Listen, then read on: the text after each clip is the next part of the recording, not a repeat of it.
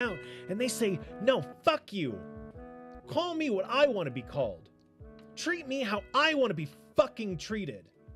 How fucking I've been putting up with this shit my entire life and I'm fucking done. The National Gallery of Art? Fuck art. Who needs it? You're listening to Starling Radio with your host, your Starling. Here playing all the sweetest 80s and 90s jams, but muted, so we don't get DMCA copyright struck. What do? Well, when your cat won't stop shitting on the floor outside the litter box, you could go in and change the litter box all day, every day. Ugh, so tiresome. Or instead, you could get the Litter Looter. The Litter Looter is a device you insert into your cat's anus, spreading it open, getting real deep in there. Because sometimes you don't want to dig up buried treasure. You'll want to get right to the booty.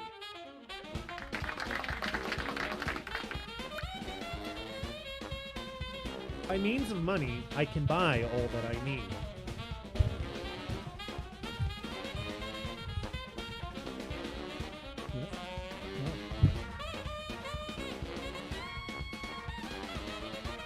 But the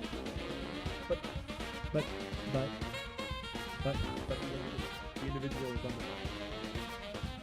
But the individual. But the individual.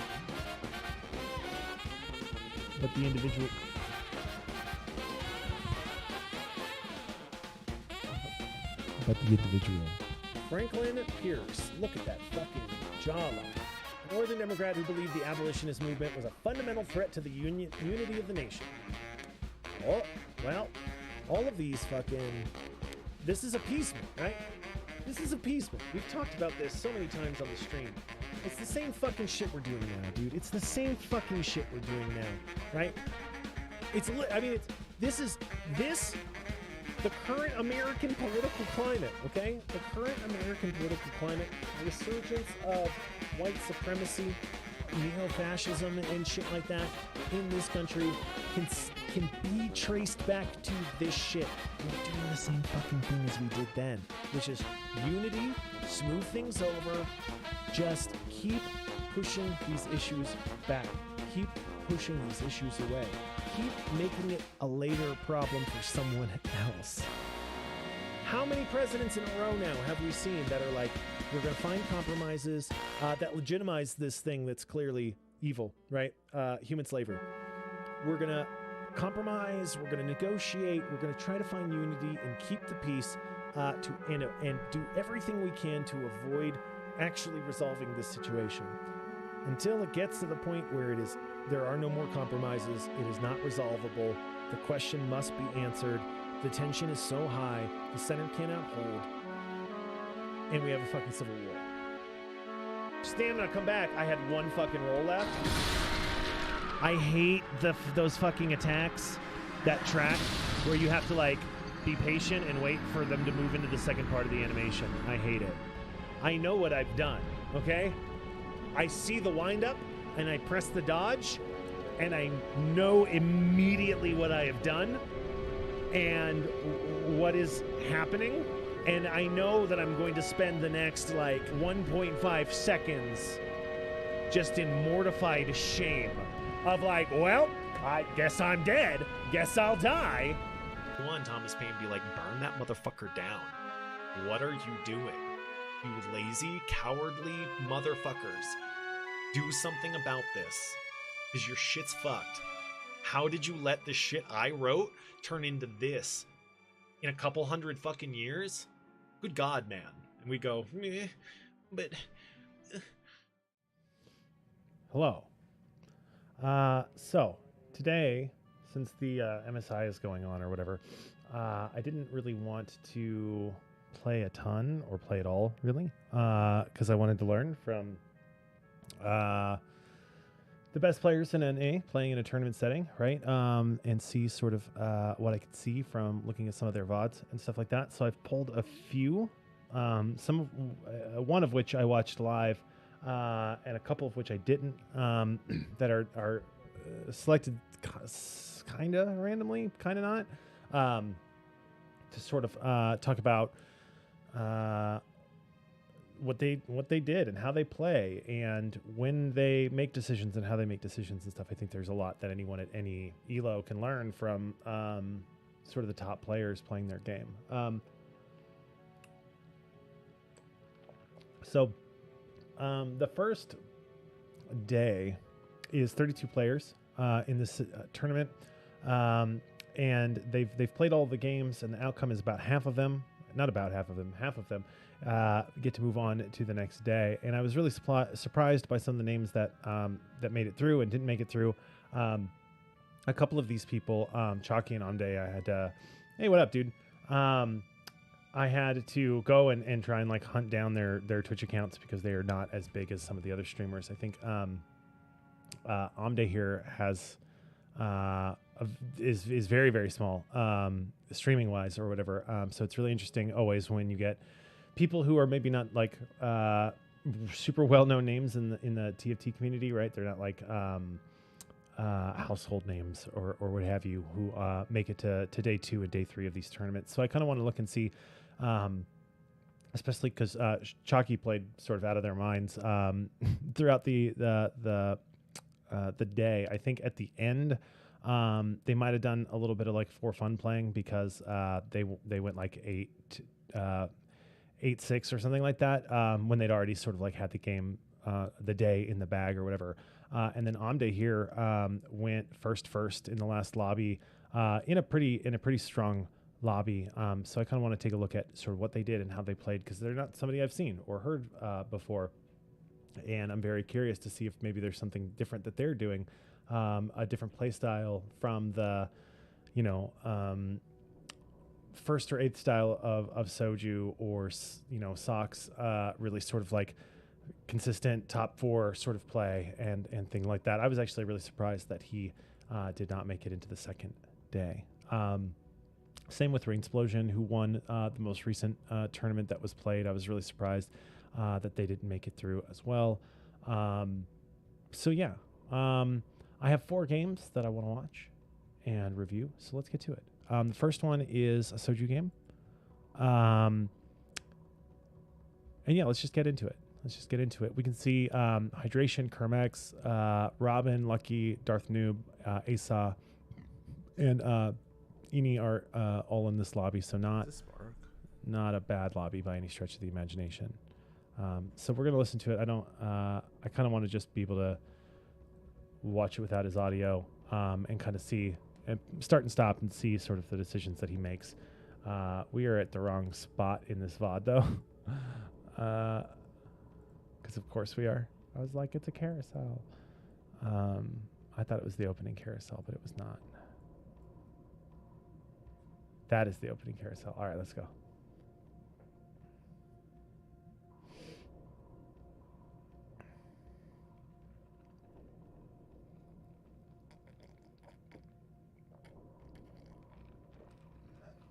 I think it's really interesting. One of the things that that helped me a lot, and then I sort of like remember and forget as I'm playing, is slamming items and how important it is to make items early, even if they're suboptimal, to save HP and give you direction. I often will sort of try to greed like best in slot items a lot of the time. Like, oh, I need to make this. I need to save this item for that, or I need to save this thing for that thing. And then it's not until like, a much later carousel that I'm ever actually able to make it where a better item would have, or a less optimal item would have served me better immediately, right now. So you get Skarner 2 from Orbs in his shop. It's stuck with this tier on it. So I'm kind of curious if he'll sell it, right? Because you can get this tier off of it later. You're probably not going to play Skarner the entire game. So do you hold on to this 2-star unit? It's a strong unit, right? People play 2-star Skarner all the time. It's got Bruiser, it's Astral, which allows you to get into mages a lot quicker and things like that, right? Like it's not bad, but it has this tier on it that you probably would want to put onto a different unit, right? Onto your Nami or onto the Ashe that's back there for like Shiv or something like that. Not to say that he can't hold Shiv because he gets attack speed increase and all that, but I'll just be kind of curious to see what he does with this sort of like unfortunate event. Hello, kitten. So he does decide to get Astral in as early as he can, and then sells it off. Sells off the 2-star unit, 2-star Skarner unit to get the tier off. Puts a 1-star in to make sure that he can lost streak. I think, right? When you're playing Astrals, oftentimes you don't want to have a very strong board, because even if you 2-star, right? Even if you 2-star all of these units, if you get Skarner, Vlad, Nami, right? You have no damage. You have all these 2-star units, but you're going to have a really hard time. But when you run into that person who is just weak enough, right? It can really ruin your streak. If you're trying to lost streak Astrals to get to 50 as quickly as you can, having a unit like Skarner leveled up too early can actually really harm you. So no surprise that he sells it off to remove the tier and make back that 2 gold.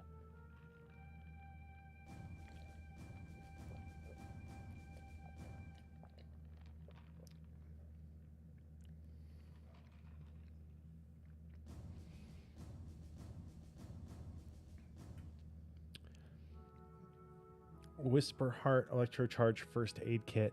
If he's thinking about playing Astrals, I think you have to be thinking about First Aid Kit, right? Healing and shielding on your units with, you have Nami, you have Vlad, you have these units that do a lot of healing. You have Silas, who shields, right? Who self-shields. Increasing that seems like a pretty good thing. Skarner shields itself. But Electrocharge, I mean, keeping your frontline units alive longer by killing their frontline units faster, right? Because you're dealing more damage, you're dealing this supplementary damage, and hopefully you can kind of break through their frontline and keep yours alive long enough, is something like mage kits tend to be like something you're working up to, right?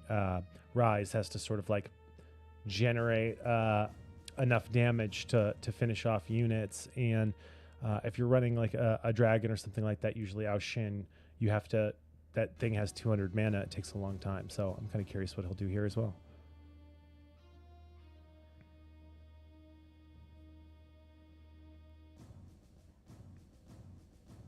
First Aid Kit, solid. I think solid choice. 2 units that he has on his board benefit from it right now.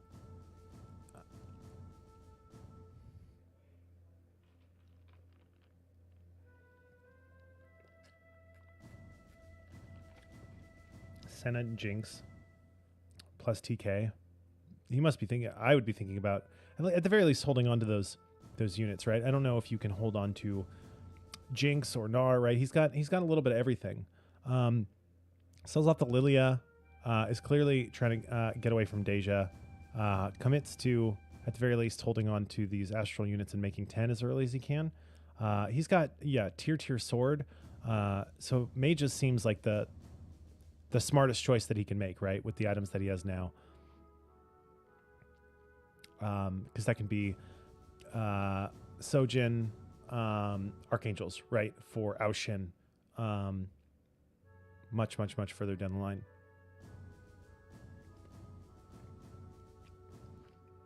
And here, making 10 is so important. He's trying to lost streak, right, so that he can hit 50 as quickly as he can. And be able to generate the econ that he needs to be able to hit those late dragons and units and stuff that he really needs for this comp to come online. Not only that, like Soju is really known for having a sort of first or eighth playstyle. Like he is really good most of the time at playing from behind. And I think one of the things that gets him into trouble in tournaments is that he's very first or eighth all the time, and has struggles sort of being consistent, right? Consistently making his way in and sort of knowing when to first or eighth and knowing when to top 4. I think he's really good at making like second and third days because he is so consistently good at the game. but he doesn't necessarily know how to wrap it up because he's always kind of like YOLOing it, and winds up whiffing. And when you whiff in these lobbies, you get punished pretty hard for it, right? You're going 8th. Now he's thinking about you've got Karma, you've got Dragonmancer, Jade sort of angle here in your shop. I mean, you're not making 20 here though. If you make these units or whatever, right? If you try to pivot.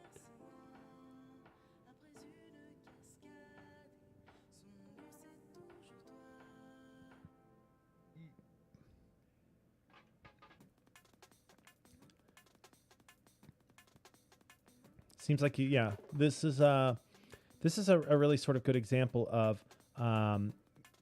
sort of making a decision at 2-1 and sticking with it, right? Here he's kind of offered a way out, right?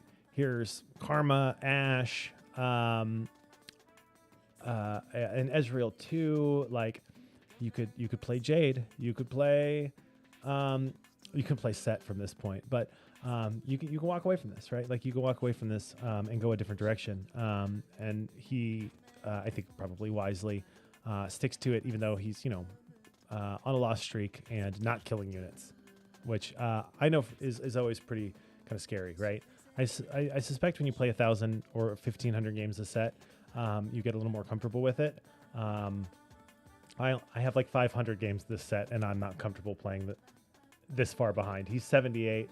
Going into the first carousel, that always makes me a little bit anxious.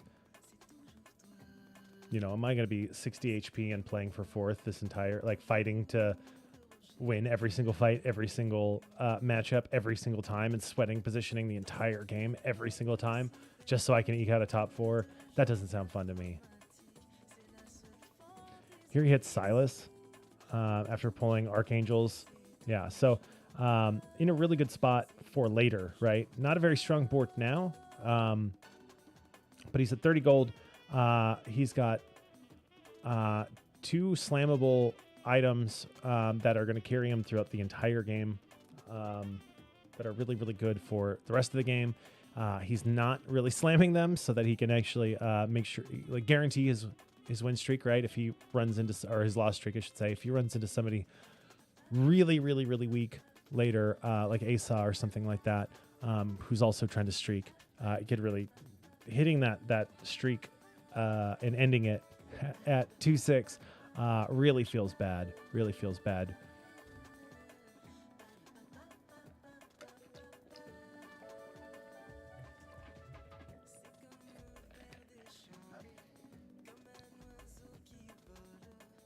So there's a Nami 2 in his shop, which is really nice. I wonder if he'll buy all 3 or if he'll just buy 1.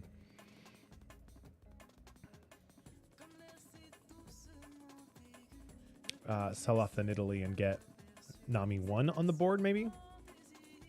He doesn't. He wants to make sure that he's going to lose, though. So it seems like he might be making the decision after it's set. Okay, so he buys the whole thing and pre-levels. Still keeps him at 30. Now he has 3 mage, but he pretty much guarantees the what's his butt? The Nunu is stuck.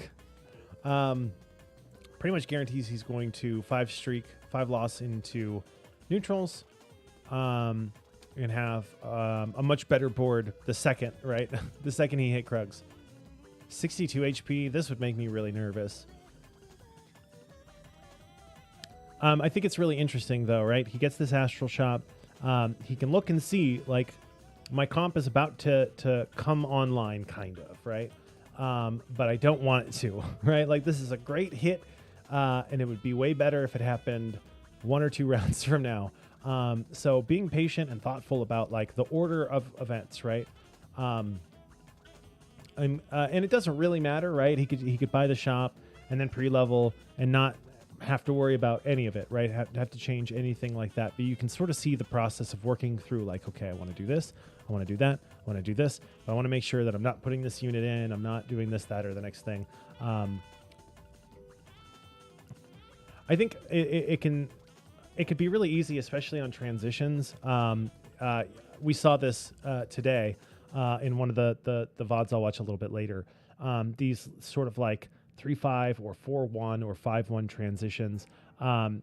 It can be really easy to get really turned around and a little dizzy about sort of what you want to do and how you want to do it, right? What units are you looking for, and who are you replacing in your comp with those units when you do find them? And I've personally sort of found it beneficial, and I've seen other streamers do it, to sort of like say it out loud. This is this, this is that, this is that. At like, 3-5 or 3-6, preparing yourself for like, okay, I'm losing Shen and Skarner for Siphon. I'm losing Heimer for Zoe. I'm losing this for that. So that when you see those units, you can make those decisions a little bit quicker. Because those transitions, when you're transitioning 3, 4, 5 units, can be a huge headache, obviously.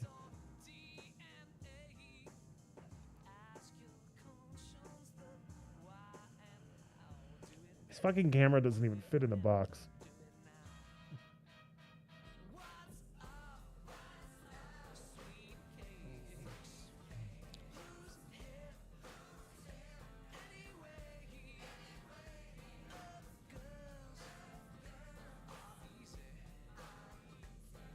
Wonder if he ever reforges this glove. Makes 50 here. That's really good too. Immediately reforges this glove. Ice cream cone if he wants it right now. We put Sojin on Nid, or yeah, Nami. Nid. And I'm assuming he levels and doesn't roll it up here, because this really comes on later, right? Astral is a way to get you to Alawi and Skarner and Nami quickly. To get you 2 stars to help you stabilize relatively quickly, and then you get the hell out of it. I always struggle with that. I'm curious when he will decide to transition out of astrals, because I always hold on to my astral units for too long. I'm kind of curious when is stable enough, right? Like when are you stable enough to, like, what units are you really looking to hit 2 or even 3 star before you get out and prioritize other units? See, he's at 54 at 3-2. I would be panicking, but I've seen him play enough games that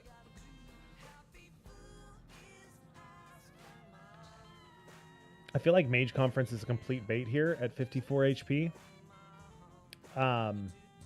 Like, you need to kill units and you need to kill them now, right? It could be really tempting to go, I'm mages. This is a mage game.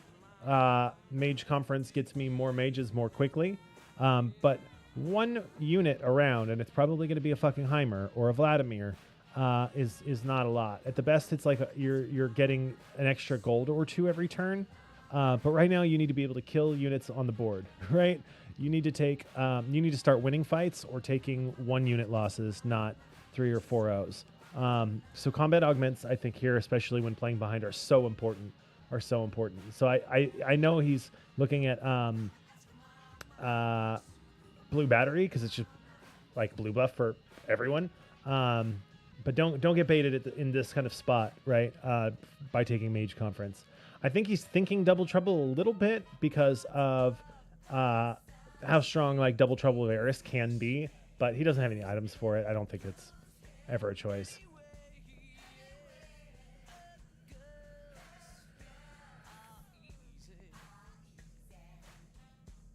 That's what a shop. Holy shit.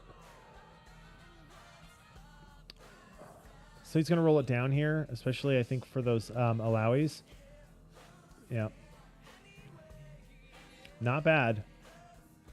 Now he's like, what, 1 off of Nami 3. I think he rolls it to 0 here, right? And either hits it or naturally or gets it from the Astral Shop. Yeah.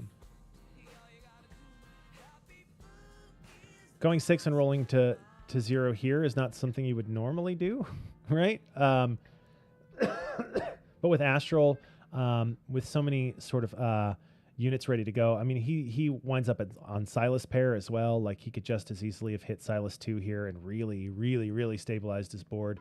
As it stands now, he's still going to lose, but he's killing more units, question mark. He really needs to upgrade that front line. And running into a Corki at 3-2, 2-item Corki at 3-2 is pretty fucking unlucky.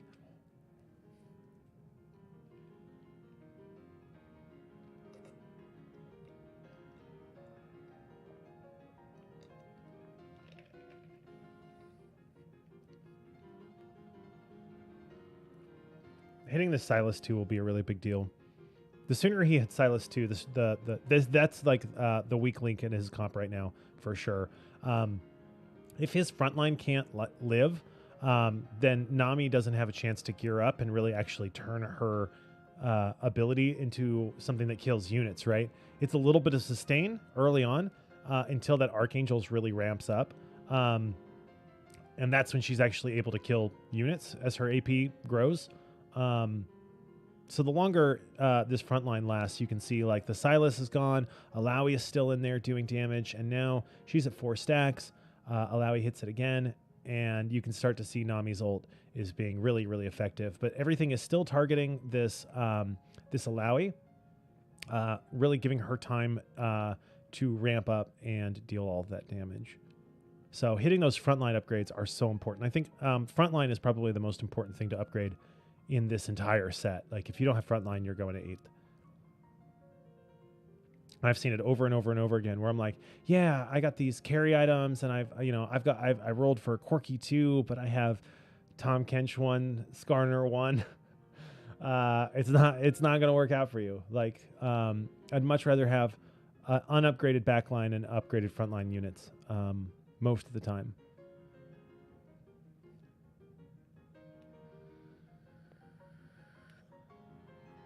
So that's a really big hit here. And then just immediately into the Spark Slam.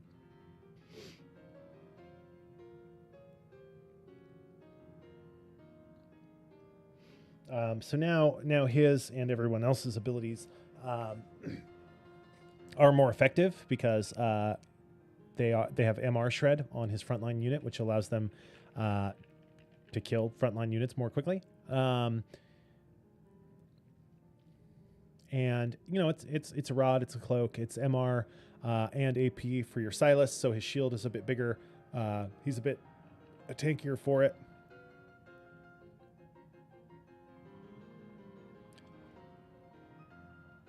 As you can see, the itemized Lilia, which is usually really strong through stage 2 and 3, really not very effective at all in this fight. So now that he's stable, he can econ back up. He's in a really strong spot from this point, so I think you're going to just see him play really patiently and sort of make his econ goals and try and get to a point where he can get to level 8 as quickly as he can.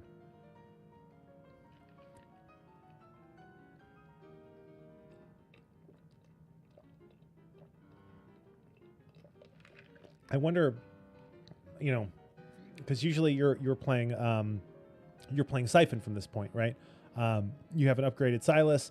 You have this extra mage. You've already upgraded your Nami all the way, so you're probably taking Vladimir out and slotting in this Siphon unit. I'm just kind of curious at what point Siphon, like Naked Siphon 1, at what point is that stronger or better, if ever, than an Alawi 2?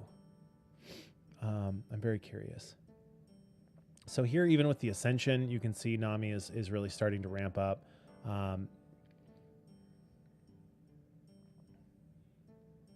Her damage is just super effective with that Archangel staff and carries you through the mid game.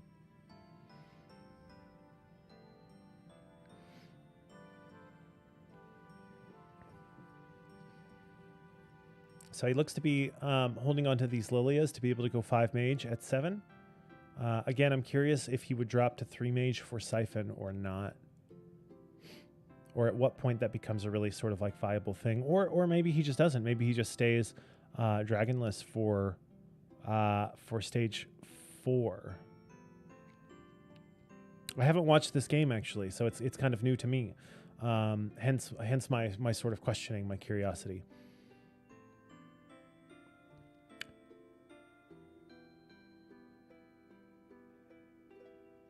So he goes 7 here and puts the Lilia in. He's now at 5 mage. I think it seems like he's perfectly content to just sit here. A lot of people, right? They're rolling down for dragons at this point, right? They go 7, and they roll it all the way to 0, trying to find these dragon units. Asa here got Horde and is holding 28 gold of dragons on the bench. An Aushin and an Asol and an Idus, with an Idus and a Siphon on their board. That is a lot. There's so much money sitting on Ace's bench right now.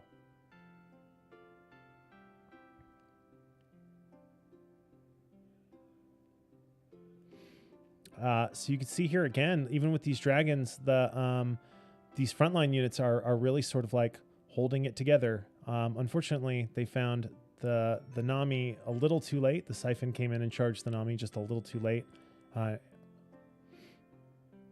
Here he's offered Dragon Horde, which usually I think from this spot, obviously you don't take Dragon Horde. I think simply because you're only really going to look to play 1 or 2 dragons, but I don't think you're playing 2, especially when somebody else already has it, right? You're going to have a lot of dragons out of the pool. There's already a lot of dragons out of the pool. I didn't see his other Second Wind and Grab Bag. I think Second Wind is probably the safest choice here. I think, yeah, you could take Dragon Horde and you're probably going to get a Deja, and you've basically got a dead augment and 8 gold. You're not playing Deja from this spot. Grab Bag, you don't really need. He's not like item to fit, like, oh man, if only I had this for Morello or I had this for that. Like, he slammed pretty much all of his items. I think Second Wind is the safest choice here. We'll see what he does. Hey, rerolls. That is an even safer choice. I guess it's 3rd augment, and yeah, none of those were particularly good. Stand United 3 is not bad. I think that's probably the most obvious choice here. 3 AP per trait. That gives him 15 AP across his entire board right now. Units that start combat next to a unit with over 2,000 health take 18% less damage for the rest of combat. Like, that's going to be 2 units on the entire board, right? I think Stand United is the obvious sort of choice here. It's just a good augment. It's just a good augment.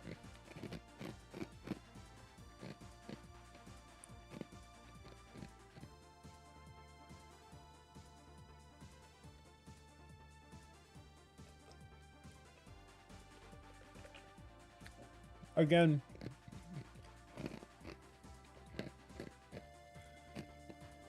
thinking about sort of augment choices here, right? He's no longer playing from behind, right? The lobby has sort of stabilized, where, he's at 46.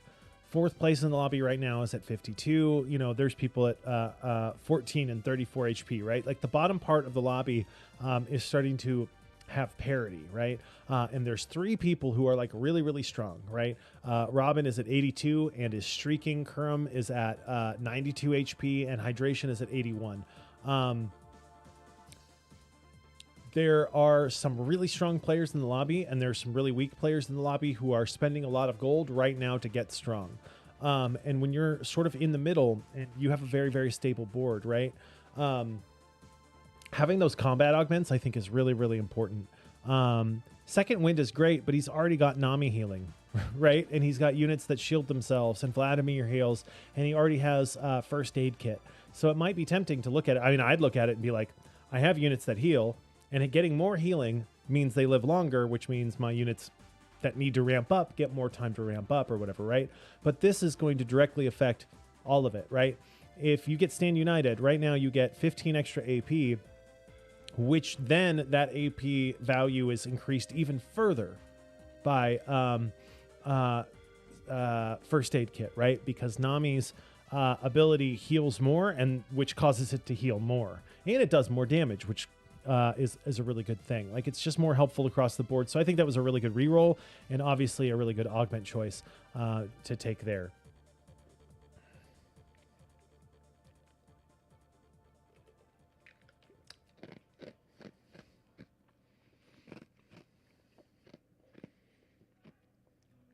But I think it's just really good to think about, like, how is where am I playing from, and what else is going on the board. I know I often get baited by, like, Dragon Horde, Dragon Alliance, because I'm like, this is the time I'll make it work. This is the game I figure it out and put the right dragons in the right way at the right time. It'll be great. Wrong. It rarely works out that way, and I usually go 6th. And he sort of scouts around and sees how many dragons are already off the board. How many people have already been offered this augment? Is it really worth it to take it just to get a dragon right now? Not really. So that was a really nasty loss that he just took. And it put him off a 5 streak, which costs him a pretty considerable amount of gold going into the carousel round. And puts him in pretty significant risk of not top 4ing this game. I think if he'd have won that fight, he has a much safer sort of path to top 4. Here, I think the lack of anti-heal on his team really is going to come and bite him in the ass, because this volley unit, even at 2-star at this stage in the game, he is zapping, as you can see, like, the entire board. So it could be really difficult to kind of, like, get through that in time. But thankfully, he has more than enough damage to whittle that thing down. That volley is going to be fucking scary later. Volley is one of these first or 8 comps for sure. Like, you either hit it or you don't. And if you do, you're probably going to win the game. And if you don't, you're probably not top 4ing. If it's contested and you and another guy are fighting for it, you're going to hold hands. It is a really first or 8th sort of approach to playing the game. It's just a really first or 8 comp, like any other reroll comp tends to be. So he's looking to double Archangels the Nami, which is just insane value.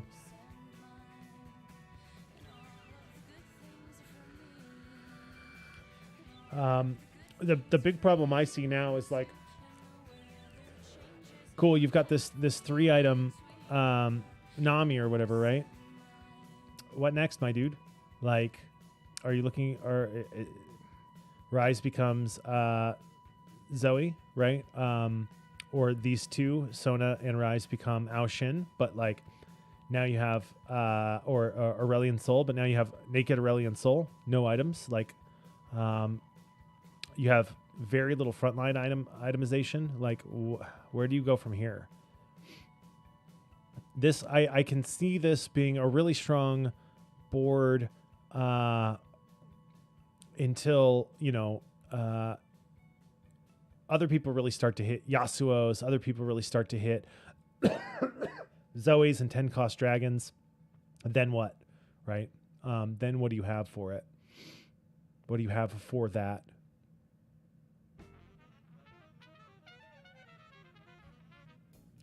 So he leveled, got Evoker in. And so now this Sojin Double Archangels Nami is casting often, which leads to her other units, Lulu and Sona, casting often.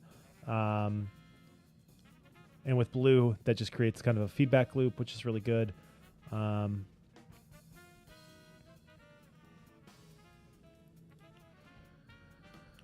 you can see the lobby, right? 12, 14, 23, 30, 35. Like, the bot 5 here is really tight. So every single fight really kind of matters in terms of, like, placement value. That's a Shiv. Not playing Shiv from this spot, surely. His Nami got Zephyr cheesed. That's not good for him.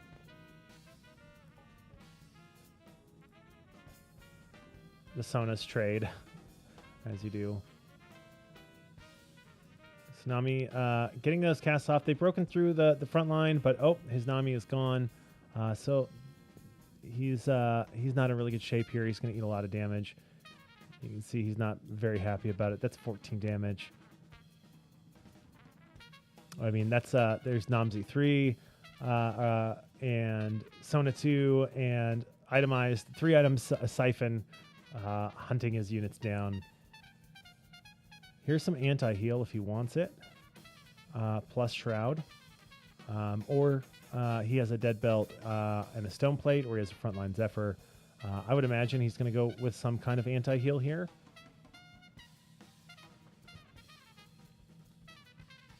Oh, he's going to make Stone Plate. Or Sunfire.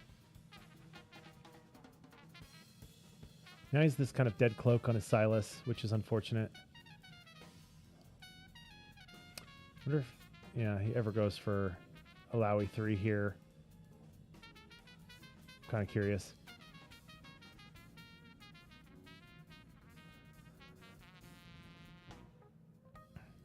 This is a really sort of ho-hum board for stage 5. I mean, you've seen when he was looking around the lobby, you've seen Dragon Horde bench, or like this right here in particular. If I can take it back a second.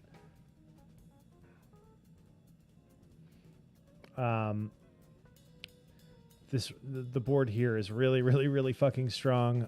This is Ace's board.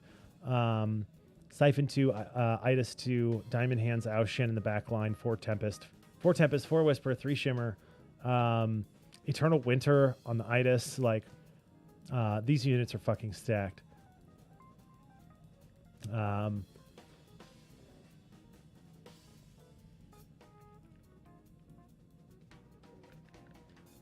So I think at this point you have to just be thinking like,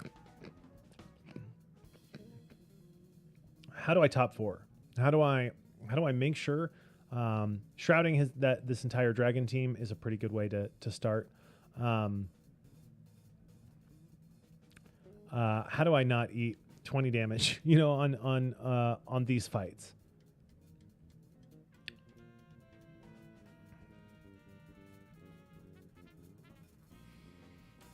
It went away from his Nami, which is really good for him. The Aushin is going to cast. Hopefully he can kill some of these. Yeah, he kills the Siphon.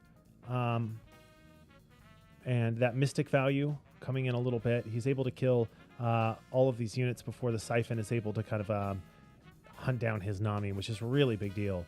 Really, really, really, really important fight for him there.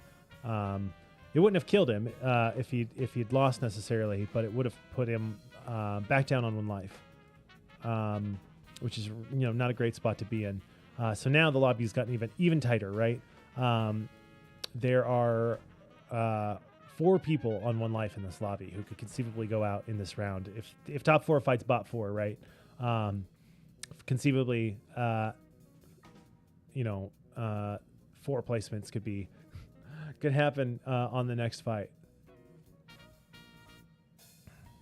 So he's fighting Robin. Robin has kind of a weak board, I think, at this point. Unupgraded Siphon. He's got this Corki that's really strong, but he doesn't really have any kind of front line. I don't know if Nami can get these casts off. Then he should have no problem cleaning up this fight. It's that front line. Upgraded front line. Soji's front line is able to cut through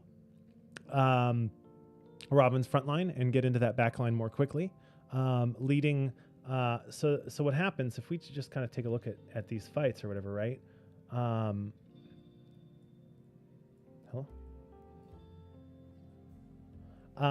We can see, especially once the Siphon charges, right? There's really not a whole lot stopping his frontline units from getting into the back line. And so they get stuck. They get kind of stuck hitting these... this is the wrong fight. They get kind of stuck hitting these frontline units over and over and over again.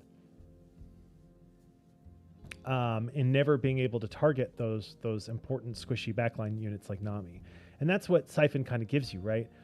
Corky blows up this front line, but Siphon gives you that quicker backline access so that, you know, you're not sitting here with a Corky necessarily just banging on like, you know, Ilaoi 3 or Silas 2 for the entire fight. Siphon allows you that backline access to be a little disruptive, so that this Corky unit can take care of these front lines. But in this case, it doesn't work out because, I mean, he's got Siphon 1 in the back. He's got 2 items Silas 2 in the front. And Zoe and Lulu and this Corky all get shrouded.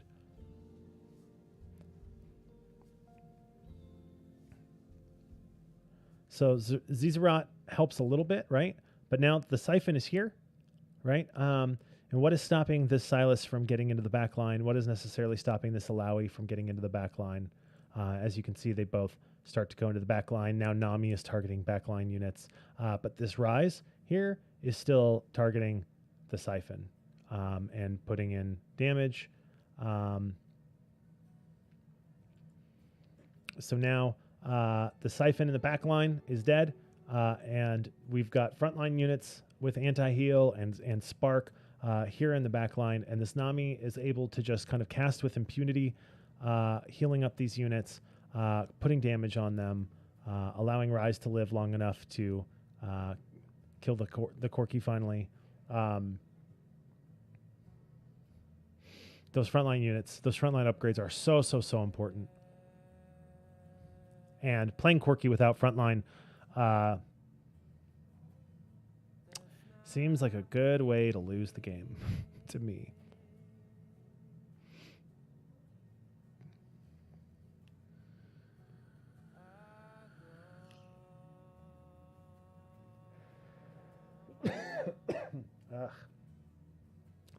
It's like watery. Like I hit this thing and it feels like a little like drop of water coalesces right here. So the Zephyr, again, this one hits the Rise. The Shroud hits the Nami, but she's got Sojin and a small mana pool. This Siphon could come through and hit that Nami pretty hard. But now it is attacking the Nami, which means it's going to charge elsewhere, possibly at the Rise. But maybe it kills the Nami first. Nope, she's able to live. But he turns and finishes it off. He's probably going to take some damage here. But again, not enough to kill him, which is really important for placement. But he is on 1 life. That's a positioning difference, right? Where is Siphon going to wind up, and who is he going to do damage to? Is all really important.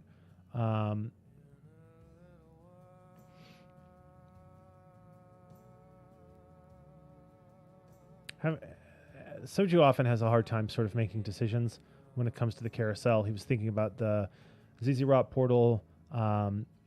He's thinking about Stoneplate. He's thinking about Zephyr. What is going to best suit him. If he hits Ilaoi 3 here, having that Stoneplate be really good.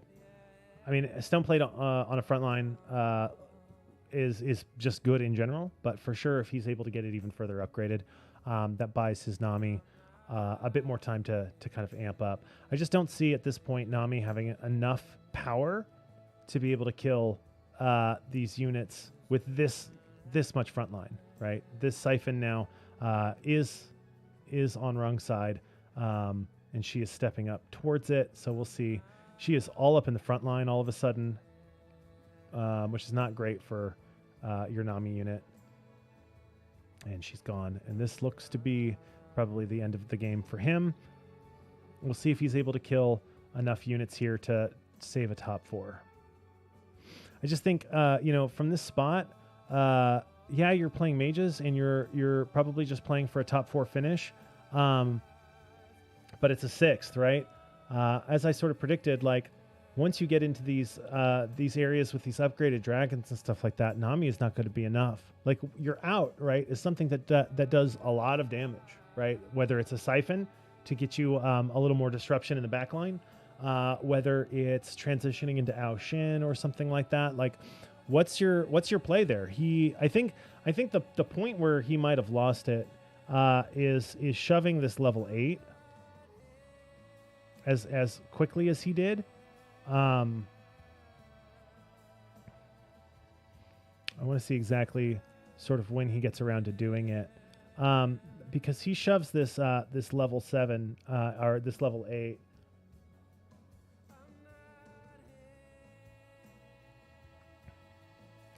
And what it means, unfortunately, is that he doesn't really have any gold the rest of the game to do much of anything else. He's able to sort of he gets 5 mage in, and then that's his board, and that's his board for the rest of the game.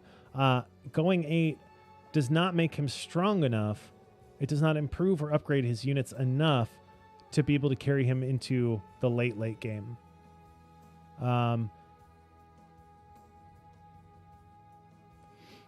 This is a fight he wins. I think it's after this. I couldn't see the timestamp, so because of this fucking ad on his screen.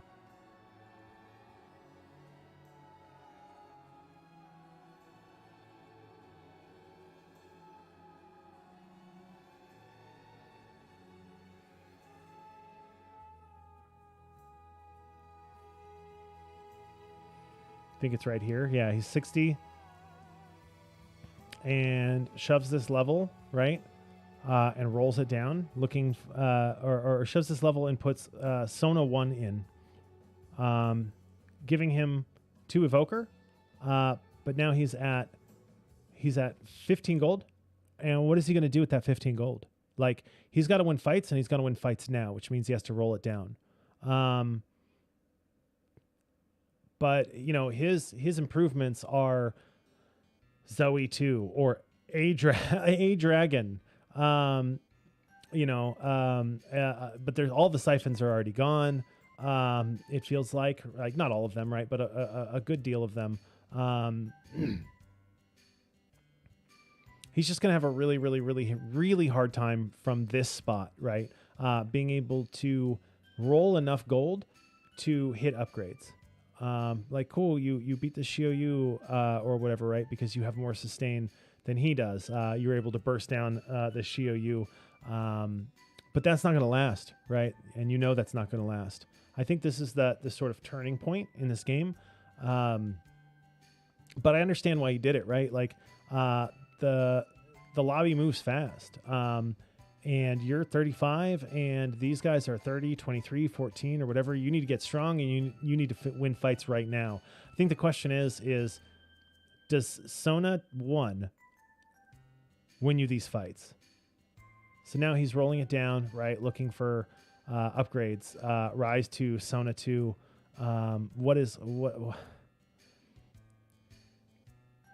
He sells, he has 2 alloys in shop and 1 on bench. He sells them and then later decides, no, maybe I should.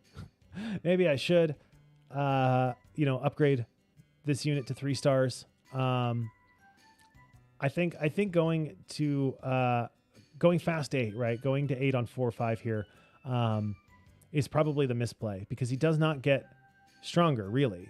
He gets weaker, I think. He spends all of this gold to put a unit in that gives him 1 trait. And a little bit of CC. And it griefs his econ for the whole rest of the game. These fights that he wins, he was going to win anyway. The fights that he loses like this, he was going to lose anyway.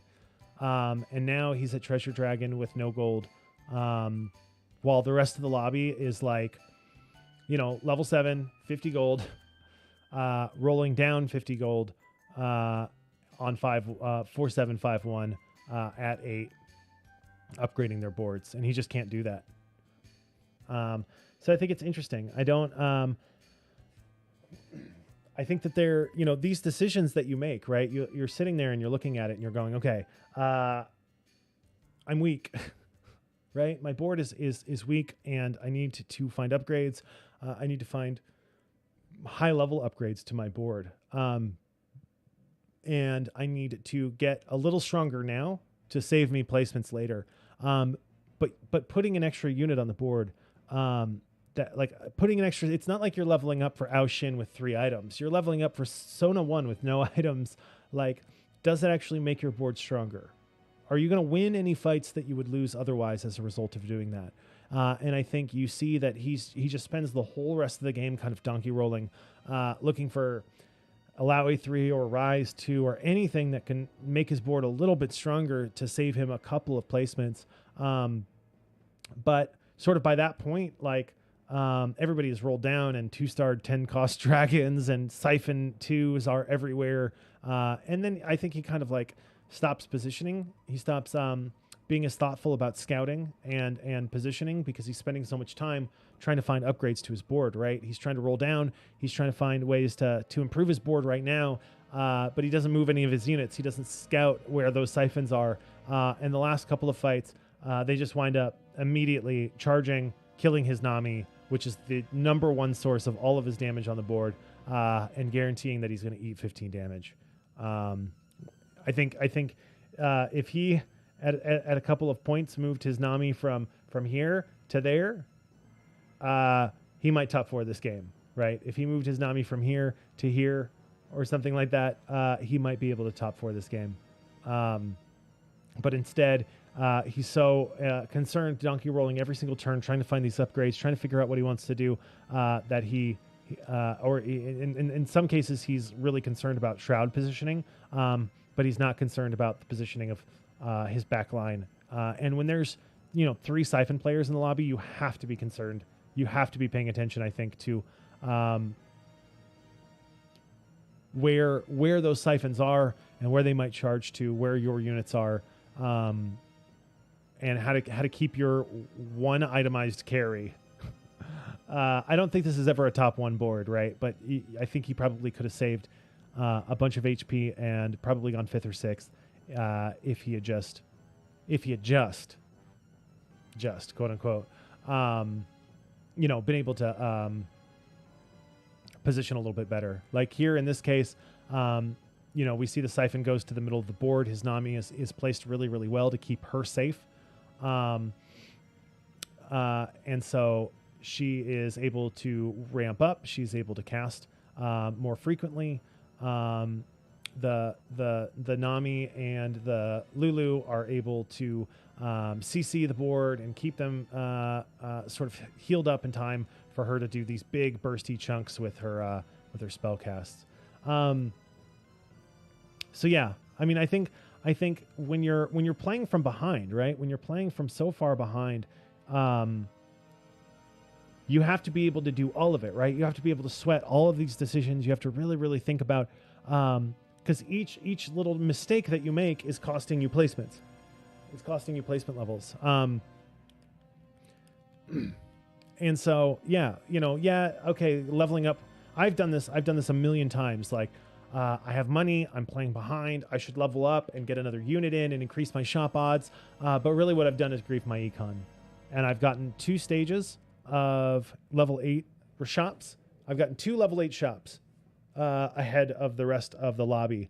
But then on 5-1, on 4-7 or whatever, they're getting 12 level 8 shops and I'm getting 2. Right? Like, I'm losing out on value to make very little functional difference. So it's just kind of worth thinking about. Unfortunate for Soju, but he's doing fine. He's doing fine in the tournament. This is one.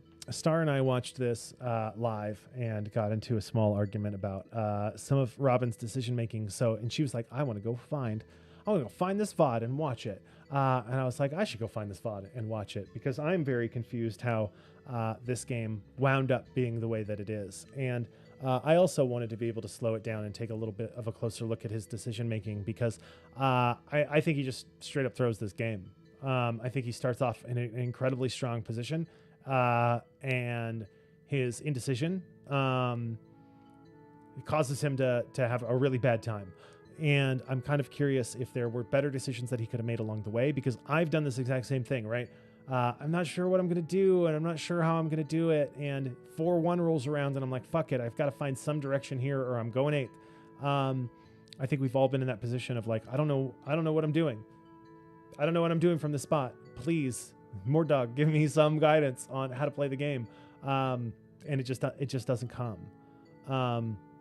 So hopefully by watching a really, really, really high level player struggle with this and analyzing sort of like what decisions could have been made from a removed sort of position, we can say, okay, when that happens to me, what do I do? What could I do better? What can I learn from Robin, who also, his camera does not fit into the frame. And I have to wonder if these people do this intentionally. If Robin is just intentionally doing what Soju, because I think every time Soju does one of these events, his camera doesn't fit into the frame. And now here is Robin with his camera also not fitting into the frame. And these they know how to use OBS. They're not stupid. Anyway, before we get into this, though, I am going to take a little bit of a break and refill my Coke. Or maybe just get some water. Probably water. And we'll get into this next game. Anyway. Yes, intentionally so, of course. We're trying to get views out here, dude. When we were talking about... Oh, fuck. I forgot about that whole fucking mechanic. I'm so dumb. Cannot jump out of a car when it's doing like 50 miles an hour and expect to live. Oh. You're gonna come murder me instead. Don't do it, T. Don't do it. Leave me alone. Don't hurt me. Don't do it. Ah! I need to find other human beings. Don't do it, bud. You gonna do it? I knew it. Fuck. There is a reason why wokeness is so fucking in your face, and it's because people who have literally never felt represented, who have never felt like their voice could be heard, have never felt like anyone gave a shit, suddenly have the fucking floor. And decades, centuries of frustration and anger and sadness and fear and all of this shit comes pouring out, and they say, no, fuck you. Call me what I want to be called. Treat me how I want to be fucking treated. How fucking I've been putting up with this shit my entire life, and I'm fucking done. The National Gallery of Art? Fuck art. Who needs it? You're listening to Starling Radio with your host, your Starling. Here playing all the sweetest 80s and 90s jams, but muted, so we don't get DMCA copyright struck. What do? When your cat won't stop shitting on the floor outside the litter box, you could go in and change the litter box all day, every day. Ugh, so tiresome. Or instead, you could get the Litter Looter. Hate to interrupt Litter Looter, but I was ready to go. All right, let's go. Yeah, let's Deja go. 2, See? Corky 2 at 7. Deja 2, Corky 2 at 7. I do not. That is not how it goes. I do kind of want to listen to the audio here because I think his thought process is really, really kind of important. TFD. No one Good wants luck, Bo? Robin. Oh, everyone wants Bo.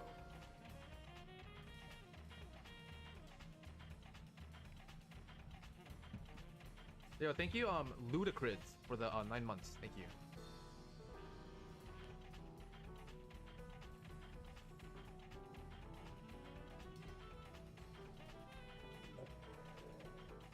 Star sort of noted earlier that he kind of he seems tired. He seems like he's having a hard time focusing.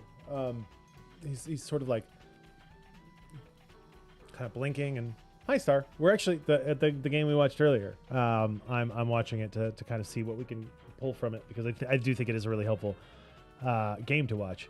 And yeah, that's right from the beginning of the match. You can kind of see that he's kind of like squinting his eyes and trying to like kind of focus up. I wonder if he got any sleep. He's rubbing his eyes, his face.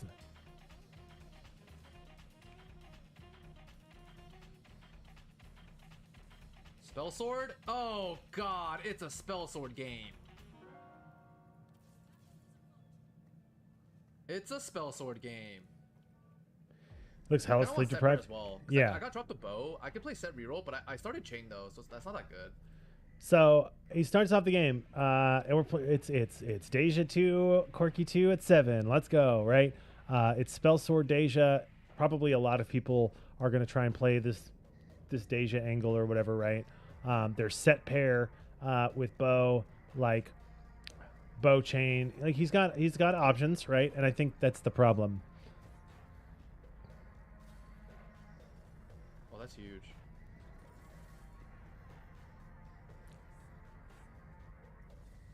Oh, Leona 2 is fucking broken. Alright, we're just playing Deja this game then, right? Do we pre-level here? We definitely pre-level.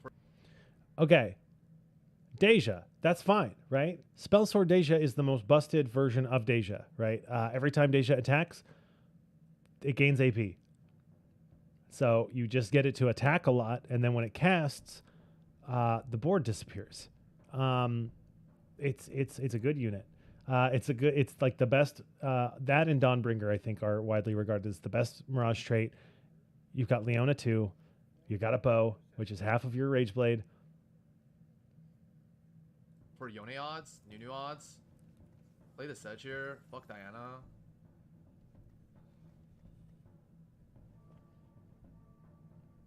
And you just hit Leona 1. We also have a bow to work around. So the bow is like the best item in Spell Sword. We can do Shiv or Ginsu's.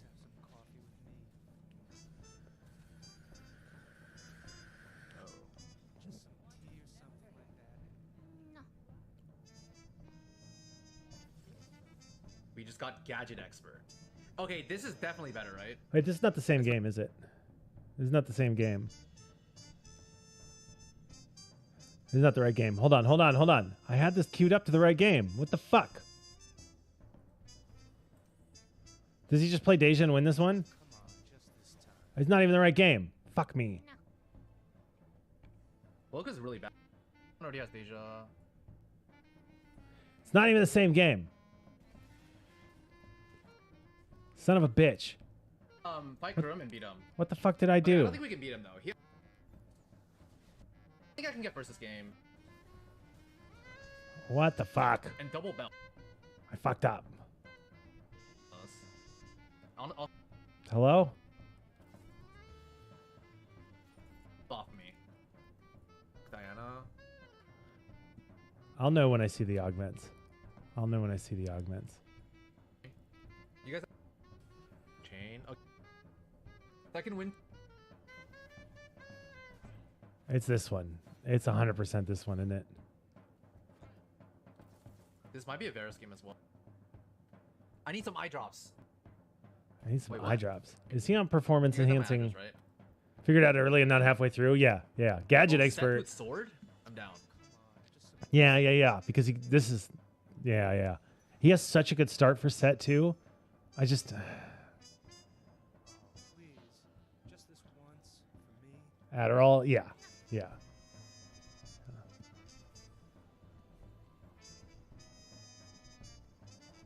Okay, this is the one I'm talking about. All the same shit that I was talking about before Down for a applies. set reroll game. Scorch? Scorch me, daddy? Scorch what? me, daddy. Oh! He's got Deathblade here. Like, Okay. Please. What clearer direction can you get, really, right? You have set with sword. It gives you Deathblade. Give me some sets. Because every other comp, sword is trash. Every other comp, sword is trash. That's true. You have one option, bud. Really, like realistically, you have That is one good. option. You now have That is good. 2 sets. Like, what do you want? Combat What do you training is want? good. Scorch is good. I don't think the other one's that good. At 2-1. Tantrum. Tantrum.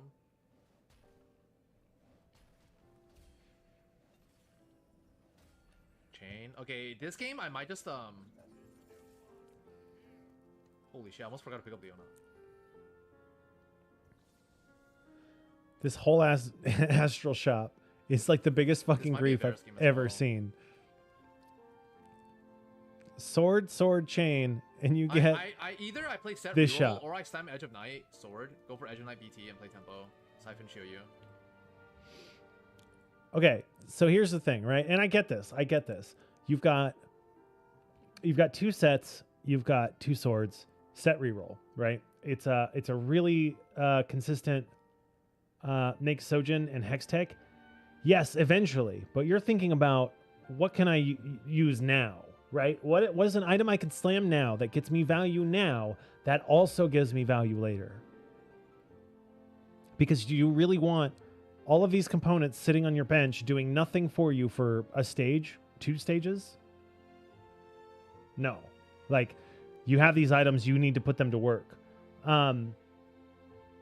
So the decision, right, between do I commit to set reroll? Because if I slam DB here, right, if I slam Deathblade here right now on this set, I am playing set reroll. That is it.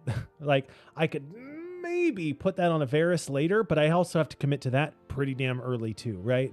Or I can slam Edge of Night, which is good on Shioyu. It's good on Siphon. It's good on Yasuo, right? It's good on all of these really strong units later, but can give me value now, right? I put it on a set or even a set 2 if I hit, and now that unit is giving me more damage, right? Because if things start targeting that unit, it sheds aggro and then continues to damage and kill enemy units. Slamming DB is inflexible, but very, very good for this unit, for this comp. Slamming Edge of Night is very, very flexible, but not as much value. But you have to do something, right? Maybe you get cybernetic and you can spread those items around. The problem is pick, you know, like if you slam Edge of Night, you're not playing set. But then you have to figure out what you are playing. Looks like no one's playing set.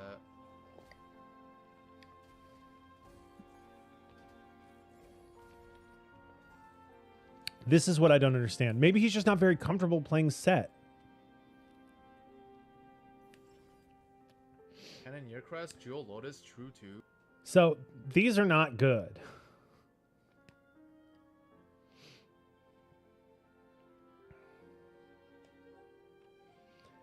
It's not even PvP yet, so it feels like committing to anything this early cuts off options. I mean, if you're playing set, though, you have to make that decision right now. You have to make that decision right now. Because it is going to affect so many of the choices that you make, right? You have an optimal set item, and you're going to want to put it on that. He had a whole mage setup, yeah, but he doesn't have any mage components, right? He has sword, chain. And he has 2 sets, which is enough to kind of get you started. Right now, he has Vlad, Heimer, Nami, and sword, chain. And I don't think you can play for... this could turn into Sojin Hextech, which is suboptimal for a lot of things, right? This could turn into a decent and a suboptimal item later, or it can turn into a best in slot item for 3 different strong units later. But I can make it right now, right? I can slam Edge of Night right now and know I'm going to get value from it in stage 2, 3, 4, 5, and 6. Cannoneer Crest. I think he just really 4.85. feels maybe uncomfortable playing set. Jewel Lotus. Pocket True 2s. Gamble. So he takes 2 2s and says, gamble. I think right here, this is where he fucks up. This is 100% where he fucks up. If you don't play set from here, like this game is over. Sojin and Hextech are best in slot for Tempest Mage, Aushan, according to Meta TFT. Sure, but you can't slam either of those items right now. You can't do anything with... You can't make that right now. And not making an item, at least one item, unless you only get 2, and you only get 2 components, is going to lose you a lot of HP. Like, slamming suboptimal items early gives you direction, helps you understand what you need to be looking for and what kind of game you want to play, and gives you value instantly, right? When you don't slam early items, even if they're suboptimal, you're losing value. from your item components. Like, best in slot is not the most important thing. Slamming them individually on item holders doesn't make up the difference. Slamming them individually, I don't understand what the question means. Like, he can't make Hextech Sojin right now. So he can't be thinking about Hextech Sojin on Ao Shin 5 stages from now. He needs to think about what he is building right now that he's also going to be able to use later.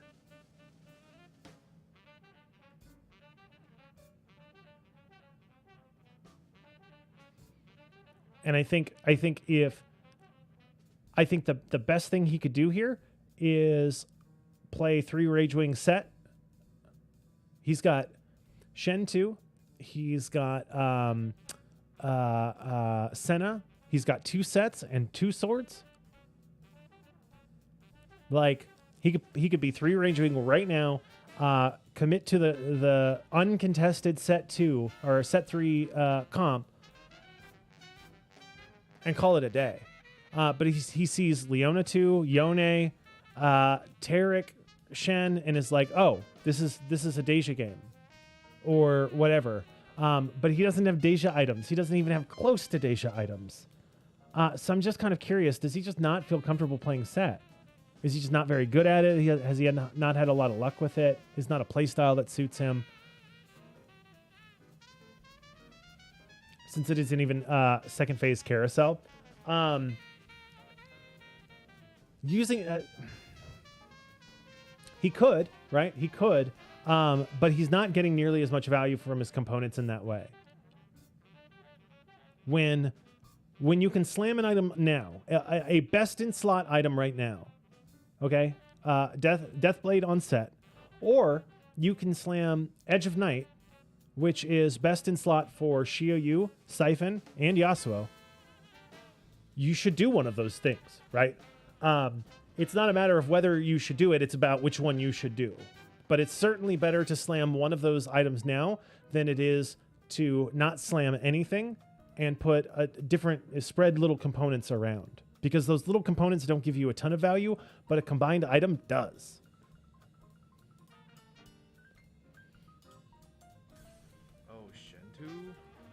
Oh, this is a Giga first. We play Pirates? Oh, why did I sell Connor? So he sells the sets, gets the items back.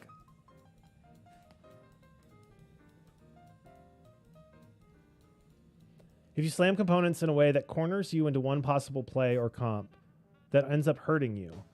Well, in this case, in this specific case, right? It is a question of, do I slam an item that commits me to a comp right now, or do I not slam an item that commits me to a comp right now? Because again, it's not a matter of whether I slam an item or not. When you have sword, chain, you are slamming an item. It is either Deathblade or Edge of Night. If you're committing to playing set, you slam Deathblade and you put it onto the set unit. If you are not committing to playing set, you slam Edge of Night and you put it onto an item holder. Why? Because it gives you value and power immediately. I don't know how to rephrase this or whatever. It is an item that gives you power now and on any other item, any other unit that you put it on. He winds up putting it on Yone, which allows Yone to shed aggro when, Yone is the only source of damage in this situation, right? Frontline. Yone is the only source of damage. So if you take this thing that gives him extra attack and also allows him to shed aggro when he hits a certain point, this allows this unit to do more damage and kill more units. It's great on Siphon, it's great on Shioyu, it's great on Yasuo, because once they hit a certain threshold, they drop all aggro that's on them, and all the other units turn around and find a new unit to target, which allows them to continue fucking up the thing that they were doing, right? It's a really, really, really strong unit that is best in slot for a lot of, or item that is best in slot for a lot of really, really, really strong units. It's a very flexible item that you can slam right now, that gives you value right now, and will give you value for the whole rest of the game. So he sees this, right? Guardian plus Shen. And he's got this Yone, and it's Pirate's Greed. So he can kill units. He can still lost streak. He's going to make up gold from the Pirate's Greed. But the problem is it doesn't give him any direction. And he spends the whole rest of the game saying, okay, but what next? Okay, but what next? But okay, but what next? And the game gave him very clear direction. You have 2 sets. No one else seems to be playing set, and you have Deathblade. He could just as easily make 5, 8 gold here, right? Make 10 and have 2 sets and a Deathblade. Or he could make 3, 6, 8, 9, 10, 11, right? He could make 12, 13. He could make 10, have set Shen. In 2 stages, have set Shen, Senna, 3 rage wing or whatever, right? Probably hit his set 2. Have a very, very strong opener for an uncontested comp that can easily win lobbies, and is almost guaranteed top 4 if you hit.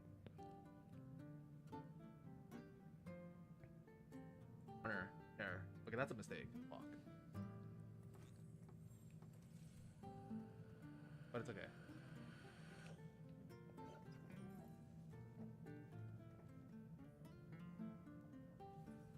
Not really. Kind of.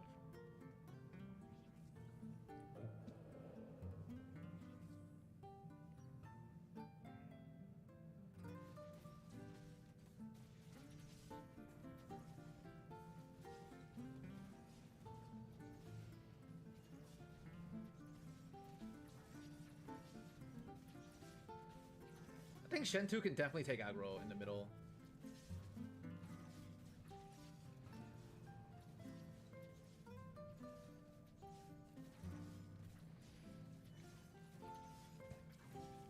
And he's not wrong. His board is very, very strong. From Carousel, it should be uncontested.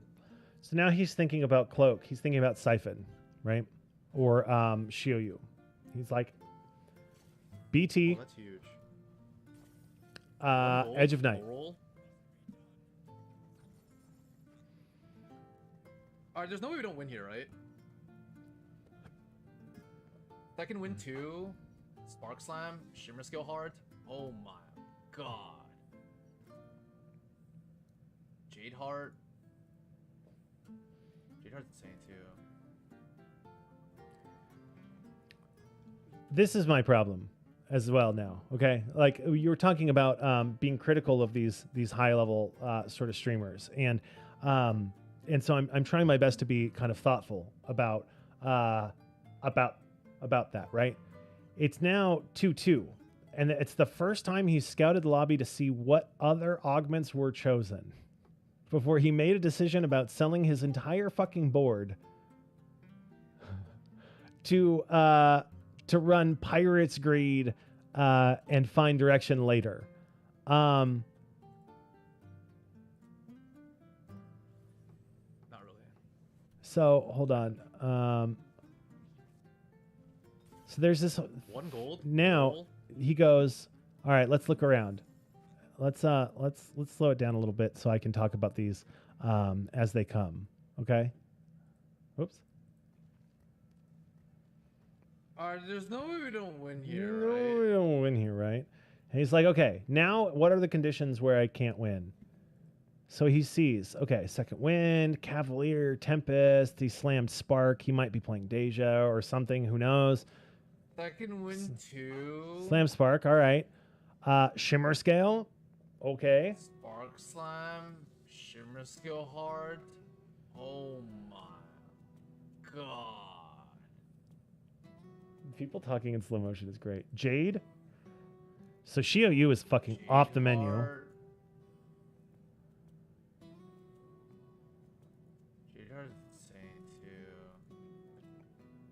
He's only clicked through a few people, and he's seen Sunfire Board, Jade Heart, all of these sorts of things, right? Trainers, Shimmer Scale, Jade Heart. So you have to already know. You have to know from these augment choices that Xiu Yu and Siphon are going to be contested. Xiu Yu, Siphon, and Idas. You saw the trainer start. That person is probably going Siphon. No one is playing set. No one's holding set. No one is thinking about set. I think he threw the game from 2-1. And you're like, man, I don't understand how these players can look at their board, look at their augments, look at the game state at 2-1 and say, oh, it's an 8. Oh, this game's over, right? But here it is, right? You can look at his decisions that he's made here and go, he's going to have a bad time. His plan is to slam items for units that we know, if we look around the lobby, are going to be really hard contested at stage 5, 6, and 7. Or you can play this top 4 consistent, uncontested comp that you have a great item and unit start for. Yone? Match? 2 gold.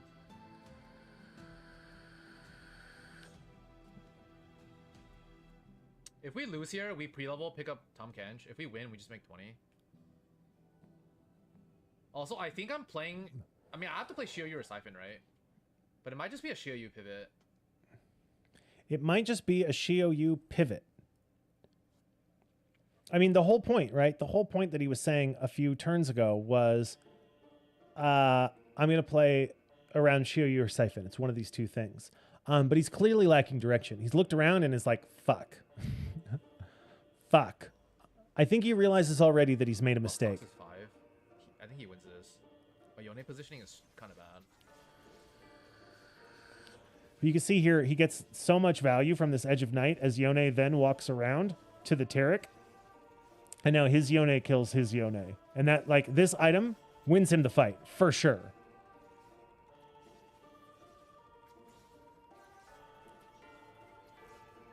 Yone got me?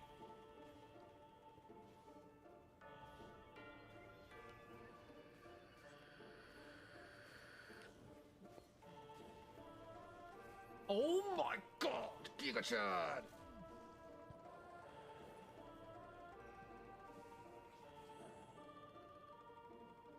Ooh. If I go belt Yone with Zeke's, okay, that's kind of trash. Yeah, are you playing Deja on Pirates I don't Deja? mind okay, the Olaf here is really good with Chain. I mean, playing Pirates I also don't Deja, mind the I weapons, honestly though. think is a Already little pretty rich. underrated. Because it basically means you're going to have uncontested Deja. that's And yeah, easy. it doesn't give you any combat Maybe I pick augmentations. Ron here. He has but- K2 now. With Melee. Oh, wait, it combines Melee. But you do get basically just a free dragon. Giga Chad. So we slam BT here. This is again preparing for Xiu Yu or Siphon. I think BT slamming is fine here. That's not the problem, you know.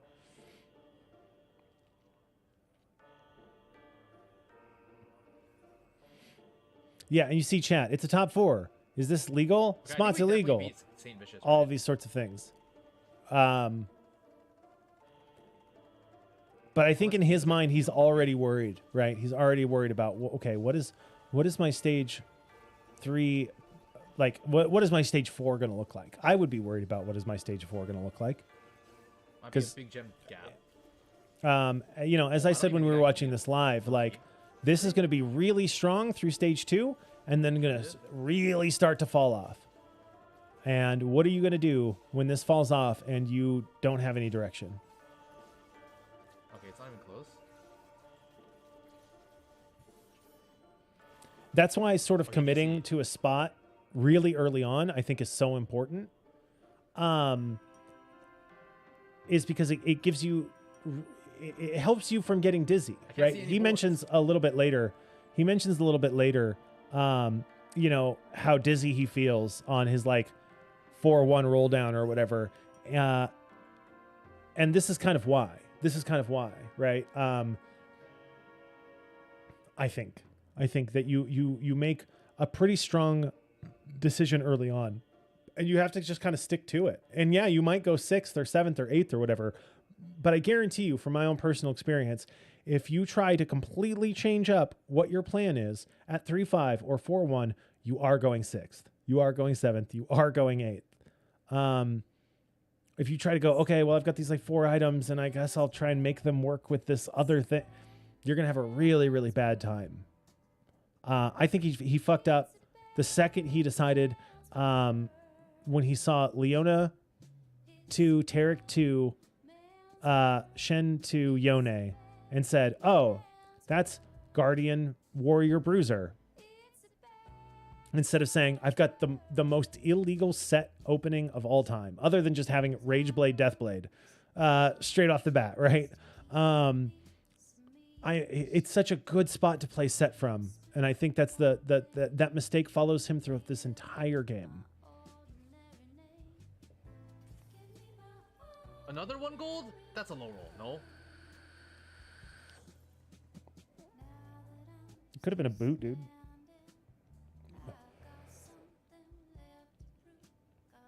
Told you I beat for sure. Pocky Gum, I think I have the position for Pocky. How do I position for Pocky?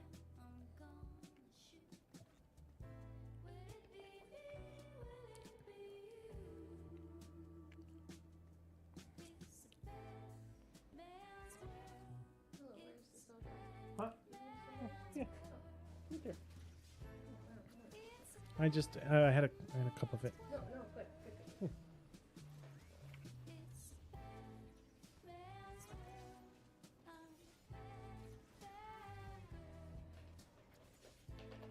You can take it.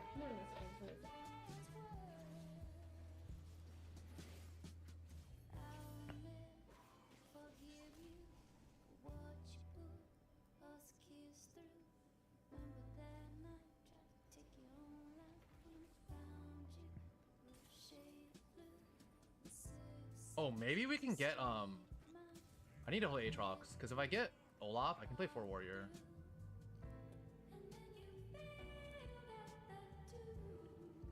When you find yourself in a spot saying I could play 4 Warrior, your game's fucked. Unless it's like Warrior Deja with Executioner or something, right?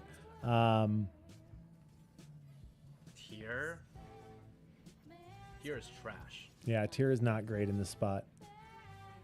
Oh, that's a Shiv Slam? Maybe? Titans?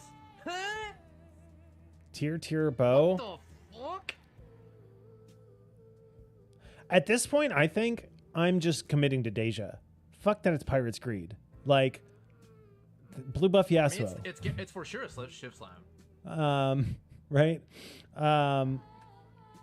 Yeah, Shiv is the smart slam here. But, like, what else do you have? What else do you have?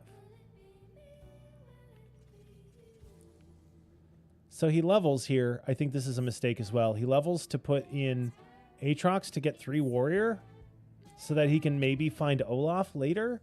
I mean, I get that he's leveling for his streak. And here's Soju, who has pivoted into set.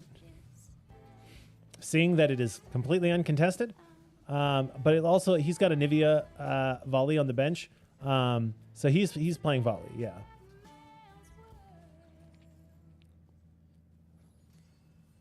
So he levels here. It doesn't cost him that much. He wants shop odds. He wants to be able to fit 4 Warrior in. I get it. He wants to get as much value out of this Yone as he possibly can. Maybe he's starting to think about Yone reroll. Double trouble? Okay, there's no way it's double trouble.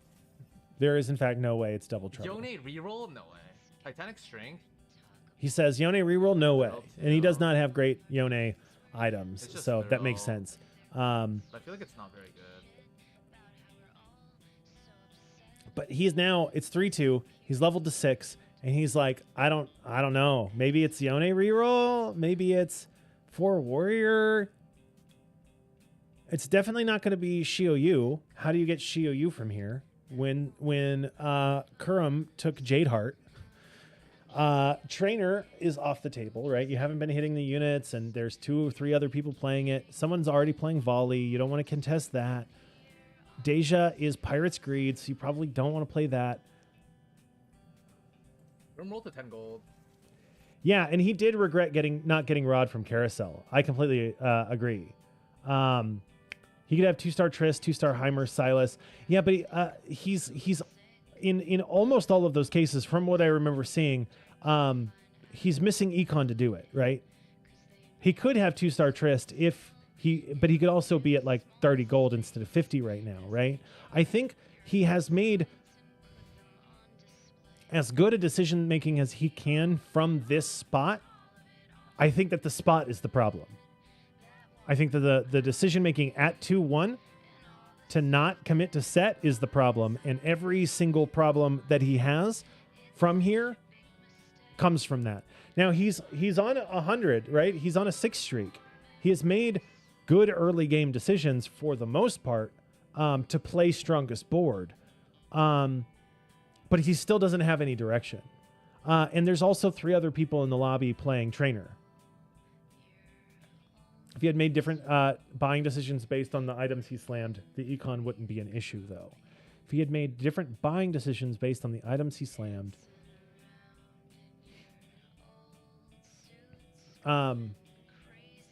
yeah, there's like a bunch of people. There's a bunch of people who are clearly, I mean, like here's Kurum, who's got 6 mage online already. He took Mage Heart and Cybernetic. He's high rolling out of his mind, but he has fought 2 or maybe 3. He slammed early, and so tunnel vision on comps that use those items for sure, right? When you slam Edge of Night and then BT, you're basically saying I'm playing Shioyu or Siphon, because those are the units that you build those items for. You're not building them for Aoshin. You're not building them for Asol. You're not building them for all of these different things, right? You're building it for one of those 2 units, basically. But Kurum is going to be contesting Shioyu. Soju is playing volley, which means Anivia is going to be hard to find, not that you have items for her anyway. And like 3 other people in the lobby are going to be looking for Siphon. He could have waited, maybe lost a couple of fights, then evaluated what to slam after Carousel. I genuinely think that he should have just slammed Deathblade and committed to set at 2-1. I hear what you're saying. I think between I think of the 3 options, right? Slam Deathblade, slam Edge of Night, slam nothing. That slam nothing is the least valuable, is the least optimal choice.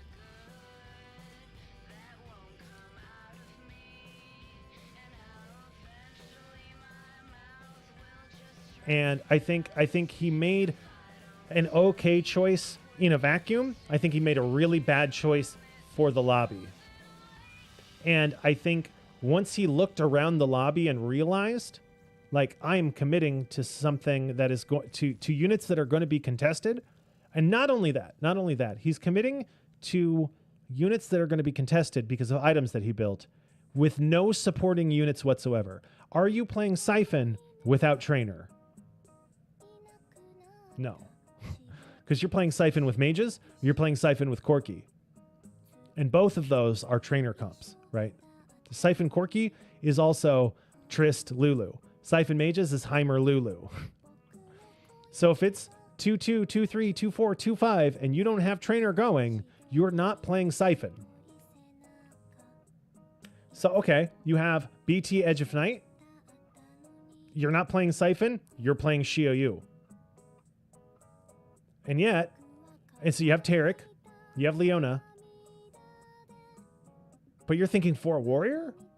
Or hear me out, a whole stage and a half ago, you slam Deathblade on your set, you play set reroll, you top 4 the game. Maybe even win. You play an uncontested S tier comp that you have a best in slot item for. You know what I mean? I need immediate value seems like an impatience false urgency in a lot of these games, especially if in the long run it robs you the value of better units possibilities. the auto chest money hall problem. The value of slamming items early, the value that you get from them, right? It's compound interest, right? If I slam an item now, I start getting value from it immediately. I start getting better value than the sum of its parts. And not only do I get that value on 2-1 and 2-2 and 2-3 and 2-4 and 2-5, right? I'm getting value over a longer period of time. Even though maybe it's suboptimal. But like Edge of Night, BT, Shiv are all very good, flexible items that you can use in just about any comp that you run somewhere. Not any, right? You're not playing like pure AP from here. But you are playing Siphon or Xiuyu or Deja, maybe, with these items. The problem is the Mirage variant is not very good for Deja, and the other two possibilities are going to be very heavily contested. I think he honestly, if there's only one Jade player in the lobby, you commit to Xiuyu. Xiuyu can support two. I know because I've gone 1-2 in a lobby where it was me going first or second, and the other guy that I was fighting was also Xiuyu. Like, Xiuyu can absolutely support two players. He's got a Taric that can be an item holder for Nico. Not that he has items or whatever, but he's got two best in slot Xiuyu items and one decent Anivia item, and a Karma in the fucking shop. You know what I mean? Like, there is direction there, and he's just not seeing it. He sees that Kermex has taken Jade Heart, and I think his brain scratches Xiuyu off the list, when I think it is his only out from this spot, is to play Xiuyu for top 4. And we're talking at 3-2, not at 2-1. I think 2-1, again, because you're getting value from Deathblade on set immediately, and it's a best in slot item for set. You have it. It's right there. It's best in slot. And that chain that you have can easily turn into Sunfire or a Zeke's or any number of things that are very, very useful for your comp. Or not Zeke's, Titans, stuff that is useful for other frontline units in your composition. I think he griefed himself by seeing too far into the future instead of seeing what he has right now, right here in front of him. But even from this spot, he is, I think he's tunnel visioning away from Xiuyu because there's one other person playing it. And I think that's the biggest mistake he makes, because he's got great Xiuyu items and only one person seems to be playing it.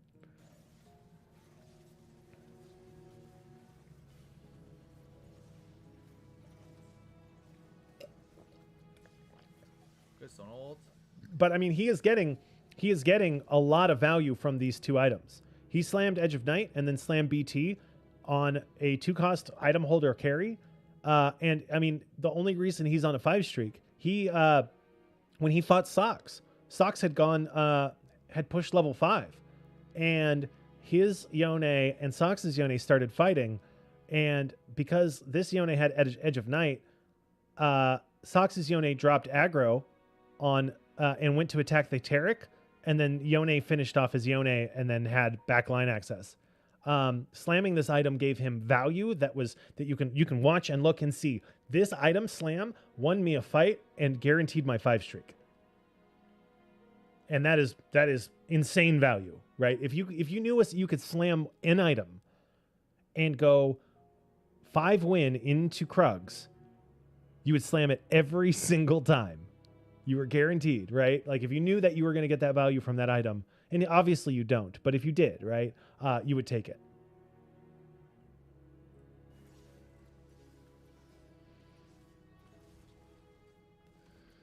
When he's 20 gold.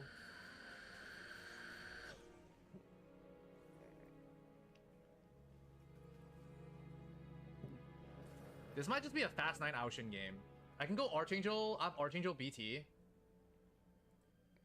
This might be a Fast 9 Ao Shin game, is like the smartest thing he said so far. Right? Okay. I've got Pirate's Greed. I'm streaking into, at 3-3. I'm on a 7 streak. I've got Pirate's Greed gold on top of infinite interest, right? I've got this fucking dead tier that I can't use.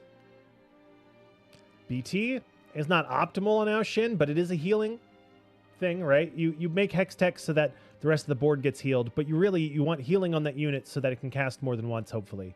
So cool. I have a good but not great healing item and half of an Archangel's. I've got infinite gold. I've got this really fucking strong board. Let's just push. Let's trade health for econ, right? Like, I'm going to streak as long as I can. I'm going to push these levels. There's going to be a point where I'm spending money instead of upgrading my board, but it's fine. I've got the HP to spare. I'm going to go 9 as quick as I can. Fucking make Archangels on this thing. Put that shit on Aoshin. Win the video game. Not bad. But again, it's about commitment.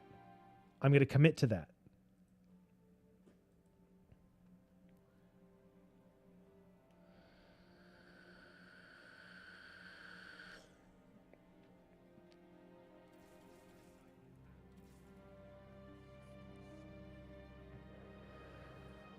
Looking around, Jade, Calves.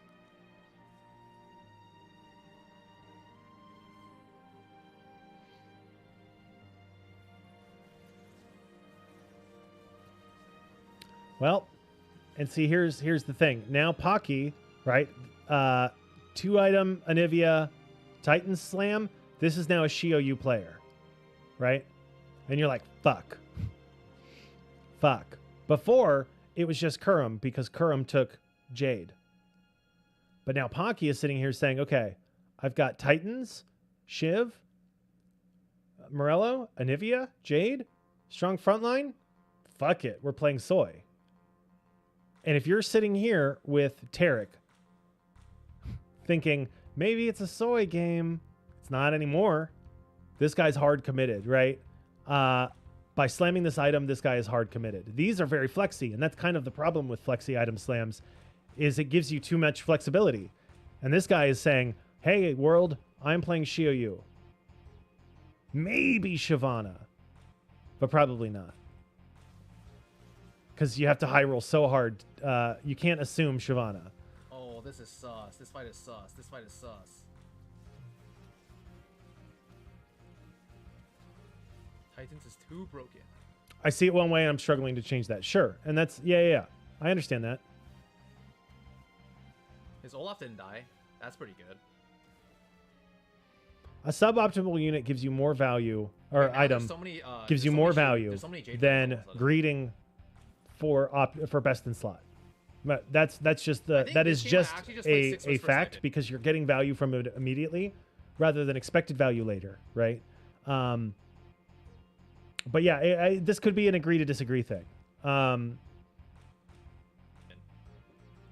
Because I have AP items to put on. I have Shiv plus like Archangel on Elise. So now he's thinking Siphon Pivot. 6 Whisper.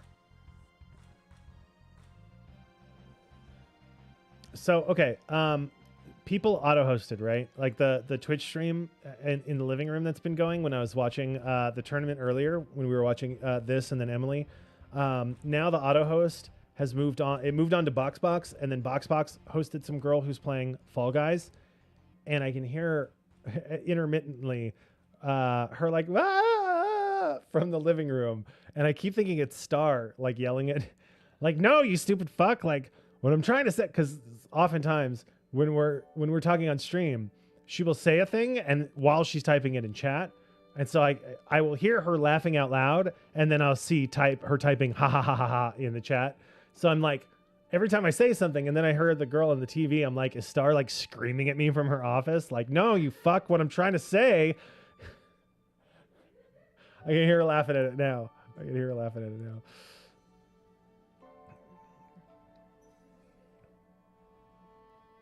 So now he goes for the bow. Weimst? I don't think he knows why he's going for the bow. That's a Braum too. What? Is he thinking about maybe he's thinking, okay, hold on, this is actually a really important turn. He goes for the bow on the Sona pair, Maybe to make Rage Blade or Titans or bow is just bow. It's just bow. It's a good item. So he comes here. It's 3-5. He lost a round. His streak is over. He levels to 7. He makes his Braum 2. He levels to 7. Why?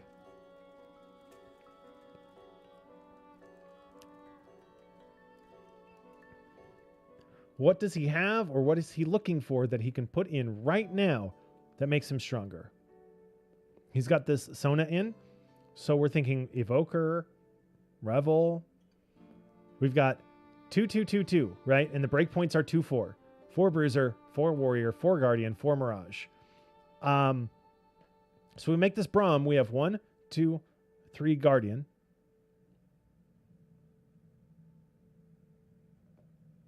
Where do you go from here? You putting this Jinx in for Revel? That's not giving you that much at 3-5. Putting Rise in for AP and for Guild AP. Rise is such a bad unit. Are you putting this back in and looking for Olaf so you can go 4 Warrior? Like, what are you leveling for? If you're thinking, I'm going to go 9 for Ao Shin. I'm going to go fast 9 for Ao Shin. What is leveling off tempo do right now? And he's thinking about it too. Okay, cool. What am I even putting in here? Nunu? I go 7 and put this Braum in? I mean, he's level 750. It's not bad.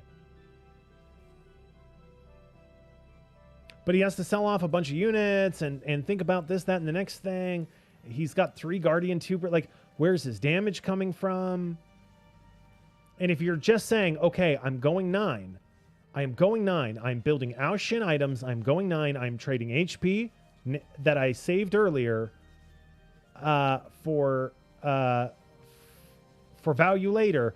Great. Sure. You're level 750 at 3-5. Good spot to be in.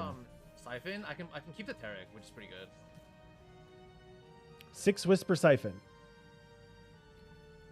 Oh, what the? That is a Zoe? So he sees Zoe. Great. Zoe's a good unit. Okay. Bows is good. Yes. You have Shimmer Scale? I'm pretty sure Zoe's probably better than Tarek. Yes, definitely. Even Chad is like, Ao Shin, no bitch. We play Siphon Mages this game, probably. How are you playing? You find 1 Zoe. You've got these items, and your thought is Siphon Mages? I think the Ao Shin angle is his best out. He's level 758 at 3-6. Like, you've seen 3 trainer comps in the lobby. You're not finding Siphon, my dude. Siphon Mages from here needs trainer. You need Heimer. You need Lulu. You need Zoe. You need Silas. You need Siphon. Wermst, my dude. Wermst. No trainer, though?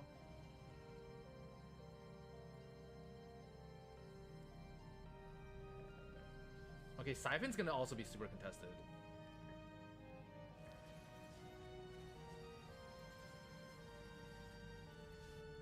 You know how he feels right now if he had committed to set at 2-1? Right? Like, the stress of playing this game. If only it's bought up those early mage trainers and taken a rod at Carousel. Right. But I mean, he's playing around. He took True 2s. He got Shen 2, Tarek 2. Great. Shen is a really important unit for set. It's a really contested early and mid unit because of its like insane tankiness, right? Like the dodge on they've had to nerf Shen. Hey, Yellow Timer, thank you for the raid. How you doing? How's your stream? We're just doing VOD reviews from the mid-set finale and trying to learn some stuff about TFT. But I hope you had a good stream.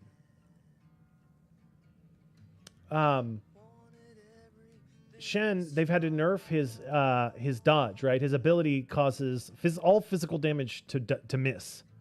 Satisfactory for Factory Friday? Nice. I've heard so many good things about Satisfactory. It's not my kind of game, but people who like that kind of game swear by it. So that's cool. Factory Friday? I assume that means you just play Satisfactory every Friday.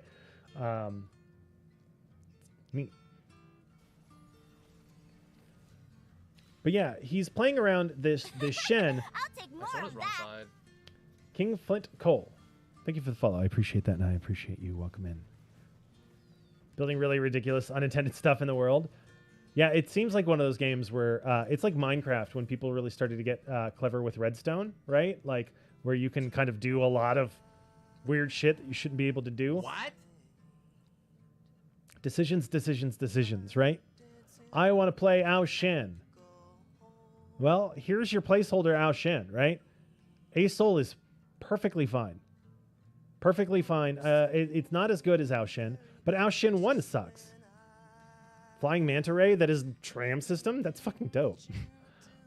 I don't like builder games, but watching people make shit in Minecraft and watching people make shit and seeing it on Reddit, right? Like that's really kind of it. Like people on Reddit are like, I made a fully functioning TI-81 graph calculator in Minecraft, and you're like, how the fuck?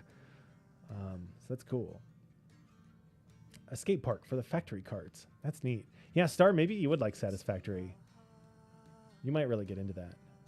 Because it's, from what I've seen, it is as loosey-goosey or as intense as you want to make it. So you could be like really meticulous and organized, or you can be completely ADHD and still have a lot of fun. It's what I've seen from people playing it. I watched Empire. I watched Empire play a bit of Satisfactory back in the day. Working video phone in Minecraft, yeah, people go nuts with these games that offer basically like the ability to make computers within the computer game. I made Doom run on a Game Boy that I made in Minecraft. I made a Game Boy in Minecraft, and then I got Doom to run on it. You know, like, what the fuck?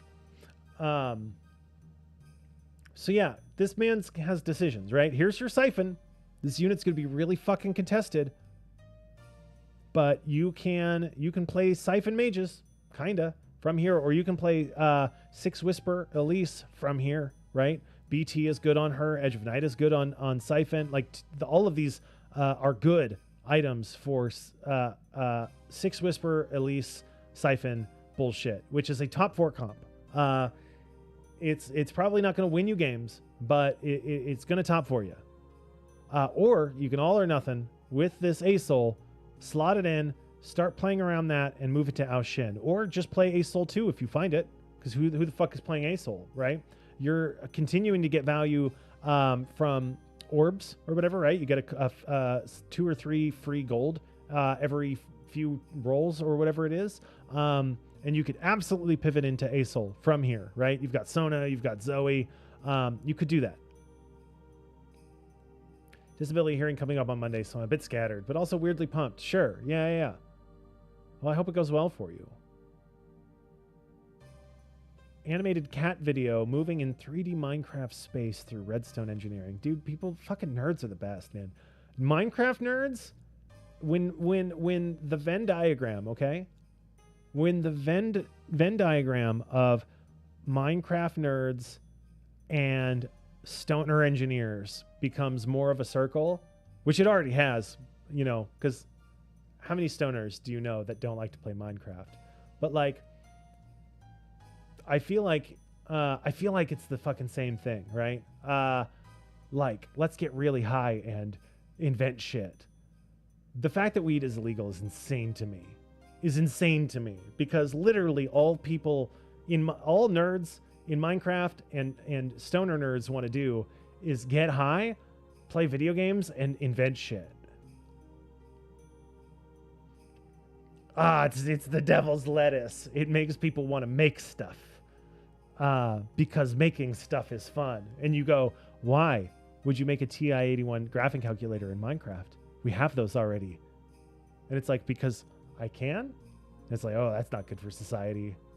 Making stuff because you can, because it's interesting, because it gives you value instead of other people. I can't sell your graphing calculator in Minecraft. Fuck.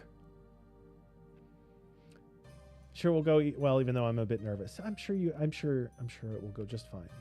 Fingers crossed. I'm not sure why it said I was rating.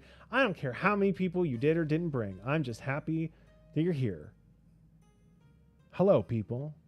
However many or few as there may be. Hello. Welcome in. If you like teamfight tactics and karaoke and leftist political thought, boy, have you found yourself in the right tiny niche stream for that. I am a master TFT player and a writer, singer, producer, actor, you name it, I probably do it. Oftentimes here on this stream in this space. So welcome in, guys. Weed makes you violently hungry. Yeah. Weed makes you want to eat chips and fuck. Fucking illegal. Fucking, was your creative smart enough to make random shit like that? I feel like you are. I feel like you are. I feel like you maybe have not found the thing that you want to make or do, maybe, right? But I think we all have a creative spirit. If you wish you were creative, then you are. The desire to be creative is all you need to be creative. The next step is just to start making shit. Congratulations.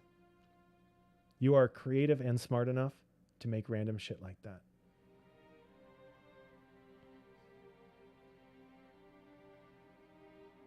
So, you already got the hard part out of the way. The desire to make and create shit. I ain't making no computer in a video game. You don't have to make a computer in a video game. I don't want to make computers in video games either. That's why I think it's so neat. I'm like, wow, fuck that. I don't want to make that. I want to make video games. So I do that, right? I don't want to make a computer in a video game. I don't want to play Minecraft. I don't like building shit. I don't like playing Minecraft. But there is something out there for you. If you want to make random shit, if you want to create stuff, if you want to be creative, the power is in you. All right. Let's get back to it. So he takes the siphon, which is the safe thing to do. A soul? Is this playable? It's holdable. That's my biggest thing, is he can hold that for 10 gold. He can absolutely hold that for 10 gold. You're very wholesome. I'm not. But thank you for thinking so. Fooled him. Haha. Out here tricking the masses.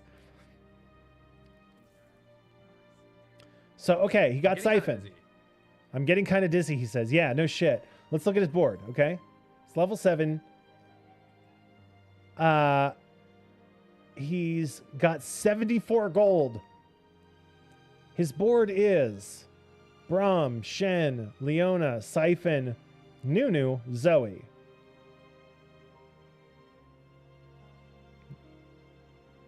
What the fuck is going on this board, right? And he's saying, I'm dizzy. I don't know what the fuck I'm doing. I'm 78 HP. Here's the thing, dude. This game is fucking wrapped up if he just picks. Okay, what the fuck am I doing? So therefore you have it in you, and you already have the hard part. Don't. Hey.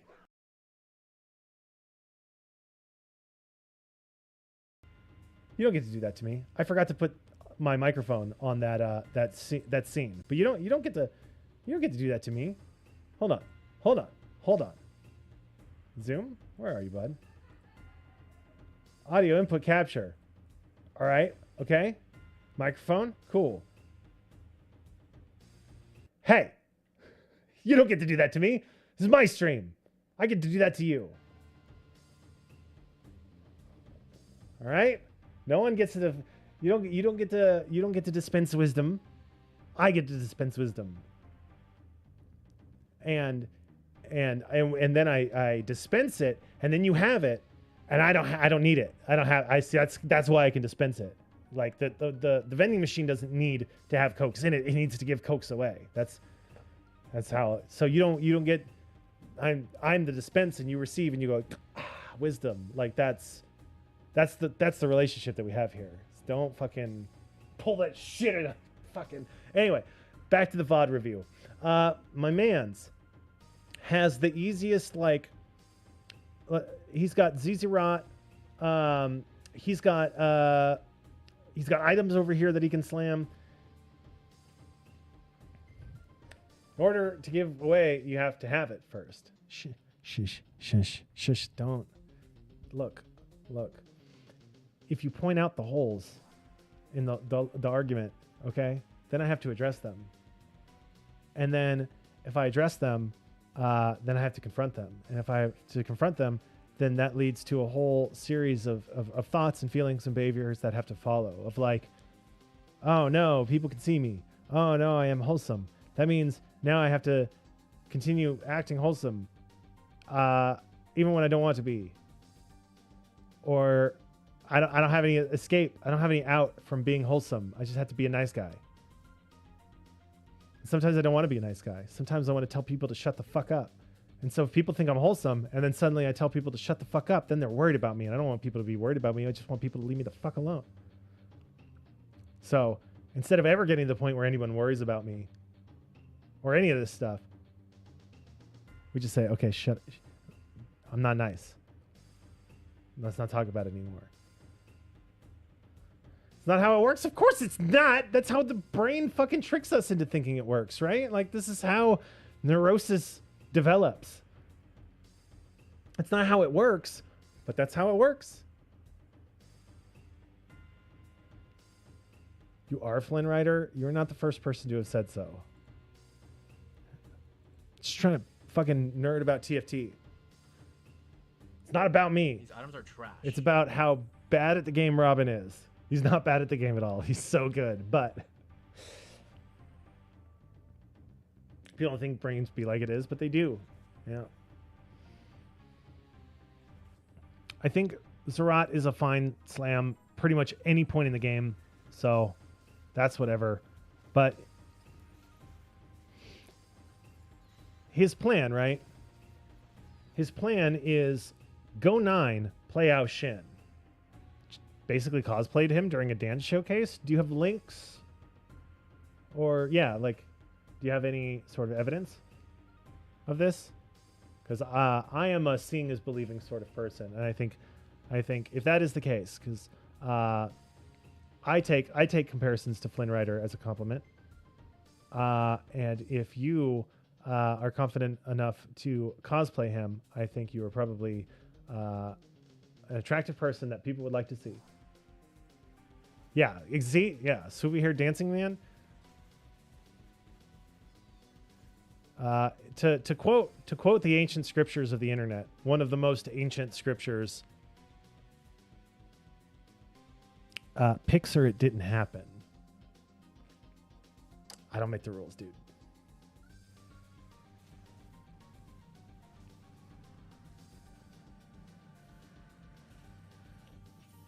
So cool. Here's my thing. It's 4-1. You have 84 fucking gold. You have 2 item siphon. Pixar didn't happen. AC, you know. I've yet to be able to port it from a DVD. Remember in DVD, guys? I guess that is, I have a lot of, that's interesting. I have a lot of my old theatrical productions that I was involved in on DVDs. And I have not digitized them to my computer because I do not have a DVD drive in my computer anymore because it is not 2004. So like I would have to go and plug in like the Xbox or something to be able to watch these things because I don't have a DVD player.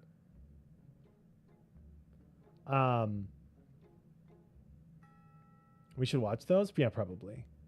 You have a DVD drive in your PC? Well, Blu-ray? Yeah, same diff, right? It'll read DVDs. I think at this point, right, it would be like finding the software to pull DVD rips.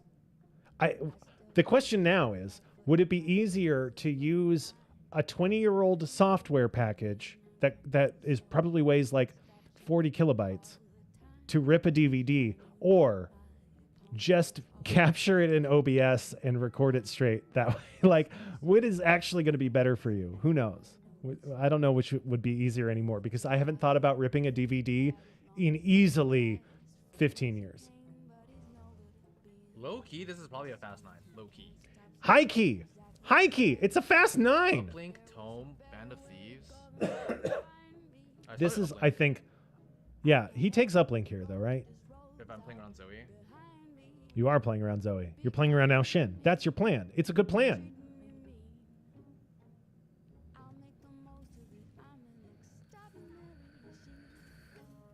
I can walk you through capturing to OBS right now. You have Siphon Pair. And so now, hold on. This is the thing that we argued about, right? This is the thing that we argued about earlier. Let's talk about this. This is the thing Star and I talked about earlier. Okay. Here is the plan. Fast 9 Ao Shin. Fast 9 Ao Shin. Fast 9 Ao Shin. I've got infinite gold. I've got a strong board. I've got a lot of HP to spare. And I can Fast 9 be at like 40 HP, which is plenty by stage 6. Have Ao Shin 2 and actually win the game. Seems like a pretty fucking good plan to me. I have decent items. I have frontline items. I have I have early game items, but I can build, right? I get Carousel, I get Treasure Dragon. I can find Sojin. I can maybe find build Archangels and stuff like that, right? Like if I get Sojin plus Rod, I can build Archangels Sojin from here. I get Cybernetic, which is fucking huge for Ao Shin, making him cast that much faster, right? I have 87 gold. I need Silas, and I'm in, right? Silas Ornn, and I am, for now, 4 Whisper, 4 Bruiser. This is a dead unit. This becomes Ornn. This becomes Silas. 4 Bruiser, 4 Whisper, 3 Mage, right? This becomes Rise. This becomes Nami. This becomes whatever the fuck mage you want or need to put in here. Because you're playing around this. You just need this to cast twice.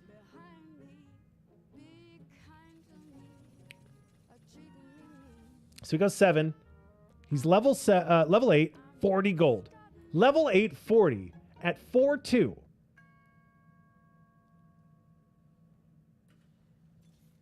Siphon Pair. I can't really play the guitar. Olaf. Olaf's a bruiser? Sure. Nunu Pair? Sure. Sona Pair? Olaf again? Every time he presses that button, he gets further and further and further and further and further away from his goal. Have a good night. I'm getting yelled at to go to bed. For sure, my dude. Yeah, thank you for coming in and hanging out for as long as you did. Go to bed and get some sleep.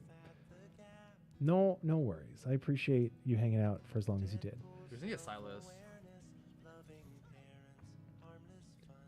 He's got 2 out of 3 mages. He just needs a Silas. There's a Silas.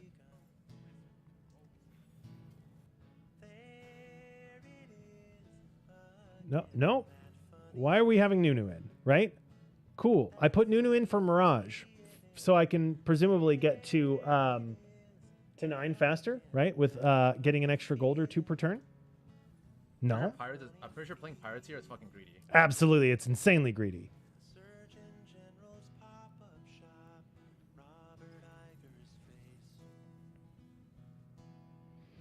Okay, you're level 8, 30. 4 Whisper, 3 Bruiser, 3 Mage, 2 Guard. Like, not bad. Your Siphon is pretty much all of your damage, but you've got a Zoe that can do damage, that can Empower your units that can make them invulnerable and stat buff them. You've got insane frontline. Like, insane frontline. Sit. You're fine. You're 78 HP, dude. Sitting on Siphon Pair.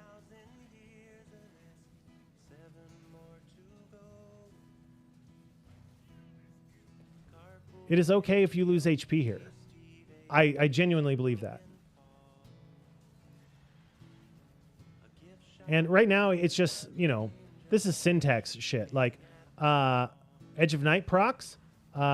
He's able to drop aggro on his Siphon. He's going to get caught on this Diana, this 3-item Diana. He takes a 3-unit loss here. Not a big deal. Not a big deal. 69 HP. Nice. I could play Lulu. Okay, the Lulu's pretty fake. These two are fake too. What is my board? They're not fake, though. That's Okay, the thing. I'm pretty They're not fake. Those are upgraded Guardian units, okay? That is Braum 2, Leona 2. Are they ideal? No. Are they fake? Abso-fucking-lutely not. I can't go 9 until Siphon 2. Also not Shanna's true. an open slot. Leona and Braum are open slots as well. We can play Lulu Sona. We probably should have picked up Sona. That's a misplay.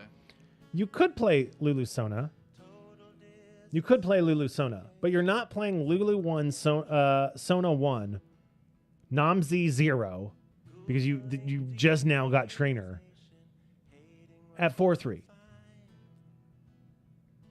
If you, I feel like if you put Sona 1, Lulu 1 in over Braum 2, Leona 2, you're fucking throwing.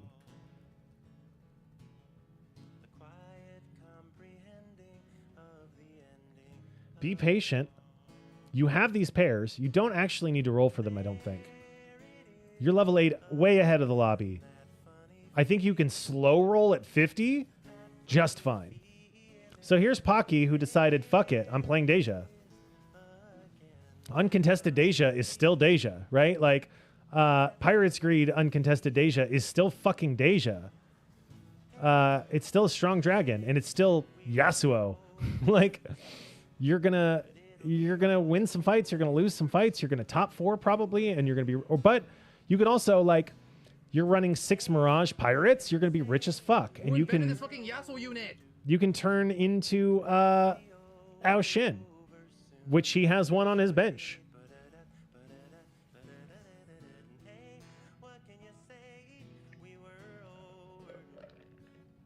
I think that's an underrated play, by the way. I've seen it win lobbies. I've seen it win lobbies in Masters. So if it wins lobbies in Masters, it'll fucking win lobbies in Gold. You play Pirate's Greed, Deja. You make 1 billion gold. You go 9. You sell Deja, and you put in Ao Shin. Congratulations. You are now a gamer. Winning lobbies. Or you fucking 3-star Ao Shin, or Deja, because literally no one is playing Pirate's Greed Deja past stage like 3. So you play Deja, and you keep playing Deja, and you keep clicking Deja until you have all the Dejas. And I don't give a fuck what the Mirage is. Deja 3 fucks. It's just a really fucking strong unit.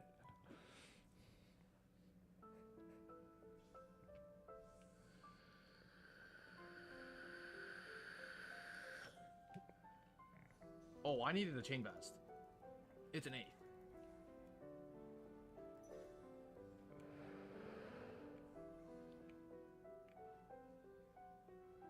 Unfortunate. We can do Ginsu's. You could do Archangels. Okay, cool. Now you hit. He is completely at this point given up. Completely at this point given up on the idea of Ao Shin. Completely, right? I can't go 9. I can't go 9 until I hit Siphon 2. He hits Siphon 2. Continues rolling. Continues rolling. Now it's because, well, I have Silas pair, I've got Lulu pair, I've got Zoe pair, and I get that. Siphon 2 versus Siphon 1 when you have Braum, Leona, and I get it, he's trying to get out of these units, but you have upgraded Guardian frontline. That's fine. That's fine all the way through the end game, honestly. These are strong, fucking sturdy units that buy this and this enough time to do damage. So why do we need to upgrade to Zoe 2 right now? Why do we need to upgrade to Silas 2 right now? Why do we need to get Lulu Sona in right now? We don't. Orny. Bam, Orn, you're fucking in like Flynn Rider for goddamn Ao Shen. These 2 units are your front line. That's all you need. You have such a strong board right now, all things considered. And this is a fucking grief. This roll down here, missing, like, this, we were arguing about it earlier about what he could have done and should have done and units that he missed all throughout. And I tend to agree in general. But at this point in the game, forgetting the set stuff, right? Forgetting he should have played set, reroll, and he should have made different decisions earlier. Now at this point, if you want to go level 9 and play Ao Shin, you have to stop pressing buttons. He was 40 gold. My board stinks.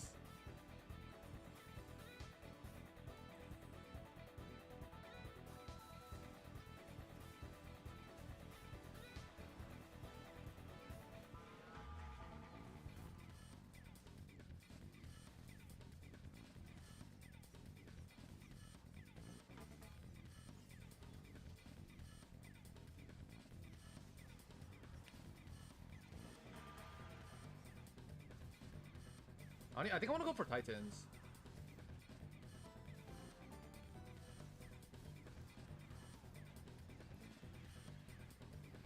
One unit loss here, not bad. It's not bad.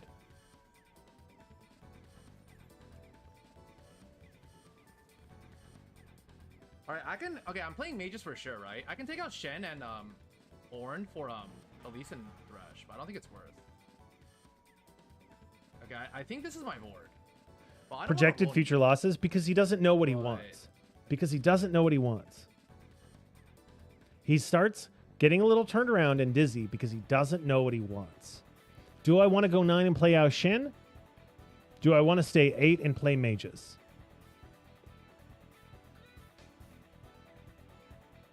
But this is what got him. He went from 100 streaking to sacking the stage, and now he's at 55 HP, and he doesn't know what the fuck he wants to do. So now we've gone from Braum to Leona to Shen to Silas to this.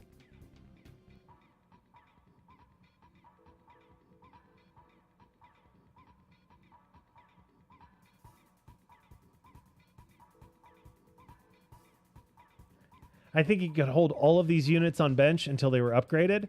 Because Namzi at putting in Namzi at 4-5, who gives a fuck, right? Putting in Namzi at 2-1, really big. Really big. Right? You're starting to train that motherfucker up, and it's going to be huge.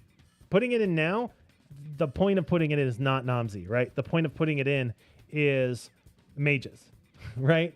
And eventually Mystic, potentially, right?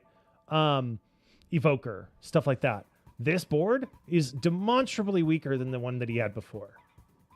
He hit upgrades. He hit the upgrades he said were important. I need Silas and I need Siphon 2, and then I can go 9. He hit all of those upgrades, and it still wasn't enough. Because he's still not sure about, can I go 9? You're level 8, 40 gold, 78 HP, with tons of upgrades on your boards.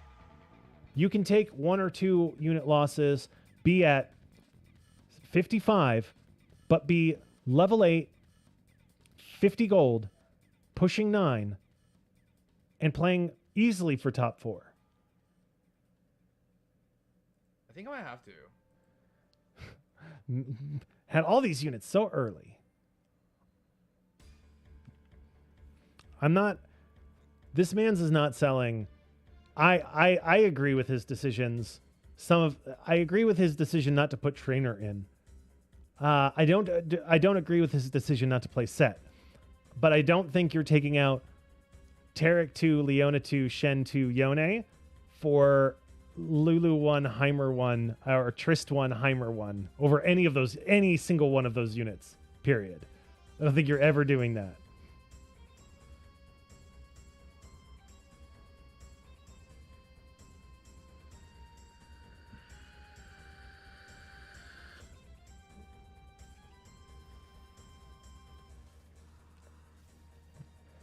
I'm 99% sure Soju won this lobby from here, from 9 HP, playing volley.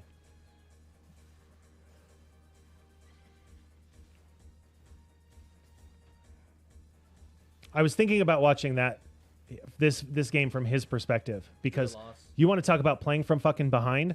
Soju has been at 9 HP for since 2-2, because that's how he likes to play. I think if you gave Soju Cruel Pact every single game, he'd be like, oh, this is how I'm used to playing anyway.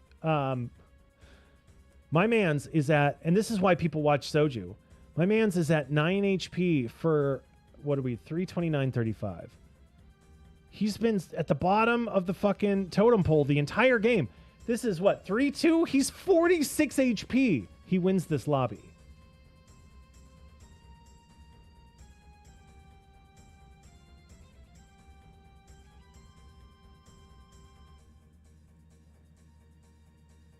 Yeah, here's where he goes 9 HP. He's 9 HP at 4-2. Soju is 9 HP at 4-2. He cannot win. He cannot lose another round. Lulu.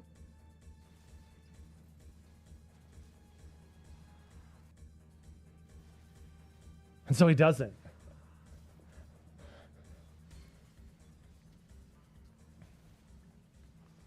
He does not tell himself this is an 8th and then let it happen. True. I mean, his board is so fucking strong. And he's got the prep value paid off. He says, I cannot lose another fight, and then makes that happen instead. Yeah. Shit talk Soju all you want. I do. You do. A lot of people do. Because he's a very first or 8 player. But he has learned to play, I think, under a lot of pressure. He has learned to make that work for him, and to do it really, really well. The problem is it's not great for tournaments. I don't even know. It's very shorty. Yeah, so bad. It's not good for tournaments, but it's great on ladder. So he makes another portal. He's got redemption and a.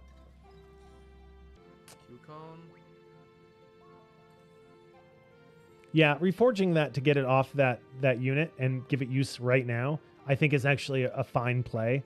Even though you might go well, that's Archangels, but then you have to sell Zoe pair to make Archangels. Nah. And Ornn 2, I guess. That's not happening. I'm rolling for Zoe and Ornn 2. Double Shojin Zoe 2. Yeah. Yeah, let's roll for Zoe. No, dude. If I lose one more, I'll just roll. Play for top 4. If I lose one more, I just roll and play for top 4. You're not hitting... What are you rolling for? Lulu? Heimer? Ornn? Zoe? That's not it, dude. I don't think it's it. I don't think that's it. I don't know how I could have made my board stronger. I definitely don't play Namzi, but Namzi's kind of free because I'm playing Heimer anyways. No way. Oof. He got stunned out of his charge. That feels bad. And then he got mana reaved. Okay, I'm in your back line. I'm killing your Zoe. Oh. Yeah, Within's board is pretty fucking illegal. Uh-oh. Uh-oh. Uh-oh, Bubble. You ate the daisy. Yep. You idiot. Okay, holy. Yeah, huge win here. Huge win here. He should not have won this fight. He got such good fight RNG, and within got such bad fight RNG. But now, Let's go, right? Ramsey. You can do it. Now he's 48 HP, 45 gold. Not even 50. Like 9 is so fucking far away at this point. I think if he hadn't transitioned into Nami or Lulu 1, Heimer 1, Ornn 1 so quickly, he's in a much, much better spot. It's just that indecision. I think if he'd just said, I'm going 9. Right, I'm playing one, Ao Shin. Shirley. And I either go first or I go 6th. He probably goes 3rd. Oh, this is the worst possible fight RNG. Yeah, he's trapped and stuck, and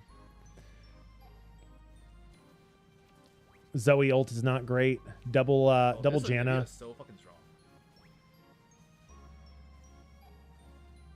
He's getting stunned out of his mind. Oh my god, Ash CC everything.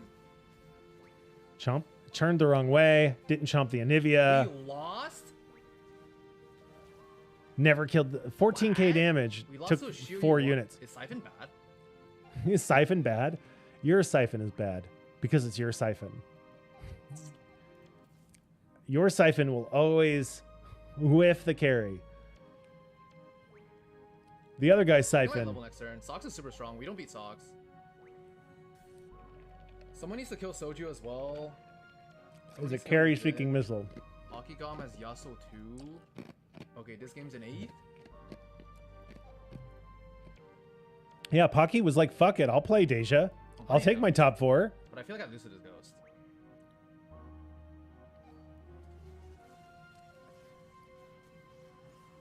Nope, not the Zaya. No, let's just go straight across the board. Let's whiff on the Zaya completely. Why would we ever want to kill a Zaya? Binary Zaya is so fucking strong. Well, nope, no Zaya again. Fuck that. Nope. Into the corner. Let's eat 5. This is not good. It's very No, not good. me.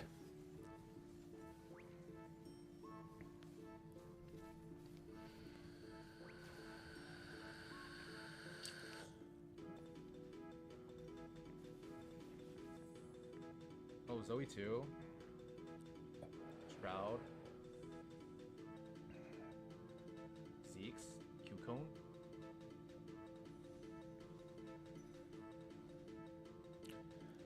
Zoe 2 is great. I just wonder if Shroud would have been better. I don't have enough damage on my board. It's just I Siphon carry. Yeah, it was Shroud Bard, I think. Right? Like leveling 9 and slamming Bard I think in I there. could have dropped. I think I could have dropped. I just played Corki. Drop these two. Play traditional like Corki comp with Sona Corki. No one's playing Corki. It's true. There's Ao Shin. The one we're leveling to 9 to go for. You have half a board? Yeah. Yeah, the Bard was Shroud. Like, because he's thinking about leveling 9 to put in Sona 1. Here's Soju again.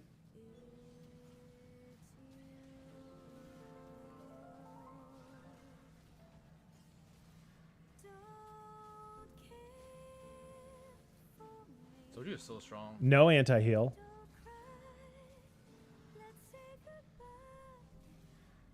Hits crits for 2k damage means nothing. Means nothing. If you don't have anti-heal, Volley is going to fucking beat your ass. Now, the lobby's pretty tight. But the whole time, he's like, I could go Ao Shin. Am I playing it? I could go Ao Shin. Here he levels Shitty Namzi. to put 6 Whisper in. Yasuo?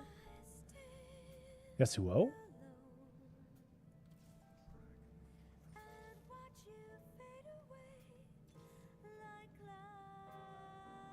I don't think that's it, bud. You're like, I'm going 9 to play Ao Shin. 1 turn before you level. There's a fucking Ao Shin in your shop, dude. I just Okay, I don't. think we're dead. Yes, you're fuck is this? quite dead. I just don't think that was it, Oh, bud. it's Pirate Mirage, right? Pocky is level 8. High-end I grabbed the shopping. Deja. That's pretty good. What you call it? Gadget expert. Sitting at 44 HP at 5'6". Uncontested Shit. Deja Winnable? is pretty good. This is not It's winnable. Pirate fucking Yasuo. No one Three loses, right? Keep summoning fucking- fucking golems, please. 3 fucking unit or 3 item Yasuo is dangerous. If he had listened to his intuition and made purchase, yeah, absolutely, he'd be in a completely different position in this point. If he had, and here's the Archangels, he could have slapped on I mean, that this is our fucker. board, right? Like, it can't get any stronger. If he had played set, he'd be sitting at 13 HP, or he'd probably be sitting at like 40 HP, losing occasionally to Soju.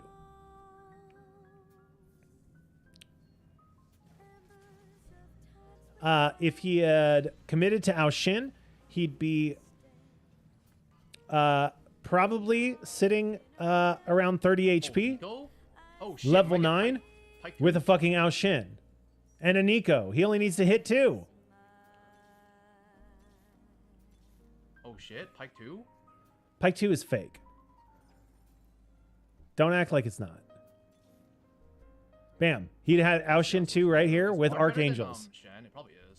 Sitting on an ice cream Better cone, than Orin, actually. winning the video game.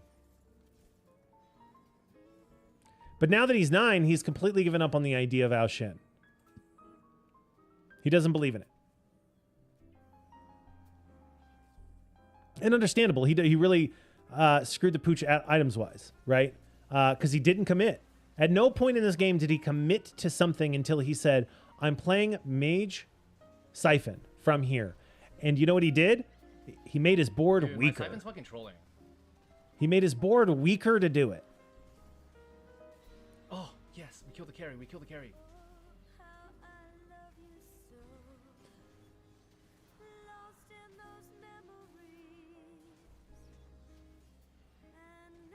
Summon a golem! It did.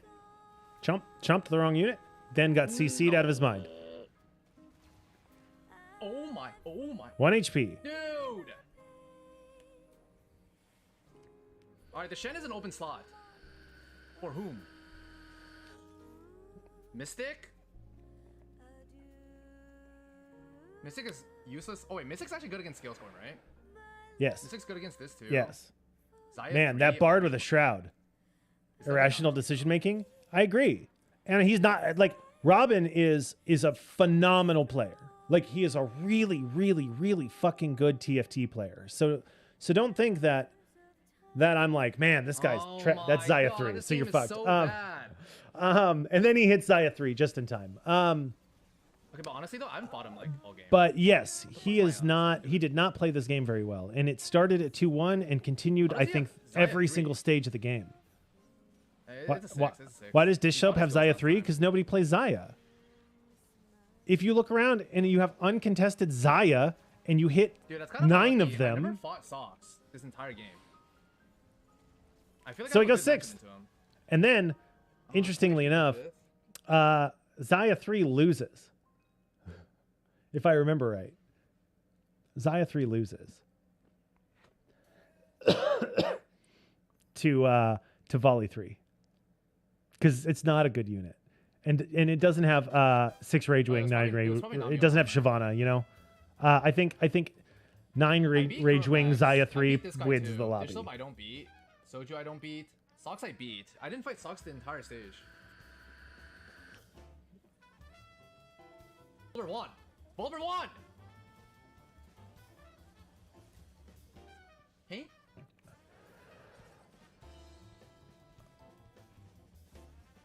So yeah, I just think it's an interesting game. And it shows the value of commitment, right? Even at 2-1, I think I still all the way through this game, I think that not playing set was a mistake because I look, if you're me, I've played 500 games this set, but very rarely have I played set reroll. Okay. Very rarely have I played set reroll. If you're Robin, let's have a look.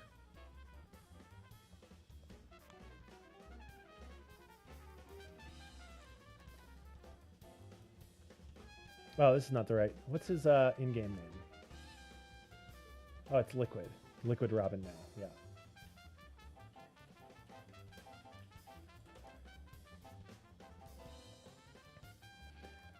My man's has the same number of games and is way better than me, but I bet you a nickel he's got some set games in there. Maybe he doesn't. Oh, there's a set game a day ago. First place.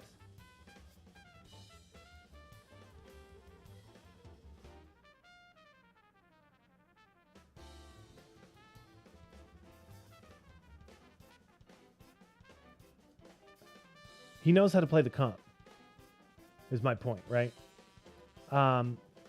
He has played a lot of games. Here's a second place set reroll 2 days ago. He knows how to play the comp. I don't think it's a comfort thing.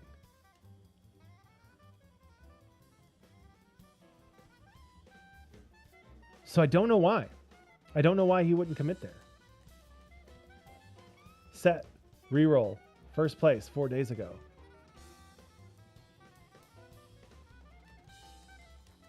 Like, you know it's a good comp. You know it can win. You've got a great opener for it. Don't commit. You take true twos and you get Tarek Shen, and you decide that you're playing Pirate's Greed, Fast 9 into Ao Shin. Then commit to it, dude. Then if that's your plan, and it doesn't matter if it's 2-1, if that's your plan, you really got to go with it. And not only that, I think he doesn't scout the lobby for augments or positioning or anything like that until 2-2. He slams Edge of Night. He wants to play more flexibly. He doesn't know what he wants to do, and so he wants to keep his options open. So he slams Edge of Night, which is a flex item, and then scouts the lobby and goes, ooh, it's going to be hard to hit Siphon. It's going to be hard to hit Shioyu. Maybe it's just go Fast 9, play Ao Shin.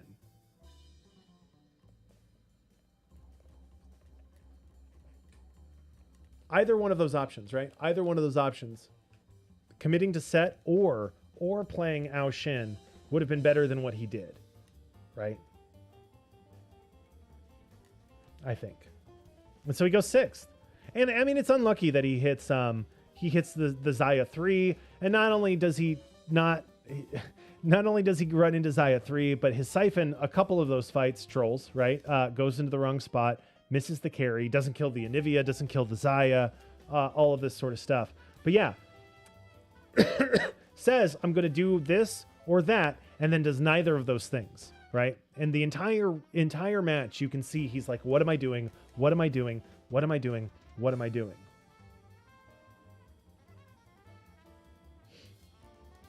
And the answer is nothing, right? Asking that question until you go 6th. So if you find yourself at 3-2 saying, what am I doing? Going 6th. At best, probably, right? That board is lucky not to take 8th, regardless, even in gold 3. I agree. I agree completely. It's not a strong board. And the only reason he goes 6th instead of 8th is because he had a really, really, really strong stage 2 and 3. And that's it. And that's important, right? Securing not 8ths is important, and learning how to secure not 8ths is important. And having, playing strongest board and preserving HP that you can sack later and all of these sorts of things are important. But not to do that, right? Not to do that. It is to sack HP, to go Fast 9, to hit Ao Shin 2, to win the lobby. But you got to commit to it. You got to commit to it. Again, Robin is a fucking phenomenal player. I watch quite a bit of his stream. I mean, Star can attest to this, that she's seen me watching his stream recently and stuff like that. He's a really good player. He just misplayed that in I think entire game. This is Amdi, who is a player I've never seen or heard of before, who has like the tiniest Twitch stream. I think I don't even think they stream. They only streamed probably. No, they stream. They started streaming 6 days ago. Spat? Oh, shit. Oh. I told you to take it.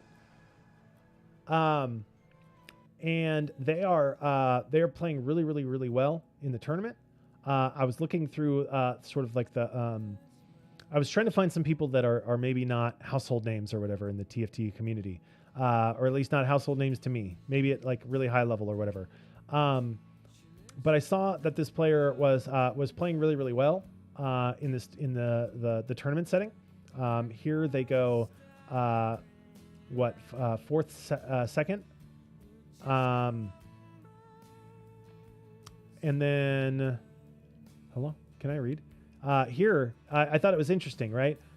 They go 7th, 8th in their first lobby. They keep it together. They go 4th, 2nd in the second lobby, and then go first in the third lobby to sit at 8th place, which is just insane mental. Just insane mental. To bounce back from 7th, 8th in the first lobby to being 8th out of 32 is insane mental. So I wanted to watch one of his wins to see sort of how he puts a win together in these conditions, because he is absolutely playing for his life in the tournament. And these wins are a really big deal. Spat? Oh, shit. And it's a spat lobby. Interesting.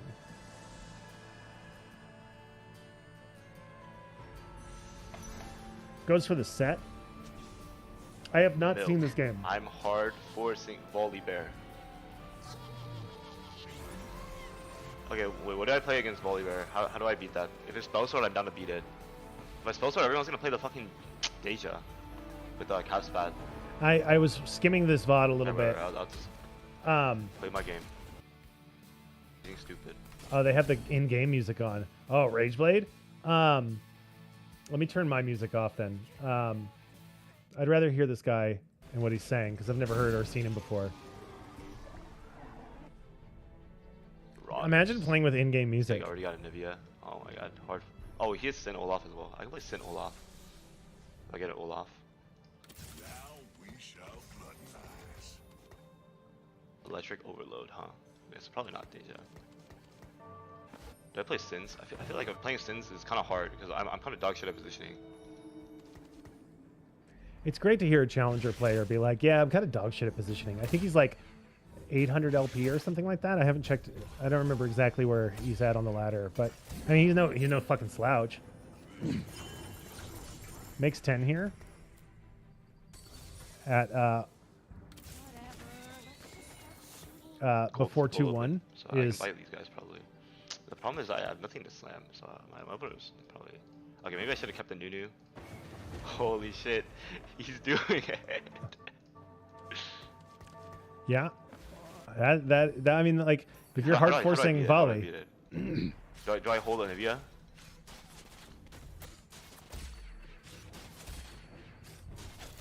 yeah, I wonder if holding I wonder if holding the Actually, Nunu or nah, making it's 10 is fine, more he's- important. Oh, Living Forge. Living Forge, Cyber. really good. Hold on, let me check some stats. These are all really good augment Living choices. Forge, He's just going Cyber, tactics Living tools. Forge. I do this too. I do this all the time, where I'm like, wow, all of these are dog shit, or wow, all of these are really fucking good. I think Living That is Forge is Corky. probably the best. Like, Oh, Forge Fever's items are pretty good, so actually. fucking good.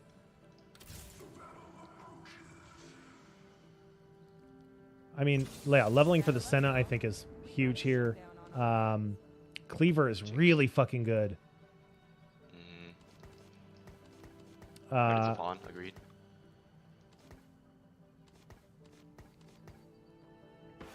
This is a not Okay, terrible let's keep start. moving forward. Not a terrible opener considering it's gold and Not bad. spat, and he has Dragon Mancer. Yeah, I honestly think this Lulu is more important. Oh, thank the fucking lord. I'm playing against a Varus hard forcer. I mean, you see the damage to the Skarner with this Cleaver shred. It's just Won't insane. be that good in prismatic. Cleaver Actually, just lets them melt right through units with that MR shred. Nice free win. He's playing Prep Honestly, 3 Soccer's not that good. Varus. We'll actually take real augments. How many real augments?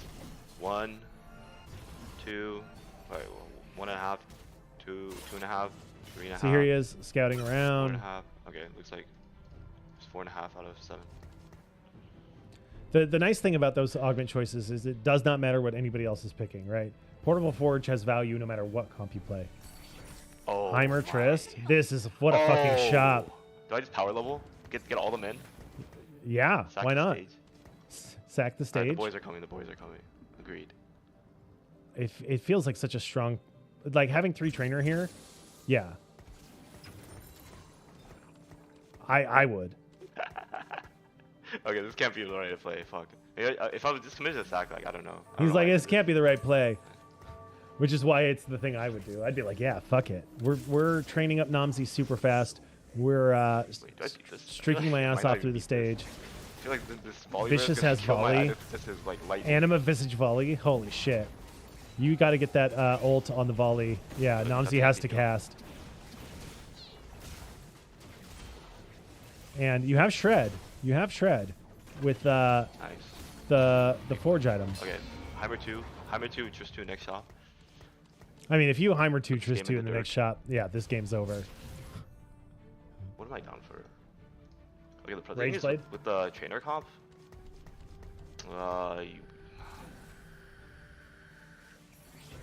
That's okay.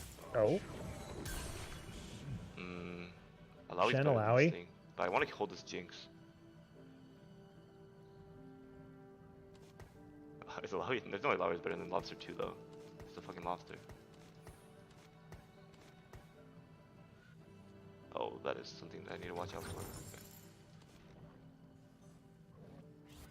Did he take is that Radiant Thieves gloves? Holy fuck. No. Rod you. Radiant TG is fucking scary. Oh, is this thing gonna die in how many? 2 hits? 3 hits maybe? Oh, 3 hits would be great, because he might actually cast the second time.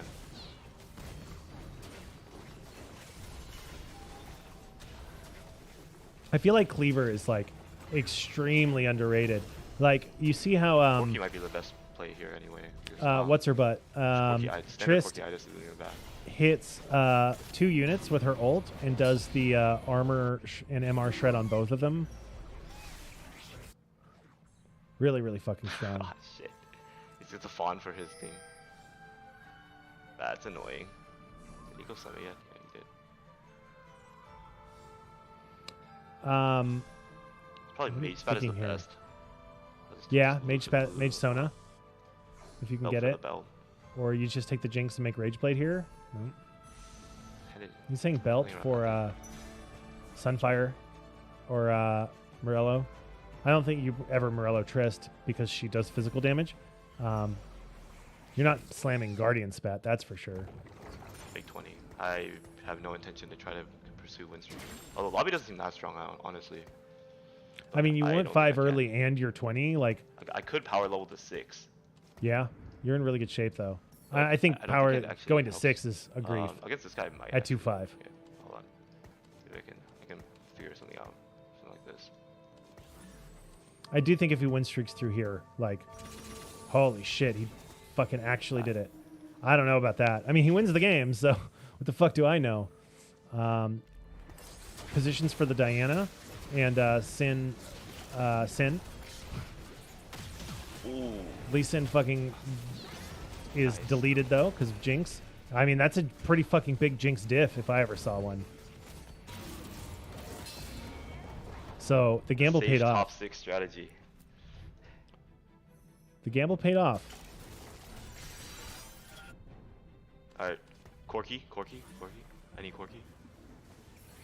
Oh shit. Holy fuck. That shot though.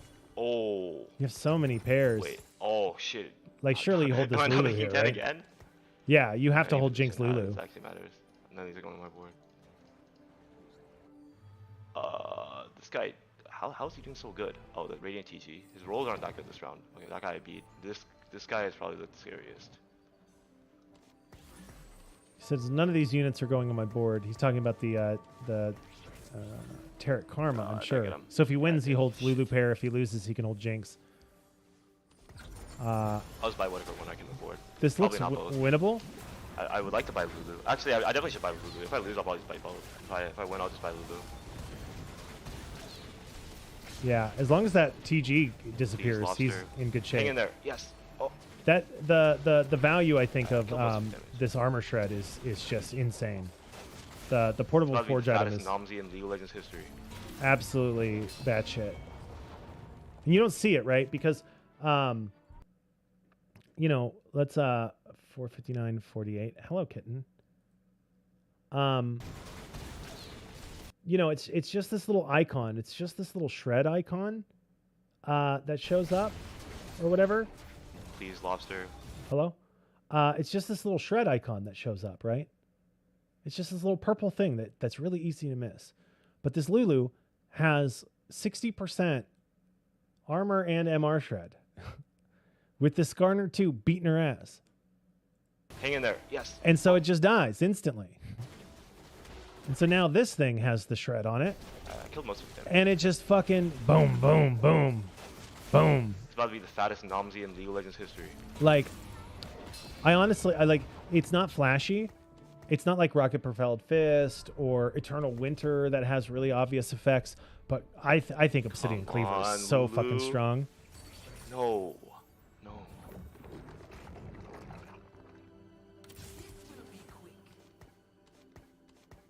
What a strong opener. It'll And win. Actually, wait, no. I don't know about the level 6 push, but Okay, it worked out. And I think certainly against the it makes me so weak. the Lee Sin player, probably getting that Jinx in, won the fight. So it was a gamble that paid off. I don't think use with caution, you know, like I'm gonna push 6, but Sunfire it's such a big improvement to his board, and he rolls Sunfire here. That's fucking huge. So he's level 620 at 3-1. Holy shit! Where do I get this fucking board? You know what I'm saying? He's got Sunfire Belt. Like, girl. Where do I get where do I buy these Give me Earth openers? grab bag. Oh yeah, Earths would be fucking huge. Just get a free fawn. This guy I probably want to put on this. Feels good, man. Yeah, this is such a fucking high roll game. But it's interesting, even with a high roll game, right? That decision making of like, I'm gonna fucking slam 6 What am I doing? at 2-5. Alright. I think this Nomsy is, angle's you know, not gonna be Exiles good either. 3. I'm pretty sure this guy's stronger than me. Yeah. I'm pretty sure if I fought this guy last actually on state the last stage I might have beaten him because I had a Yeah, bot this on is him. not it. This is an even higher roll. Yeah, now he's way stronger than me. Yeah. Level 6, Heimer 2, Not Jinx bad. 2, Sedge Not bad. 2. He's still in a really good spot. He's still Maybe in I such a should've good rolled the spot. 0. Who knows? Level 630 here. I like the guy who won is level 610, you know? Not getting that streak. GG's pretty good. TG here. I think if it was Rebel Spat, you just force Deja like a My positioning there motherfucker. is, like the worst positioning of all time though. Um, I'm gonna put this on because you for now. but TG's really good. How important is this Jinx? If this man forces 7 here, I'm going to lose my shit. Fuck it. Stack up I want to hold this Jinx. I don't want to mess up my econ. Let's just Dude, ruin my honestly, I'm econ, losing. go Shouldn't I roll a 7. little bit? Fucking shove that bitch in there. I mean, I lost that, man. It's fine. I like to be a level 7 before I roll. I'll probably roll if I. That's the kind of bullshit I would actually do into my game. Be like, fuck it. I'm going 3 Cannoneer. I'm playing for shop odds. I can't buy anything in the shop because I have no Pretty good gold. Nomsy angle, I think. But I'm playing shop odds. Bite. Ever just bite the bull and buy this?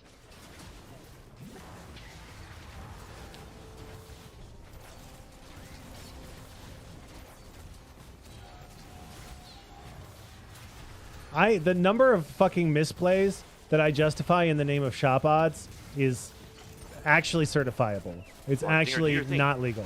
Dinger. Oh. It's for shop odds, baby. We're just bet. Oh. No. Oh, almost. Almost. That's a pretty good loss, but it was so close, you know. It's that Anima Visage. His anti-heal wore off too quick. Namzi 2. Namzi 2 at 3-3 is not bad. Oh my goodness. Oh my I'm god. going to need a last whisper. Actually, I already have one. Thank the fucking Lord. Oh, You have the best Last Whisper. It's so nice. You have the better Last Whisper. So, that's good.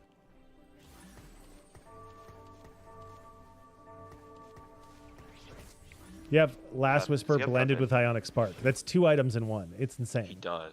Oh. Uh-oh. I'm in danger. This guy is very strong, actually. Yeah. And he made the Fawn. Namzi ult. Namzi ult was really good there, though, for sure. Holy Oof. shit, I got fucking smoked. Yeah, you ate shit. But you're, again, level 650 going into 3-5 carousel is not bad. 73 HP, like, this is still a really, really, really good spot. If I was second pick, that'd be really good. But no. He's got items. You know, he's got the TG, he's got the cleaver, he's got a rod that can be Rage Blade, he's got the spat, he's got an empty belt. Oh. Like, he's got a lot of outs and options from this position. I think he's probably just playing Corki. I would, you know. I might just make Morello anyway. I sometimes make, if I'm playing Corki and I Otherwise, can let's make try Morella to on make Sona, Guardian's Pattern. why the fuck not, you know? Because Sunfire is going to hit front line, but Morello gives anti-heal to the back line as well. 20 is really cheap. Boom. Roll a couple times here. Fast 7 for upgrades. That's good enough. Not bad. Now this Namzi is going to fucking... is training out of its mind, right? Really, like, he knows when to stop, right? He's now 3-5, level 7, 30 gold. He'll be back to 50 by wolves. Or by 4-1. Oh. Oof. That's an ouch. Oh, he has CB1. Is that enough? Only if your anti-healing can get through in time. No. Oh, no. That's such a good Anivia ult. You're eating so much shit. He hit with 30 gold. Oh, he took Windfall. Yeah, he rolled down 40, Whatever. like We 70 lose off gold. the stage. Yeah, losing the stage is, Oh, I think, next fine stage. here. You'll be level 750 at Wolves. Oh, this is No prison can hold me. Not bad. This is probably Not better bad. than this already. Yes, most I want TG definitely. Siphon, though. But then you don't hit your... Or just put it over this thing and then sack around. yeah, this is how you make it and make your econ thresholds. Yeah, you wanna sack the round anyway. So I think it's a good play. Because you're definitely putting those items on Siphon forever, What's at least in 2? and you get the Siphon in and still make 40 here. Okay, block 1.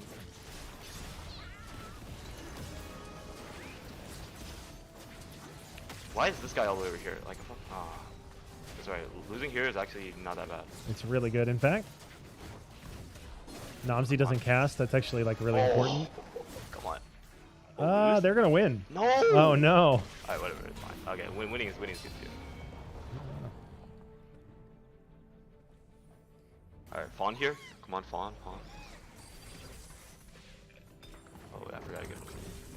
Oh That's good. fuck. And Eternal Winter. Give me a break. Okay, do I just go straight to 8? Depends how much gold I get here, right? Probably should roll on 7 a little bit. Yeah, I think hitting Silas 2 or upgraded frontline here is really important. Like, cool, you've got your Namzi training, you've got I Heimer can 2, hit you've got Lulu 2, but 1-star frontlines is not it. Oh, Dragon. Holy shit. What the fuck is He's this? probably one of the worst. Holy fuck, that's so much gold too. Mage Sona? Holy fuck, dude. What are these? What is this game? There's Siphon. There's a Silas in shop. No prison can hold me. Nico too. I don't think you ever make that here. Yeah. Siphon Pair. Corky. That's a really good roll down. You're just replacing Trist with this thing. It's Trist 1. You have a spare. Cleaver Hodge. Makes sense.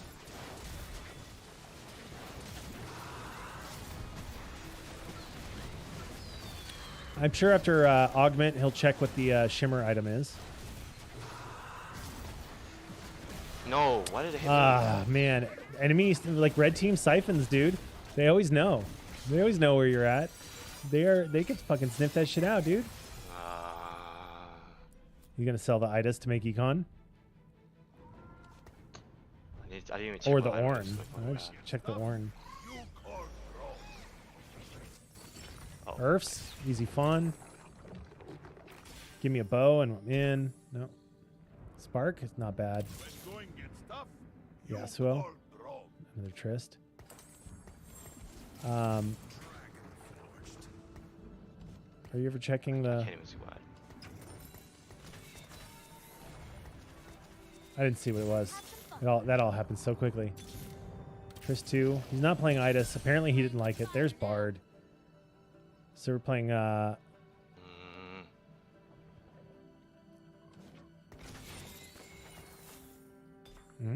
He did like it.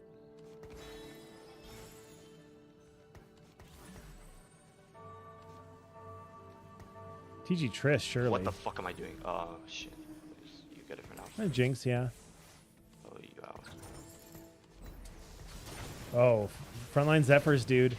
Frontline Zephyrs are so fucking strong. What the fuck? Wait, how did I fucking melt this team so fast? Did Domsy do all that? You have fucking Obsidian I wanna play Cleaver, Idas 'cause dude. I have this, but I don't. Every whatever. the first shit's hit I hit. shredded out of its fucking mind. So he does want to play Idas. I didn't see what the item was. Wait, this guy is not having a good time, but it's fine. Yeah. Poor Vicious. I like Saint Vicious a lot. I watched his, All I these watched his dragons are just eating stream all my gold. a lot What am I supposed to do? back in the day. And still do sometimes. Stylish He's Paris got going such up a there. he's got such chill vibes, and he's a former like League of Legends pro. What the fuck? And dude. who started playing TFT or whatever as he got like kind of too old to play League anymore. So he's like super chill. I don't know. He's a really good streamer. I like him a lot. I'd like to see him Alright, I'm gonna do more. Oh, it's Gamblers. I see. Yeah, you definitely Gamblers is fine. Yeah. Sure. I'm gonna commit. What? Committing? In TFT? I mean, you still haven't sold those siphons. Yeah, you commit a little harder, bud. Just fucking traditional, straight up, Idas Corky.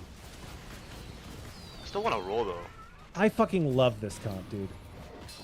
I think it's Is it wrong to so roll? brain I feel dead like- and fun to it's like play. so much. It's just fun and it's good. Going And I on like one seeing run Corky. Guardian, one run Boom. Big I love trainers. it. Like, Idas like powering up and healing, and you're like, oh, I kill this? Will no one rid me of this meddling Idas? Gargoyle is probably the best tank item. I just think that it's my These are favorite just my comp. I items. think. Or do I just take Corky and make one monks? Okay, I can. You Gargoyles. just make a stone plate.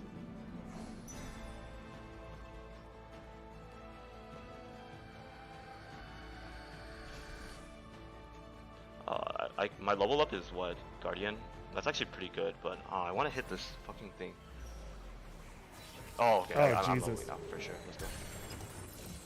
Oh, What a yeah. yeah. I mean, it's uncontested Idas. Like We're saved.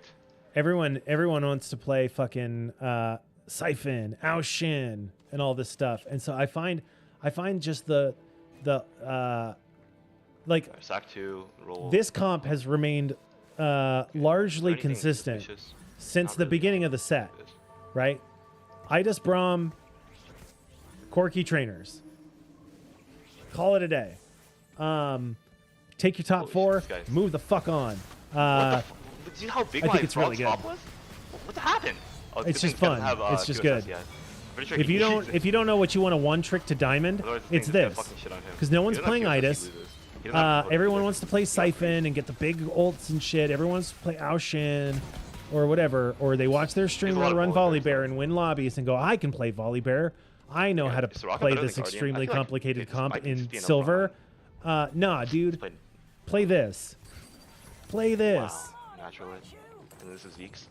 Even if you don't high roll it Because, like this this, item's actually really good. it's still so 38, yeah. fun and easy and simple to If I get play. a better item on the Guardian, I'm You not can gonna one do trick it. this in, guy especially is now. I think people have. insane augment. I think 2 or 3 weeks ago, everyone was playing Corki because it was a little busted. And you had like 3 or 4 Corki players in your lobby, and you couldn't do it. But right now, Like you this. could probably run Corki every single Fuck game this. and climb like a motherfucker. Okay, no sense. If I got sins this round, I don't know how it is in fucking gold and silver though.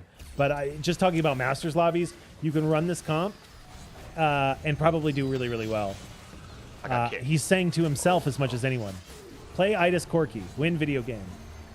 Although my lol chest says Shio Yu is my best comp, so maybe it's that. But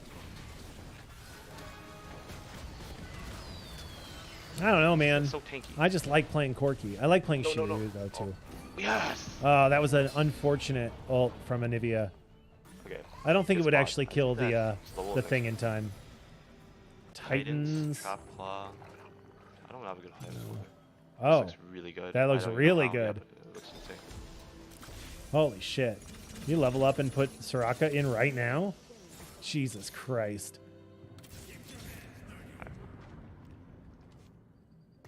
Yep, Zeke's. Rage Blade. You can put Gambler's Blade on whatever the fuck you want. You got a shiv out of it? Like, holy fuck. That's a, for one reroll, this guy's high rolling out of his fucking mind. But he's also making really smart I choices, think right? Trigger is better than the because Namzi will get really tanky eventually as well. Lots of sensible decision making, right? In terms of like when to level up and when to roll, when to stop rolling. I think is the biggest thing. Is not just when to roll, but when to stop rolling. Like when is my board stable Better enough position for both. that I I'll should probably stop just, like, pressing the gotta fucking block D this thing button? off. Let's go like this. And just go like I this. shot the best Fortnite game of my life. Take this a Took little bit. 8th because I was on a Nice wolf, corner ran to the back. edge of the cliff face. Wolf continued This running one is even though I faded edge, stopped. right? Punted from the wolf and fell to my death.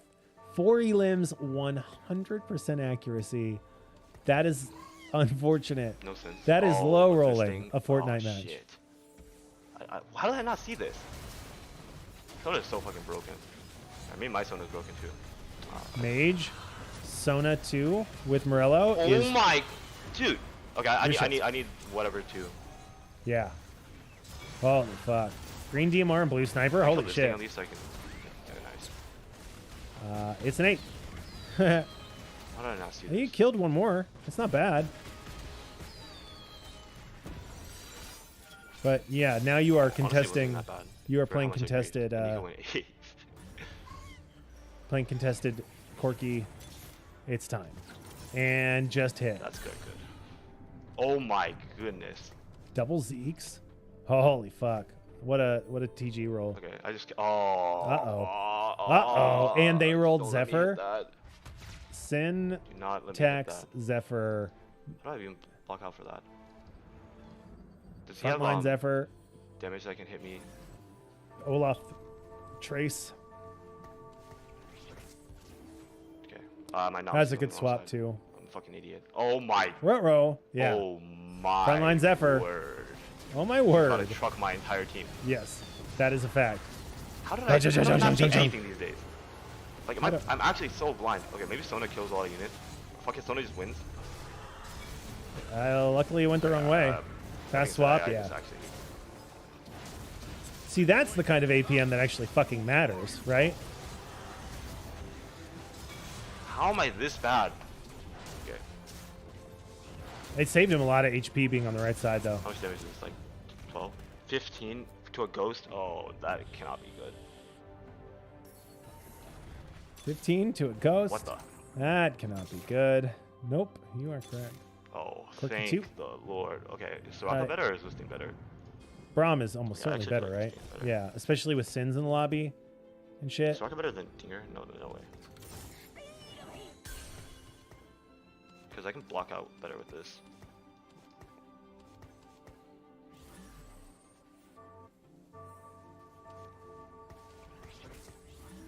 Not against him again. Oh, this guy's 9 Oh! Okay, Vicious went I 9 blocked the Shimmer. but this 9 Shimmer is not good. He was like, yeah, Vicious is not having a good day. I think He's Vicious has winning turned out. it around? Question mark? Crown Zoe. Wait, I win? Oh shit. Corky 2! Oh my god, that's such a fucking... That's so unfortunate. Poor Vicious. Ah. Holy shit. The volley bear that could. Ah. It's such a... like. Maybe it was Soraka just to choose. Shimmer is such a first or eighth comp that you cannot be upset when you go eighth I don't and know. not first, because it's going to happen more often than not, I think. Trap Claw's kind of good.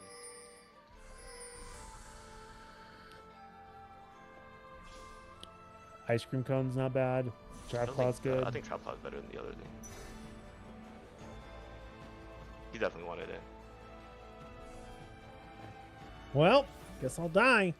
Yeah, sometimes. What do I do now? Go 9? Shit. Once, Go I 9 can't for... really He leaves in 3. Ooh, Okay, that means I need to sort of do like this, where he'll come. gotta go 9 for Maybe something like this. it's Sin Sin. Like Mystic, I think, is really all you've got here.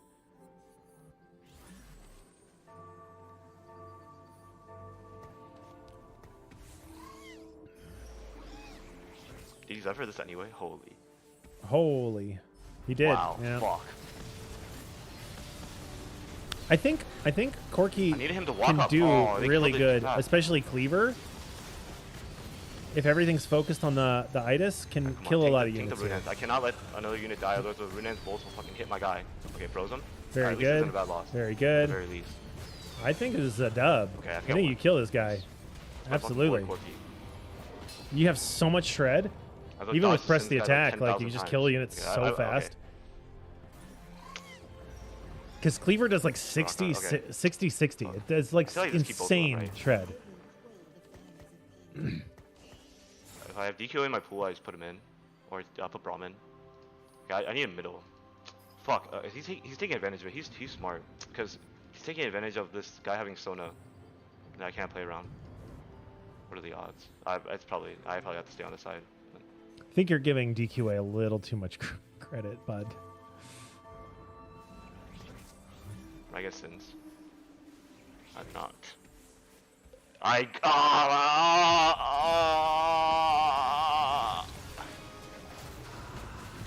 Oh, he charged back for it. Yes. He charged back for it. That's such an insane high according to roll plan. on the.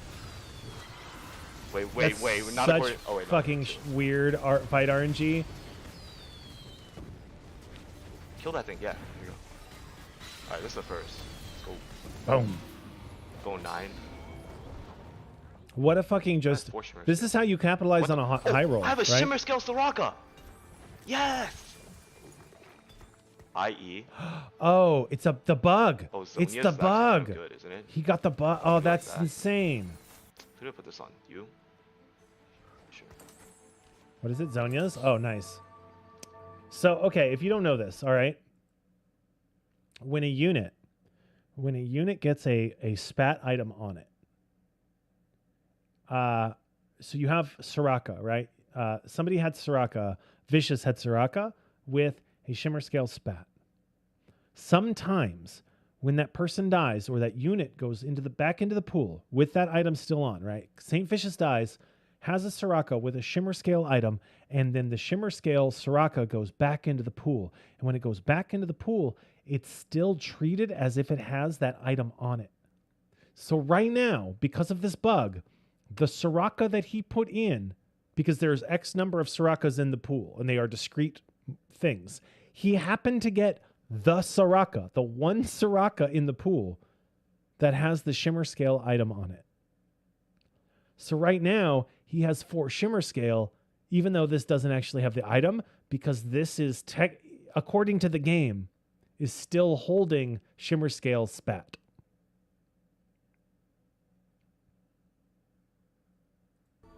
Because I can go. Oh. Wild, right? Wild. And he realized it. That's the thing. He goes, wait, hold on. I have Shimmer Scale Soraka, which means I can go 5 Shimmer for free. I can beat DQA, but it's like. Okay, do I abuse the bug? Okay. Oh wait, I forgot. You need it. Dude, It's Dravens! Okay, I'm not a bug abuser. Fuck that. Yes, absolutely. It's fucking Dravens? No, he says no. I'm not going to do that. That's good sportsmanship. Not bug abusing. That's decent. Sure. Reforged to JG. All right. Like in the code. Instances of champions are unique. Yes. I'm fucking lucky as shit. Okay, low key. Okay, my Corki doesn't get hit, and I fucking shit on his entire team. Wait, is it even enough? Holy shit, his team is fucking juiced. It's actually so close. His team contradicts RNG. Yes, there are X number of them, right? And I think they do that. Okay, Mei Sona's gone, so now I think they do that, right? Because they have to be able to determine, like when you use a Nikos, right? When you use a champion duplicator, let's say you use it on Yasuo, right? And there are only 10 Yasuos in the pool. And let's say all 10 Yasuos are on the board, right? On across the board, right? This guy's got Yasuo 2, you've got Yasuo 2, some other guy's got Yasuo 2. All of the Yasuos are taken. The champion duplicator will make a new copy. It will make a fresh copy, an 11th copy of Yasuo, so that it can work, right? And so it has to be able to say at some point, let's say you die, and you had an extra Yasuo that's not supposed to exist. It needs to be able to purge that from the pool.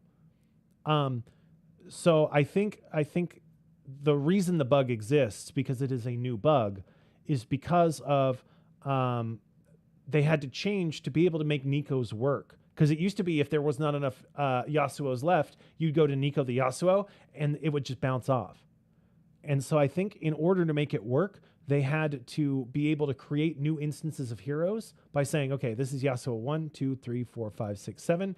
And then when you use this thing, it creates an instance of Yasuo 11, right? And then once Yasuo 11 dies, it gets pulled for, if, Yasuo marker equals 11, when enters pool, delete, or whatever, some sort of coding shit, so that you could create when value of Yasuo exceeds 10, create this entity and then place on all of these sorts of things, right? So I think as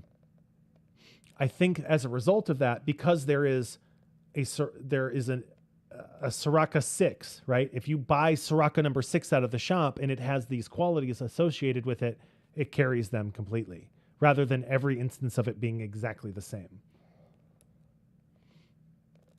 It's not that there can be X Sorakas in the game at once as a coded rule. The only way a Soraka could remember would be if they have specifically coded. Yes, feels very sketchy to me. I think it's a way to make Nico's to make champion duplicator work when there are too many in the pool. I think it is a change that they made to make that thing work that now has this unintended consequence. I don't know what's sketchy about it though. Like, what is the sketchiness of it? You keep saying it's sketchy or it's weird, but I don't know what's weird about it. In your opinion? I can start just full shitting. What the fuck am I supposed to do then?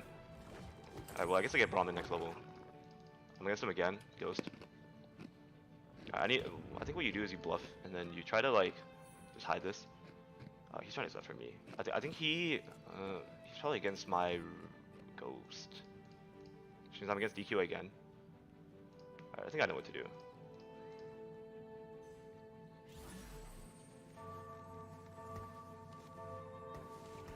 No! Uh-oh. This shit's very naked. Okay. I mean... Very naked. It walked. Why did it walk? Oh, why? Oh, he backlined all those guys. Oh, I see. What? Yeah. Zanya doesn't do anything. Jump, jump, jump, jump, jump. Not a great loss. Oh my god. Namzi? Oh, what the? Namzi? Holy. Namzi? Okay, Oh. this game is totally Ah. winnable. This fucking Namzi almost one-shot all since. Alright, okay, next time I should just frontline everyone. What the fuck am I doing? Wait, I don't have enough gold.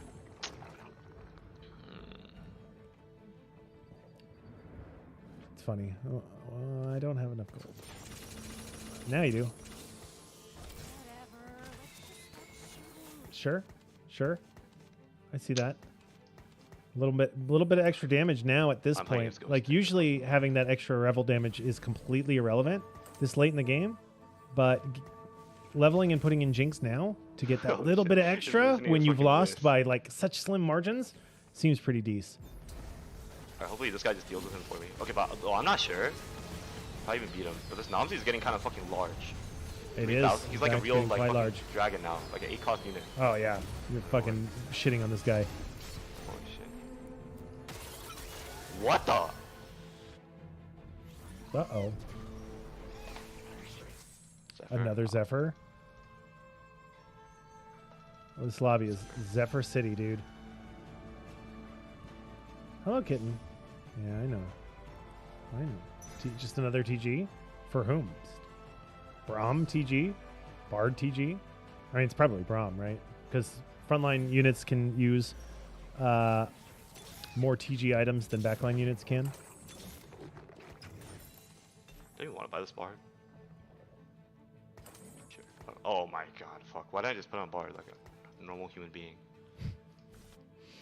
That's I what can even I choose would it have if I done. wanted to. I don't think Bard does not use most items, right? Pretty sure it's Braum nice. gets way more value from a lot of these items. Not Trap Claw, Ice Cream Cone, but maybe it's Ice Cream Cone your Namzi. Did you ever think about that, bud? Oh. Whole team shrouded, half his team Zephyred. I keep getting fucking Zephyr like an idiot. I literally thought I was playing Sins for a second and just freaked myself out. That fucking MR shred though, dude. Okay. It's this absolutely fucking insane. Everfrosted is not balanced And at all. Everfrost, yeah. Everfrost Wait, is so busted. my ghost beat him. It's a first. GG's. Bard 2, just icing on the cake. Okay, wait. So against this guy, just go here, here, here, here. You guys can do that. Go here, here, here. Rolled Ice Cream Cone Trap Claw. You can shoot him from the back. No resets.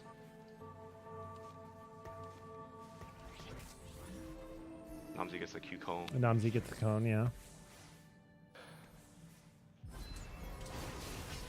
Does Ornn Oh, even fuck. cast? No! I forgot Yes. Lee Sin's the main threat! I think you're fine. Wait, Namzi's okay. gonna blow it the fuck up. Okay.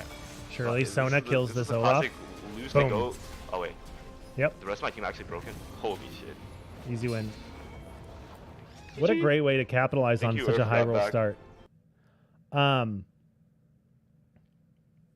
I think this game is such a good example, right? Because sometimes, like I've been in this spot where I high roll out of my fucking mind, and I'm like, okay, what now? Like, how do I do it now, right? I think it's so good that he says, okay, this is what I'm doing. This is how I'm doing it. He's a little back and forth about Siphon or Itis. He sees it's gamblers. He wants to run it. He's got the Braum. He's got Itis. He puts it in, but he doesn't put it in immediately. He figures out like when to put it in, right? He knows when to roll. He knows when to stop rolling and build his econ back up. He takes good items and puts them on at the appropriate time and puts them off at the appropriate time. Levels off tempo when it power spikes his board, and those are gambles that do pay off, right? But let your high roll, right? I think that the level 5 and then level 6 pushes, in those moments, right? Like, I am strong, I can get stronger. And the strength of my board and winning now will build my econ back up. Yeah, okay, if I lose, I'm fucked, right? If I lose these rounds, I'm screwed completely, right? But if I win these rounds, I'm in great shape.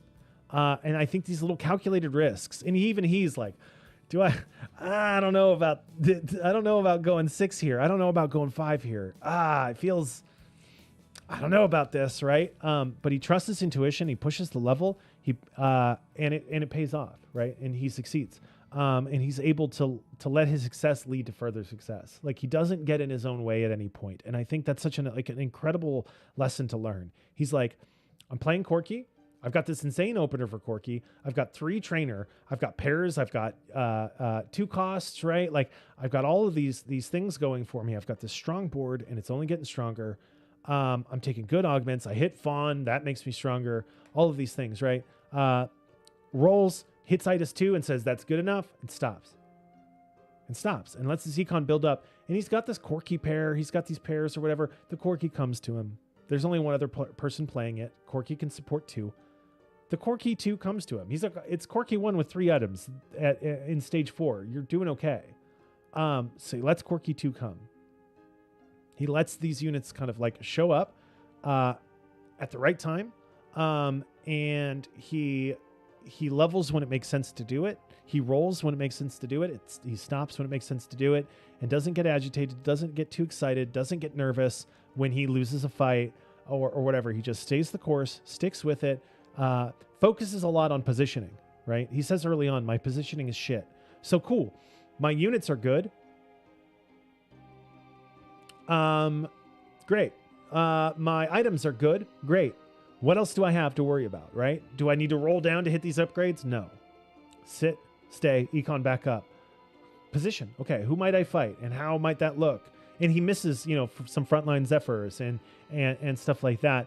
And luckily has a strong enough board that even those misses, right? Oh shit, my Itis got Zephyred. And like that one with the Siphon ult where it actually came back for the Zephyred Itis was like kind of Cosmic Brain on accident, I think. But yeah, like I think it's a masterclass in how to play a simple comp really well and win the game, right? You high rolled a good opener that is going to, you high rolled trainers and cannoneers. You've got good items. You've got clear direction. Boom, boom, boom, boom. Take some risks here and there, right? Like look at the lobby, scout the lobby, make decisions based on that. Maybe play a little off tempo to secure your position or whatever. But he knew from 2-1 what he was doing because the game gave him very clear direction, right? But he knew what he was doing and he stuck to it all the way to the end. And other than some small decisions here and there, he just stuck it out, went 8, went 9, won the video game. What better example of a game well played at a high level are you going to get? I've tried to mention this a couple of times, but it's not been well met, understandably. Sure. Yeah, I know that I don't do this. I know that I start to get a little panicky if I get low in HP or if, obviously if I'm sitting there with like 50 gold at level 7 and 3 or 4 pairs, I'm rolling, right? But I miss sometimes and I don't know when to stop. So instead of rolling to 30 and being like, fuck, I whiffed, I rolled a 0. And when you roll to 0 and you whiff, your game is over. When you roll at 4-1 to 0 and you whiff on 4 pairs, your game is just done. And so the knowing when to stop is such an important lesson that I still need to learn. I know that I've missed top 4 opportunities and looked back on it and been like, just didn't know when you fucking ruined your econ for nothing, and you didn't know when to stop, or you got panicked that you whiffed, and so you kept pressing the button instead of like breathing. And I've found more often than not when I remind myself of that, like, stop, breathe, it's gonna be okay. Like, don't ruin your econ. Like, build back up to 50. These units will come to you naturally in your shops. Don't sack stage 5 because you're worried about sacking stage 4. Because you know what's going to happen? You're going to sack both. You're going to miss. You're going to sack this stage because you have all these pairs that you whiffed, but you're also sacking stage 5 because you have no econ. You can't go 8. So, don't throw out stage 5 by throwing out stage 4. Like, sometimes you just need to chill the fuck out, lose some rounds, let those pairs pair up naturally, and turn into 2 stars more naturally, and and still be able to push 8. I just happen to notice or be good at that because I have the benefit of not being fully invested. Sure, yeah, and I start to get really anxious, right? On 4-1, if I don't have a strong board, if I don't have upgrades, I start to feel real stressed out, and that stress will cause me to it's bad decisions leading to bad decisions, right? It's literally throwing good gold after bad at a certain point, and I'm very good at doing that. I'm very good at throwing good money after bad in TFT and in real life. So just a really good lesson to learn, I think, from that game. If I were Masters, I'd be shitting myself. Yeah, and like here's this guy, right? I had his little chest pulled up earlier, and this guy, I mean, he is no joke. This guy is a really high ranked player. He's top 7. He's number 7. I didn't even know that. I've never literally not heard of this guy before. Turns out he, I think, started streaming this week or something in preparation of having to do this tournament. He's rank 1 in double up. Like who the fuck is this guy? No, his VODs are deleting. He's been streaming for longer. But my man's, I'm telling you, has 33 followers. Your boy is number 7 on the NA server. Okay? Number 7 on the NA server. He's got 33 followers. That's wild, right? But this guy is not. This guy is not playing at a low level. And it's just incredible to me that these guys can play at this high of level and keep their shit together, right? And not stress out. And he straight up says, like, I'm bad at positioning. I'm not good at this piece. I'm not good at that piece. I struggle with this thing. Like, even these guys sort of know that they have a lot to learn. They have a lot to learn about the video game. And I just think that's really interesting. The last game I want to watch is from Chucky, who is another player I've never really heard of before. They're partnered. They're not a small streamer by any stretch of the imagination, but I had never seen or followed them or anything like that. And their thing is that they're top of the lobby.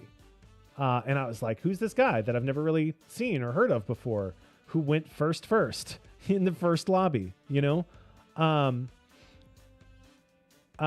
then the second lobby went third. Yeah. First, third, and then kind of fucked around and went third, fourth. Like, the fuck? Really, really consistent play from this dude I've never really even seen before. So I wanted to watch one of his games and see what the fuck is up.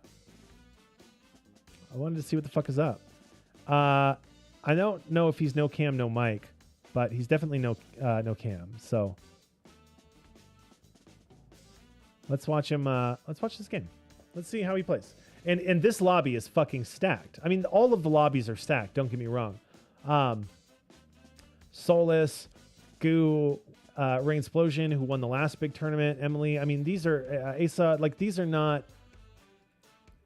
This is not ladder. Like, they're not like masters in these lobbies, right? Like, so to go first, third, fourth in these lobbies is insane.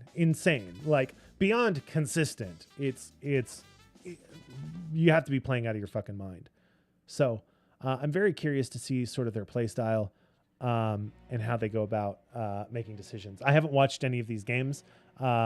So this will be, I think this is one where he goes third, but I'm not 100%.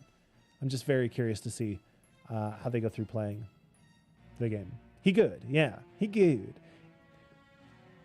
He good. It's calm.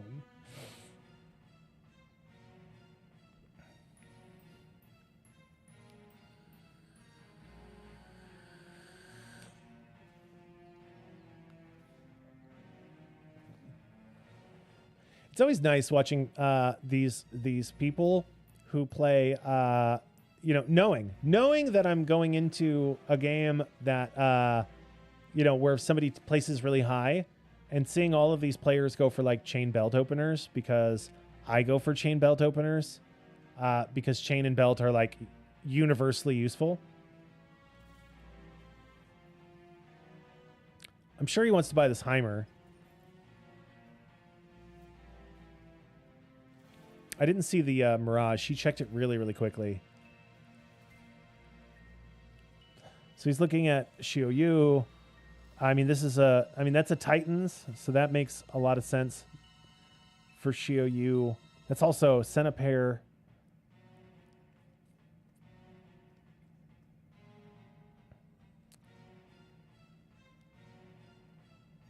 I don't know what he also like typically plays either, so it'll be interesting. I think he's putting in Jade to try and see if he can get a like a Jade Heart augment, a Jade augment first off. Kiana, that lets him buy. He's not buying the. Yeah, okay, yeah, he lets him buy all of that shit. Check Mirage again. Portable Forge is. I mean, like, is the Mirage good? It must not be that good, or else he'd be clicking it pretty quickly, I think. Eternal Winter? Obsidian?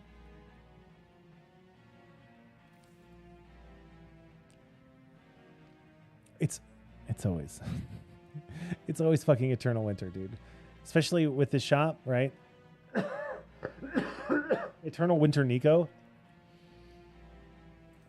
And he has Titans, like... This is the most obvious sort of Xiaoyu opener I've seen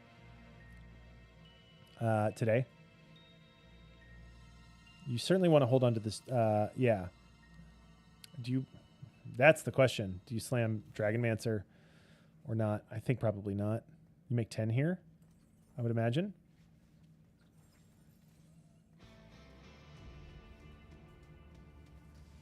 Interesting to hold on to the Yone. I mean, he's going to win here, I think, is the point of it, right? Like, why sell a Yone if you don't need to? Is he going to win here?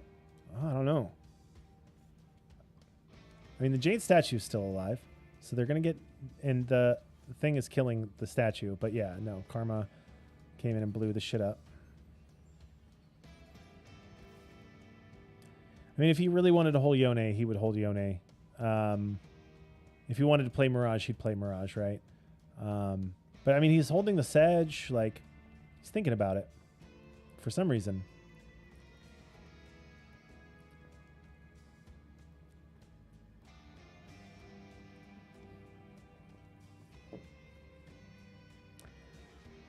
See, not slamming Titans is what's curious to me. Is he going to level here because he has the gold? Yeah. And, yeah, you slam Titans on the set. That makes sense. I'm like, why would you not? You have one of the best, like a mandatory Xiaoyu item that is really good at all stages of the game. Yeah, you lost the first round, but you could probably, yeah, Dragonmancer set with Titans is going to win streak you probably through the rest of the stage. Especially if you 2-star it, you can basically just, that can carry you through, honestly, like parts of, most of stage 3, I think, as well.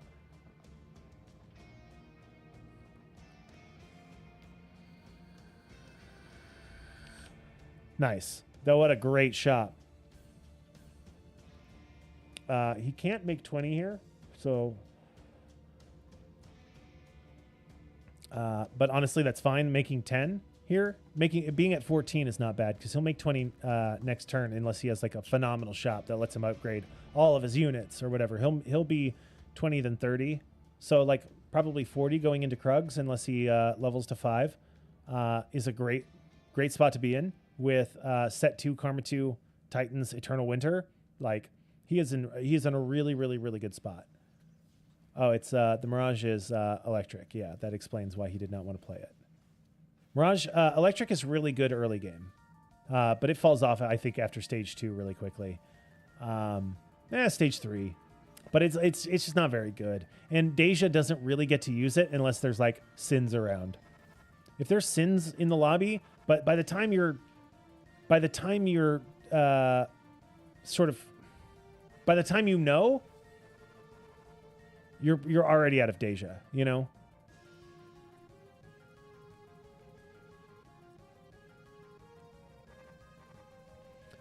So surely he's thinking about Shiyu items, BT, Edge of Night, some kind of anti-heal perhaps. Yeah, Chain is sensible. Chain builds into a lot of really good items for Shiyu and Nico. That's, you know, half a Sunfire, half a Stone Plate. It's 3 gold. Like, that's a really good pull from this carousel. Now, you're not playing reroll from here because you already slammed this this Titans. Yeah, so you're thinking about the Twitch. Twitch would be really good here, right? For that Swift Shot value. You can still make 20 really easily. Holding the Aatrox pair is fine. Skarner is never coming in. Leona is probably never coming in at this point.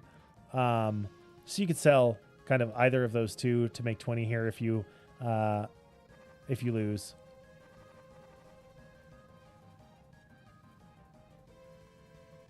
And this much, see, like the electrical value is really, really good against Jade comps because they all bunch up, and so you just get hit by explosion after explosion. So he sold the Aatrox pair to hold set, which is fine. I mean, I think there's literally no way he's running set reroll from here.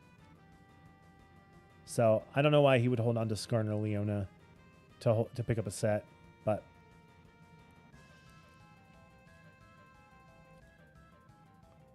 yeah, I mean, I think you have to upgrade the Taric.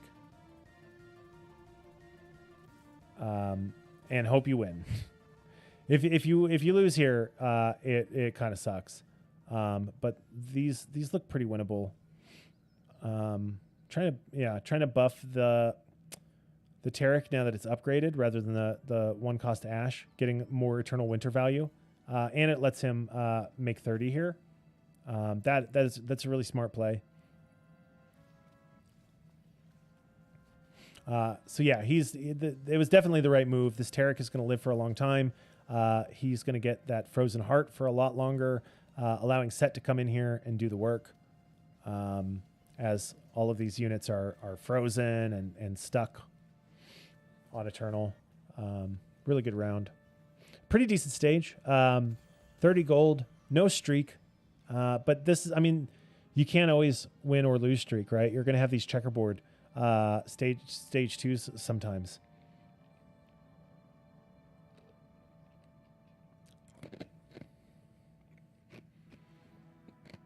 Oh my god, what the fuck? What a hit. 6 Jade at 2-7 is pretty fucking good.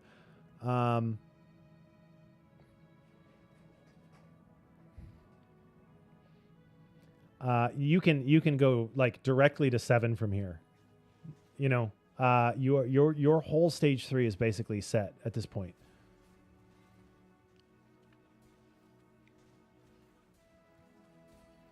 And I mean, when he goes 6, he can put Set right back in. Set 2 is still really fucking strong. He can put Set 2 right back. Dragon Mancer, Set 2 with Titans, or sell it. He doesn't make Econ doing that. I don't know why he would do that. But, and an Anivia. Okay. Holy shit. Bud.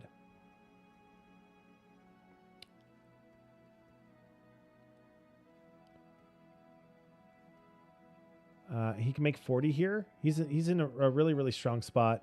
He's got...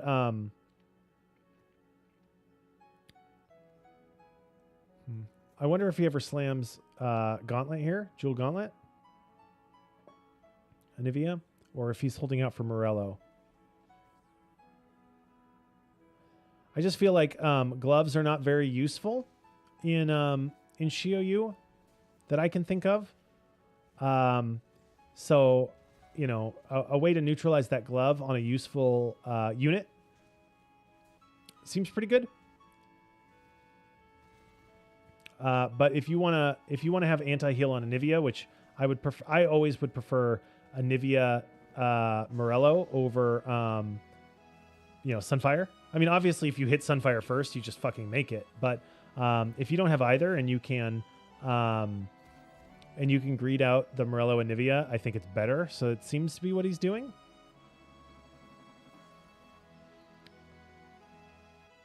Penitence. Do you re-roll this? It's not phony. It's not Last Stand. I think you just re-roll this. I think Penitence is okay.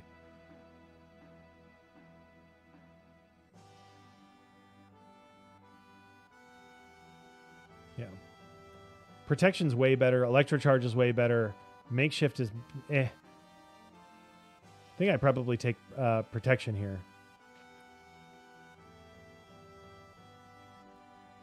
Is he checking stats?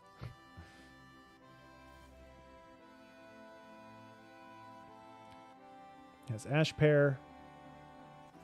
Levels. It's Leona in for that frontline buff. Slams jeweled.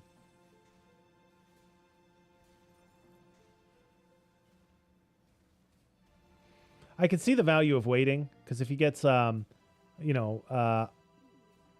his best option is like, item grab bag, or he gets earths or something like that, and it gives him a belt, then he has different options or whatever, right? Thrill value from the enemy Anivia buys him an extra unit kill. You can put Ash in and make 50. He wants to have a Braum instead, not make 50. 2, 3, 4, 5. So okay, he's trying to make 50 in with a better frontliner. Makes a certain amount of sense. Braum 1 is better than Leona 1 in most cases, and he's got a pair, so he can buy up the pair if he wants to, or sell the. He's gonna sell one of them. Yeah, okay. I was gonna say, like, I feel like Ash doesn't last your entire comp, and neither will this Braum, but I feel like having Braum 2 is probably better than Ash 2.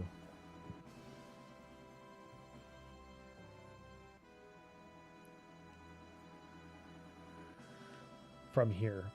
I mean, if you're trying to play 9 Jade, that's one thing, but he doesn't have Jade Crest, Jade Heart, or whatever.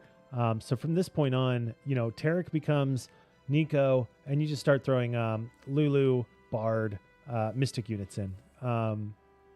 So holding on to Ash when you are not guaranteed to have her later, and Braum 2 definitely gives you frontline value now, or the possibility, I should say, of Braum 2.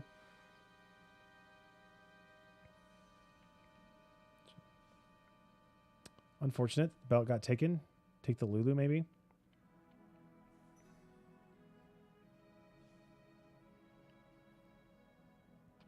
He hasn't gotten a belt at any point, or else he would have made one of those items. So the chances that he gets a belt off of Wolves or somewhere, or the next carousel or whatever, are pretty high. I think he's thinking about leveling, right?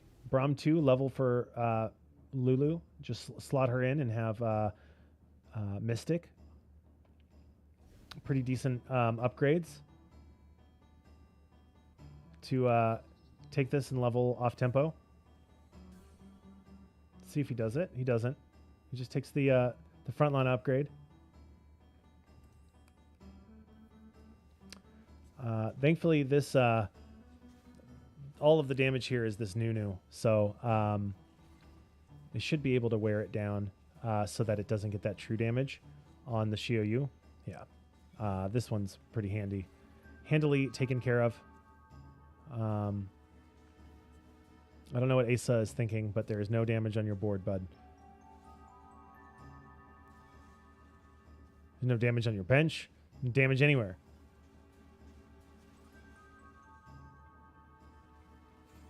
So not leveling here pays off. I probably would have done it. I'd have fucking pressed that F button so fast. Like, fuck it. I feel like getting Lulu in for attack speed or /CC plus Mystic. That's Shiou 2 from Solus.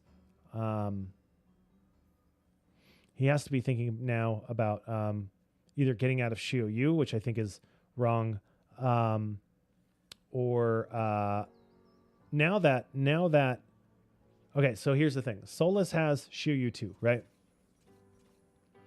No one else is running Shiryu, right?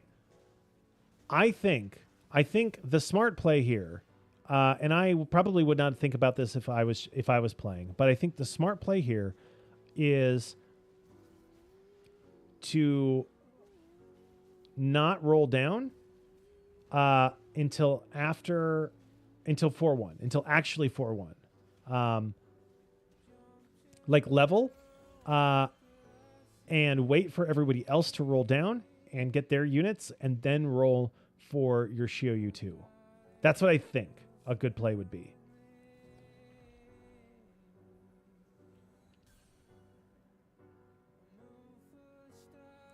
He has Jade Heart. He's probably going 9. I think 9 Jade tends to be better than 6, overall. Just because you get that 70% attack speed increase rather than 30, which is really big hit. Plus 8% healing per second is pretty insane. He's now got Sunfire, Edge of Night. There's a Shiryu. Now I think you roll. Yeah.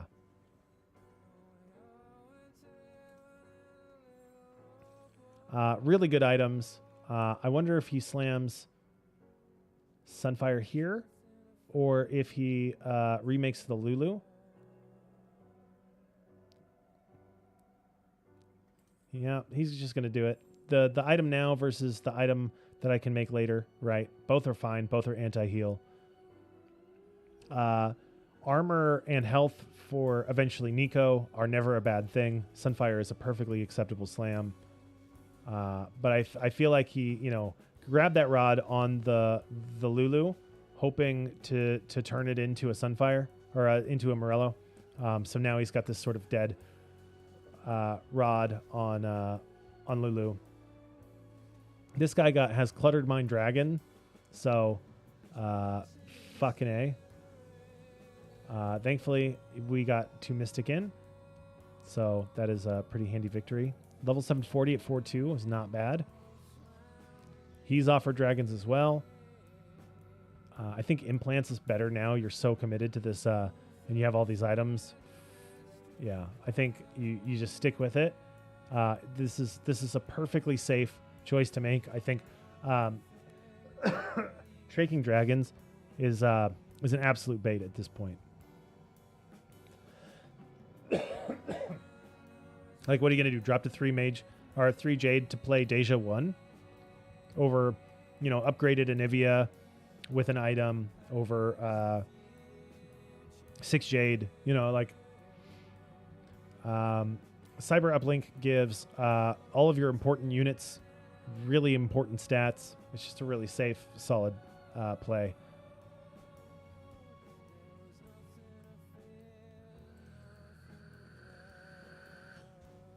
He's at 7 Varuses. Hitting this guy, hitting Rain now, while she's at, they're at 7 Varuses is really good. You're still going to have a hard time. Shiryu has a really challenging time getting into the back line. Really strong frontline stall.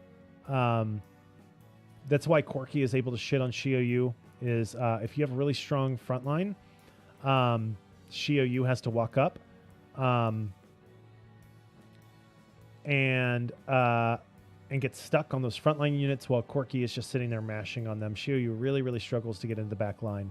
And if you don't have backline access through Anivia or Nivea, basically, you're gonna have a really bad time. So these sort of like really tanky frontline, backline carry, like Varus and Corki both do really, really well against Shiryu.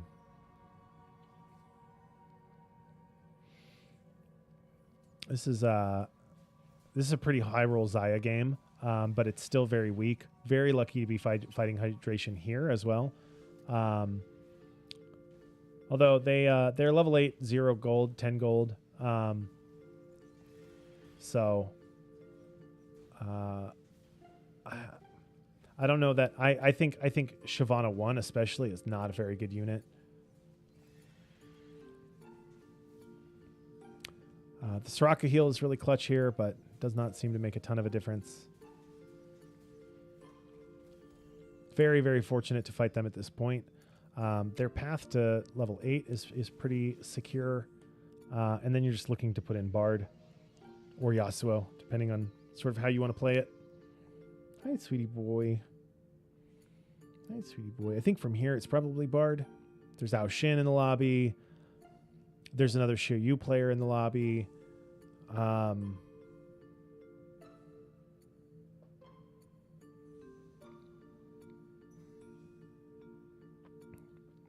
Gets the sword probably to make BT from Treasure Dragon. Having half of an item, right? Having the sword rather than having to roll to find a BT obviously is such a huge boon, right? So securing this sword so that he only has to find cloak opens up a lot of options in terms of not having to roll a ton down to get healing on this unit.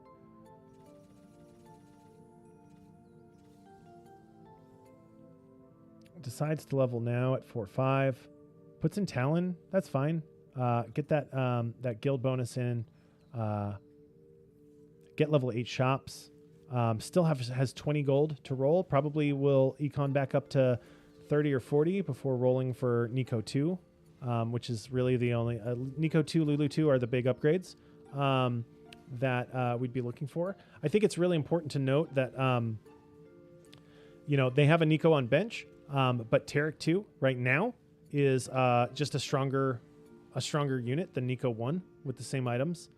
Does not have Gnar either, and so Nico without Shapeshifter is not very strong either. It's just really patient play. Once we find the Gnar, Braum turns into Gnar, Taric turns into Nico, and then you're looking for Bard to get to 3 Mystic. And then if you go 9, you can go 4 Mystic. You can go Yasuo splash. Soraka can slot in there depending on what you hit. Like there's Xiaoyu has a lot of options at 9, but they're all splash basically. The board really kind of like fills out at 8.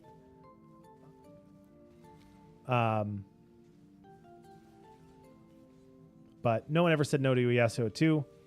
So if you go 9, really that's kind of what you're looking for is hitting that Yasuo 2. Hello. I know. And the game's almost over. Cutie Pie. I know what you want. It's nice to see you. It's nice to see you, Mr. Cutie Boy. How are you doing? Spat, TG. Not great.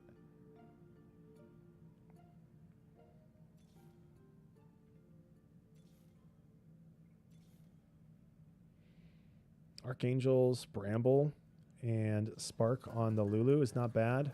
You can remake the Lulu right now and get that. Hello. Take that off if you want it. Rolling now, trying to find that Nico 2.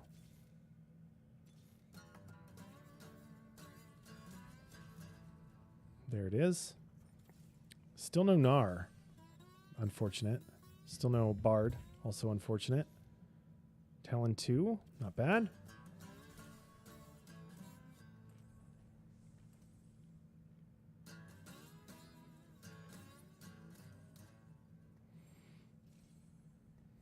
Makes BT here, and then he can move that back to Xiaoyu later. BT Talon 2 is no joke. It's not great, but it's not bad. Talon has just been so fucking gutted. Looks like he's maybe thinking about rolling for Anivia 3, which could potentially be a win condition. 2-item Anivia 3 is no slouch either. There doesn't seem to be a volley player in the lobby, so you can probably hit it. But there is, another Xiaoyu player, so it's going to be a little bit harder. Still does not have healing on the Xiaoyu unit. Siphon went right for the Anivia. That doesn't feel good. That takes a lot of the damage out, but looks like he can win this fight on the back of Xiaoyu and Talon 2. Yeah, Talon 2 does 3,800 there. Not bad. I just think it's interesting how patient these players are. I see Nico and I'm like, cool. I put Nico on, I put Nico in. I'll find Nico 2 later. It'll be fine. And this guy's like, no, Tarek 2 is just fine. Tarek 2 is just fine. There's the Gnar. Nice. And we can hang on to Tarek 2 for a good long while until we find Nico. Move those items over. It's not the end of the world. Now he's 3 off of Anivia. Slots the Braum back in just for shits and giggles until he figures out what he wants to do instead. The Xiaoyu pathed into the back line, which is nice. Unfortunately, it's on the Soraka and not on the Aoshin or what have you. Three Mystic is probably going to be really pretty good here in this lobby. But 2 Mystic seems to be enough to keep him. Nope, he ate shit. He ate shit. First cast didn't do it. The second cast definitely did. Okay, getting close to Anivia 3. I think he's realized he rolled down quite a bit and is too far away from 9.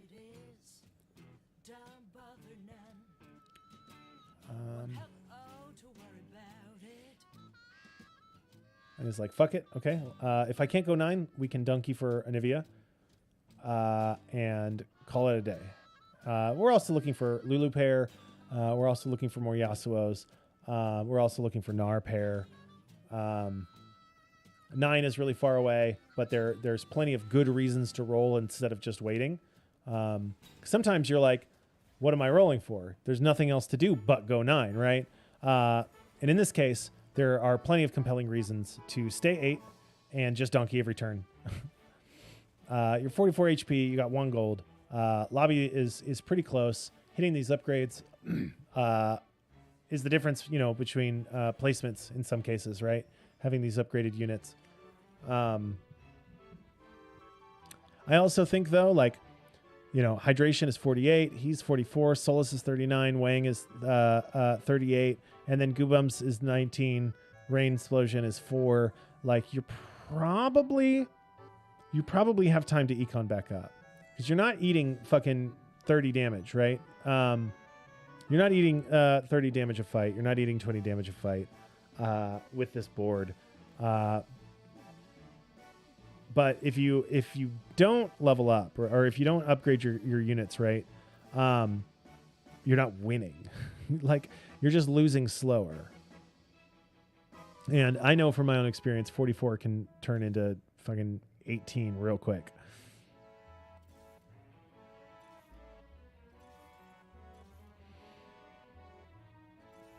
Unfortunate. He missed pretty much everything on that roll down. No Lulu, no Bard, no Yasuo, no Anivia 3. Pretty unfortunate to roll down 15, 20 gold there and not hit any of the pairs, let alone, Anivia 3 or making a Yasuo 2 pair. See here, killing the Siphon is a really big deal here. That's 2 units worth of damage if he loses here. I don't think this has the damage anymore. I don't know that Sona without... there's no Morello. So, yeah. Siphon and OT is probably able to... Nope.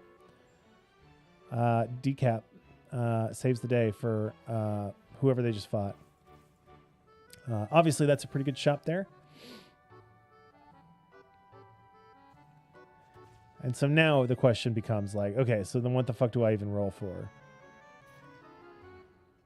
And then what am I even rolling for?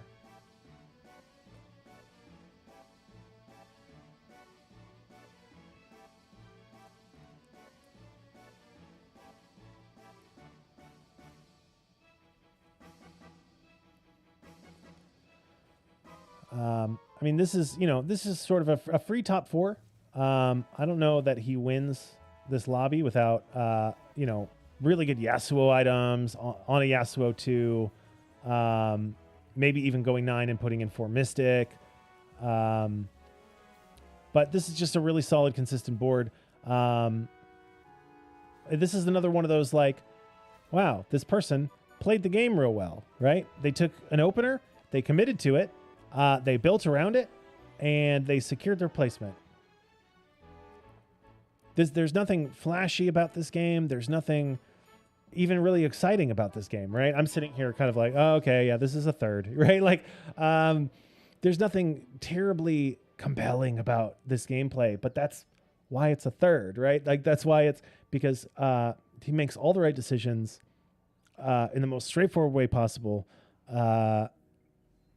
and doesn't try to do anything too risky, and it pays off, right? We're here in a top 4 position, sitting on 37 HP in a tight lobby that could go any number of ways, right? It'll come down to matchups. It'll come down to fight RNG.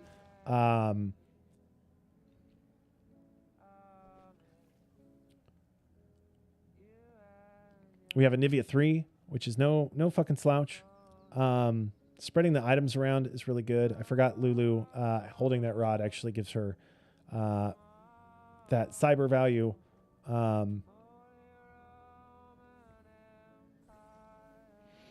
This is a pretty bad matchup here. If this thing, right, can path into this, then they can win the fight. But right now, if it paths here and onto Alawi, they're fucked. And even then, if they path into the Varus, Varus 3 has so much stun, has so much CC that it's still not really guaranteed. But Eternal Winter is no joke either, and can buy time for this unit to really get in there and kill some things. But it decides to skip the Varus completely. Now is fighting the Daisy, and decides again to skip the Varus completely. Thankfully, Anivia is there to kind of clean it up in the end. This might be another decap Sona diff. It is not. Even with unlucky pathing, getting that Shio Yu into the back line like that is really, really big. That's the lesson I learned the other day watching a stream, is positioning in that third row so that Shio Yu's as Shio Yu is walking up, other frontline units on the enemy team are walking up and bunching around Nico, and that causes Shio Yu to kind of like walk the edge and gives him backline access after he kills that first unit that he might run into. Emily's board is fucking crazy strong. I think she winds up winning this game. Sunfire second win, Zoe 2, Siphon 2, all the mages, Giant Namzi. This is the board that Robin wanted to have. Yeah. Eats a lot of damage here. Secures the top 4. Hello, sweetie pie. Yes, hello.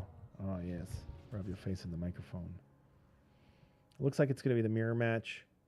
If he loses here, that'll be pretty unfortunate. Does Solus have Yasuo 2? That might be a really big difference maker. TBH.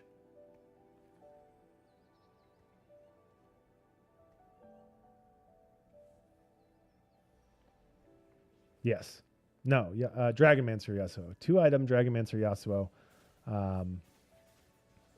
Otherwise, they are very, very similar. 9 Jade versus 6, though. Anivia 3 versus Anivia 2. 3-item Anivia versus 2-item Anivia. Ascension diff is a really big deal here. Yeah. Unfortunate. But by 1 HP, Skin of Their Teeth pulls out a third place in this lobby. Lost to me, but better. and the sort of Exodia Mage comp.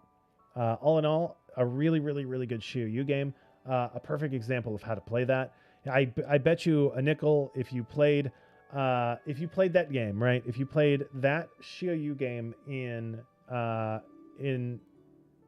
Diamond, if you played that Shiyu game in Plat, you're probably securing an even higher placement, right? You're probably second, or maybe even being able to go first. I don't think Shiyu very often can go first off of 6 Jade, but certainly off of 9. But that's the example, right? Like, here's this person, they've gotten first places today. They're in this stacked lobby. They play really consistent. They take their opener, they make a decision, they build around it, they take their third, and they move on with their fucking life. And that's why they're at the top of the thing, right? Because these games, right? These games in this setting are not about getting every single first place and winning and da-da-da. It's about securing your top 4, earning enough points to make it to the second day, because half the people go home. Now, in this case, the first 2 get 3 bonus points, right? Based on who made it into day 2, right? A set number of people start off with bonus points. So he gets 3 bonus points to start the day, which is pretty nice. And the top 8 advance to day 3. So it's the way to reward the people who played really well the first day for playing really well the first day. Because prior tournaments were like, great, you went 1-1-1-1-1-1-1-1. And then day 2, none of that fucking matters. So this way, they are rewarded with some bonus points to start off, which makes it more likely they can secure their way into day 3. But that's the point, right? You're playing to secure your spot in day 3 or into day 2, and play like that. That is patient and smart. That follows the book, right? And you might think it's boring. You might think it's kind of bad. It's like, oh, okay, yeah, you click this, you click that augment, you take this. Okay, you go for this item. You might think it's a little bit boring, and maybe it is for you. But if you want to climb, if you want to get better at the video game, if I want to get better at the video game, that is like 100% the way to do it, right? Click the things that make sense to click the good buttons and not the bad ones.